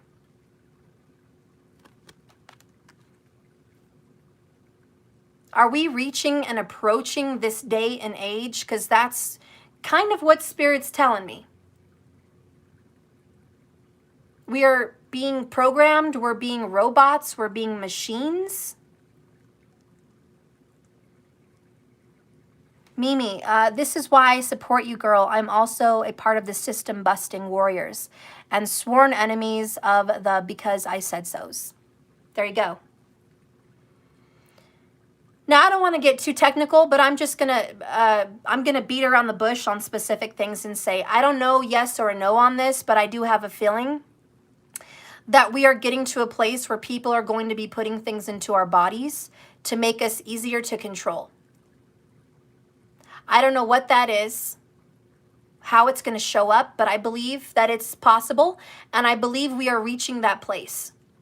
I also believe that I think that critical thinking is leaving the school system because critical thinkers make decisions for themselves. Critical thinkers can make sense of a paragraph and know what the fuck it says. Critical thinkers can know if it has sarcasm, undertones of lies, undertones of whatever. Critical thinkers can tell, they can see that, okay? I do believe that we as a society are being programmed not to read those cues, those undertones, and those truths. I do believe as a society we are being taught not to critical think, but to comply. So that is a very real thing. But, because there's good news, Jupiter and Saturn showed up in the nick of time here to transform the system. And we are at a time where the collective light workers and the warriors, like she said, the 144,000 is to step up and start getting away from the flow and the current and start changing, which means you're going to have to swim against the current, which means you're going to have to work, which means you're going to have to speak, which means you're going to have to make changes, which means it's going to require things from you, actions from you to change this. And it's not the easy way, and it's not, you know, pain-free. It's going to require some effort on your part, and you will be judged, you will be ridiculed, you will be persecuted possibly for your change in beliefs because you're not complying. So be aware. We are climbing and rising as a society to an awakening because we've been asleep. And with that awakening comes a spiritual war. It's a war of the mind. Everybody, we are in a war for our brains, for our minds. So resist temptation. It says here, become aware of what's happening in your life right now, what's around you. Are you feeling bored in a relationship and looking for outside of your personal partnership instead of being honest and working on the challenges you are experiencing in your relationship? Are you using money as an excuse not to follow your heart, your intuition, moms and dads? This card asks you to focus on the bigger picture. Be honest with yourselves and take the higher path. An opportunity that is much grander than this society will be offered, and it is imagined already in 5D and is on its way. Just be open to it and allow it into your life. So that is the message there to society. Allow these things to come in. When you feel your intuition coming alive and saying, I do feel it in me. I do feel I need to change. I feel I need to make a big shift in my family. I feel I need to change what we're eating. I feel I need to change how they're being schooled. I feel I need to step up in some way. I feel I need to teach. I feel I need to open a school. I feel I need to open up a farming area in our community. I feel I need to lobby. I feel I need to go to school and be a lawyer and change these things. I feel I need to network. I feel I need to go outside and pray and meditate and send healing. I feel I need to plant trees. Whatever this is for you, you're the ones having an intuition speak to you about your part in society. And it is going to be to speak up and speak out and go against the current, whatever it is. If you feel you are flowing right along like a codfish, like a guppy, down the current, you're not going the right way. If you feel like this is too easy, you're not in the right way. If you feel like you have to go back to business as usual, you're not in the right direction. But if you feel changes need to be made and are being made, you're in the right direction. You are. These shifts are not just for society, but they're happening in the collective's lives. Masculines and feminines, twin flames, all of that. These shifts about boundaries and limitations, self-respect, self-love, self-care is part of it, but it's also society's part. Independence, okay? Fight for your independence and freedom. Fight for you to have a voice and to say so. Fight for your children to have rights. Fight for your as a parent to have rights. Fight against social norms because they need to change. Guys, when Martin Luther King fought the system to have equality for one and all, he was following his intuition and being the change. It was much easier for Martin Luther King to be quiet and comply.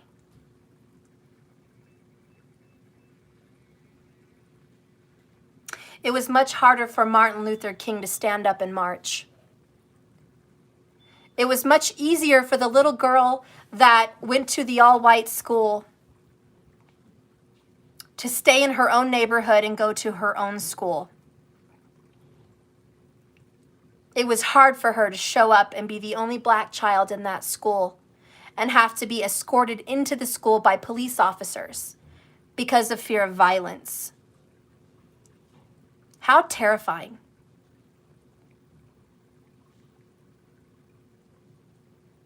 It was really hard for women to stop being abused and being put into the corner of a hot kitchen, physically beaten by husbands or fathers, and stand up and say there needs to be women's rights for women and children.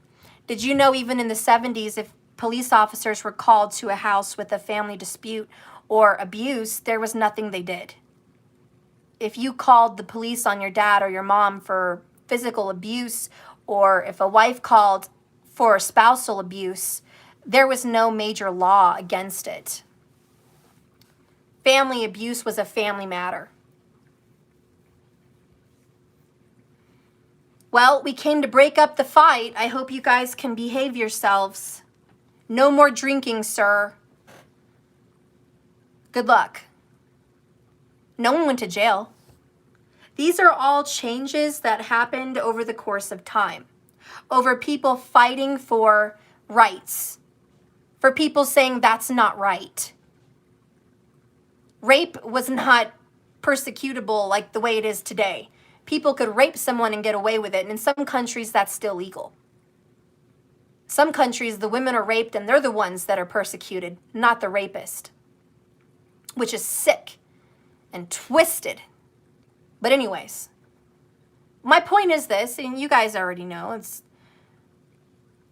all the strong people of our world did not comply. They did not sit down and shut up and comply. Well, society says it's okay. We're just going to noose this person because all these hundreds of people watching They think it's okay. They support this. And the police officers over there in the corner, they also support this. And the justice system and the courthouse, they also support this. So we're going to hang this person today. That used to be okay.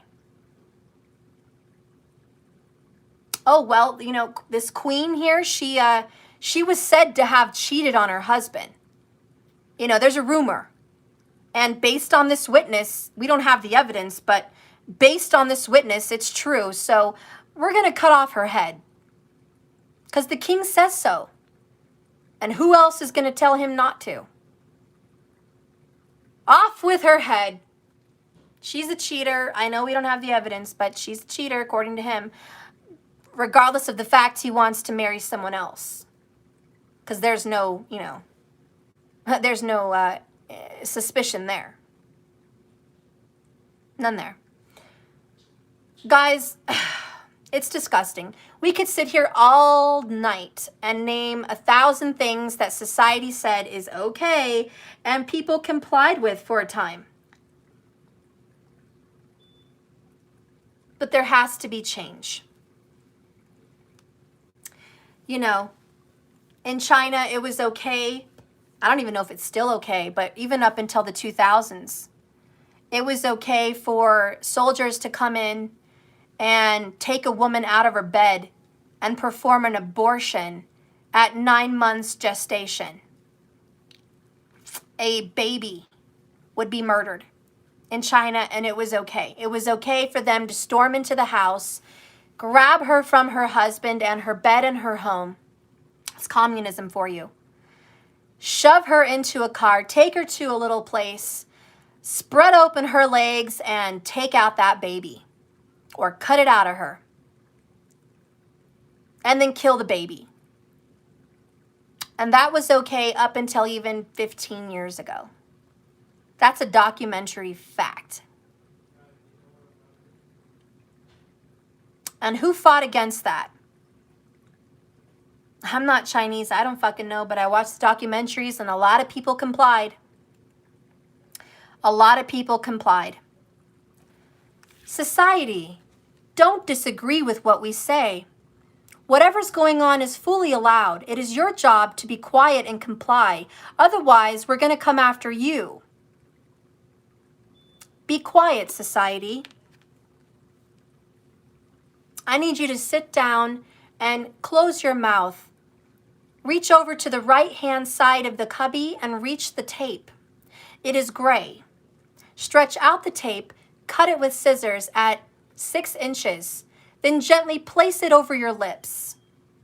At this point, I want you to be quiet and comply. Good job, society. You did the right thing. That's basically what's going on. And we're not saying anything. Schools are out of control. Teachers are being crazy liberal psychos. People are nuts. People are either ultra conservative psychos or they're ultra liberal psychos, and your kids are being taught by them. It's scary. Who is the well-balanced teachers? Well, they're not in the schools, not really. Why? Because the teachers are also being told to comply. I don't want to go there. That's a whole nother podcast. It's not good, guys. And you know who doesn't understand it? The baby boomers.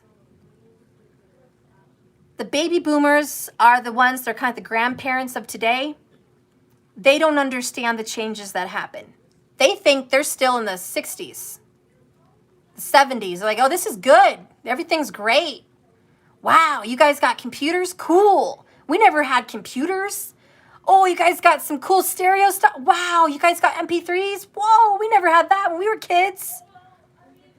Wow, you guys are so fortunate. You have so many classes, so many options, so many different studies. Wow, you guys are lucky, man. Way to go. Cool. Baby boomers don't understand. They don't understand. Grandparents of today, maybe great-grandparents of today, they don't understand the drastic changes that have been made in schools, how teachers teach, what they teach, why they teach what they teach, how teachers are dictated. Teachers can't just go into a classroom and teach whatever subject they feel they need to teach for the day, or pick a subject they feel they want to touch on for their students. They have it all picked out for them. They just go to school, get their degree, and they're allowed to teach it. They're slowly being told to think not for themselves, but to share the opinions of the authority. It's very scary. That's a whole other subject for another day. But guys, I think I'm going to go because it's been a long-ass reading again. And it's just a podcast. I think that's what I'm going to call it, just a podcast. Listen if you want to hear a lot of talking for a podcast. But that's what it's been, guys. And, good luck out there. It's not easy. There's a lot on our plate. Pick one. There's a lot of subjects you can choose from. There's a lot of areas that need healing and work. That's why we're a team. 144,000 is a team. We have to work together. It's not easy. There's no way one person can tackle all these issues. Each of you guys have experience. Each of you guys have a mission. Each of you guys have areas in which you're interested in which you guys can contribute to the collective to make this world a better place. Each of you can talk about what moves your soul, whether it's pollution, whether it's school, whether it's government, whether it's relationships, whether it's raising babies, whatever. You guys all have your different areas of expertise and subjects of healing, whether it's what you put in your belly or put in your mind. Many of you have missions here. So pick one that moves you and do it. That's my only inspiration I can share with you today. Pick one and do it. That's your purpose. Otherwise, besides that, take care of your family, make those sacrifices, make those tough decisions, and fight the good fight. Be those Martin Luther Kings out there, guys. Be the people that signal change. Be the women that fought for women to vote. Be the women that fought for women to be a voice. Be the people that fought for equality. Be the people that said it's not okay to abuse your family. Be the people that said, you should support your child. You can't just run out. Be the people that change laws, change rules, change society. Just because something's okay today and accepted by the majority does not make it right. Pick a cause. Even if everyone's grocery shopping and picking bullshit food in the aisle and there's poisons in there, be the fight. Be the voice. If kids are not being taught properly and schools are improper, then be the voice. If the world is not taking care of the nature, be the voice. You know what I'm saying? You guys' purpose is here. Be the voice. Be those Martin Luther Kings. Yeah, be the change, man. Be the change. I'm sorry this is just a long who knows what the fuck every here and there, left, right, up, down, crazy ass podcast. But thank you for listening. Welcome to the channel if you're new. I hope you enjoyed it. That's it for today. That's all, folks. Oh, Lord. Be well. Remember, it's not about the destination. It's about the journey. So just keep swimming. I'll see you guys tomorrow. I love you so much. Woo! Relax yourselves. Don't put so much pressure on yourself. Take it easy. Take it in strides. You don't have to change the world today. Okay? All right? You don't have to do it all at once. I love you all. Be well.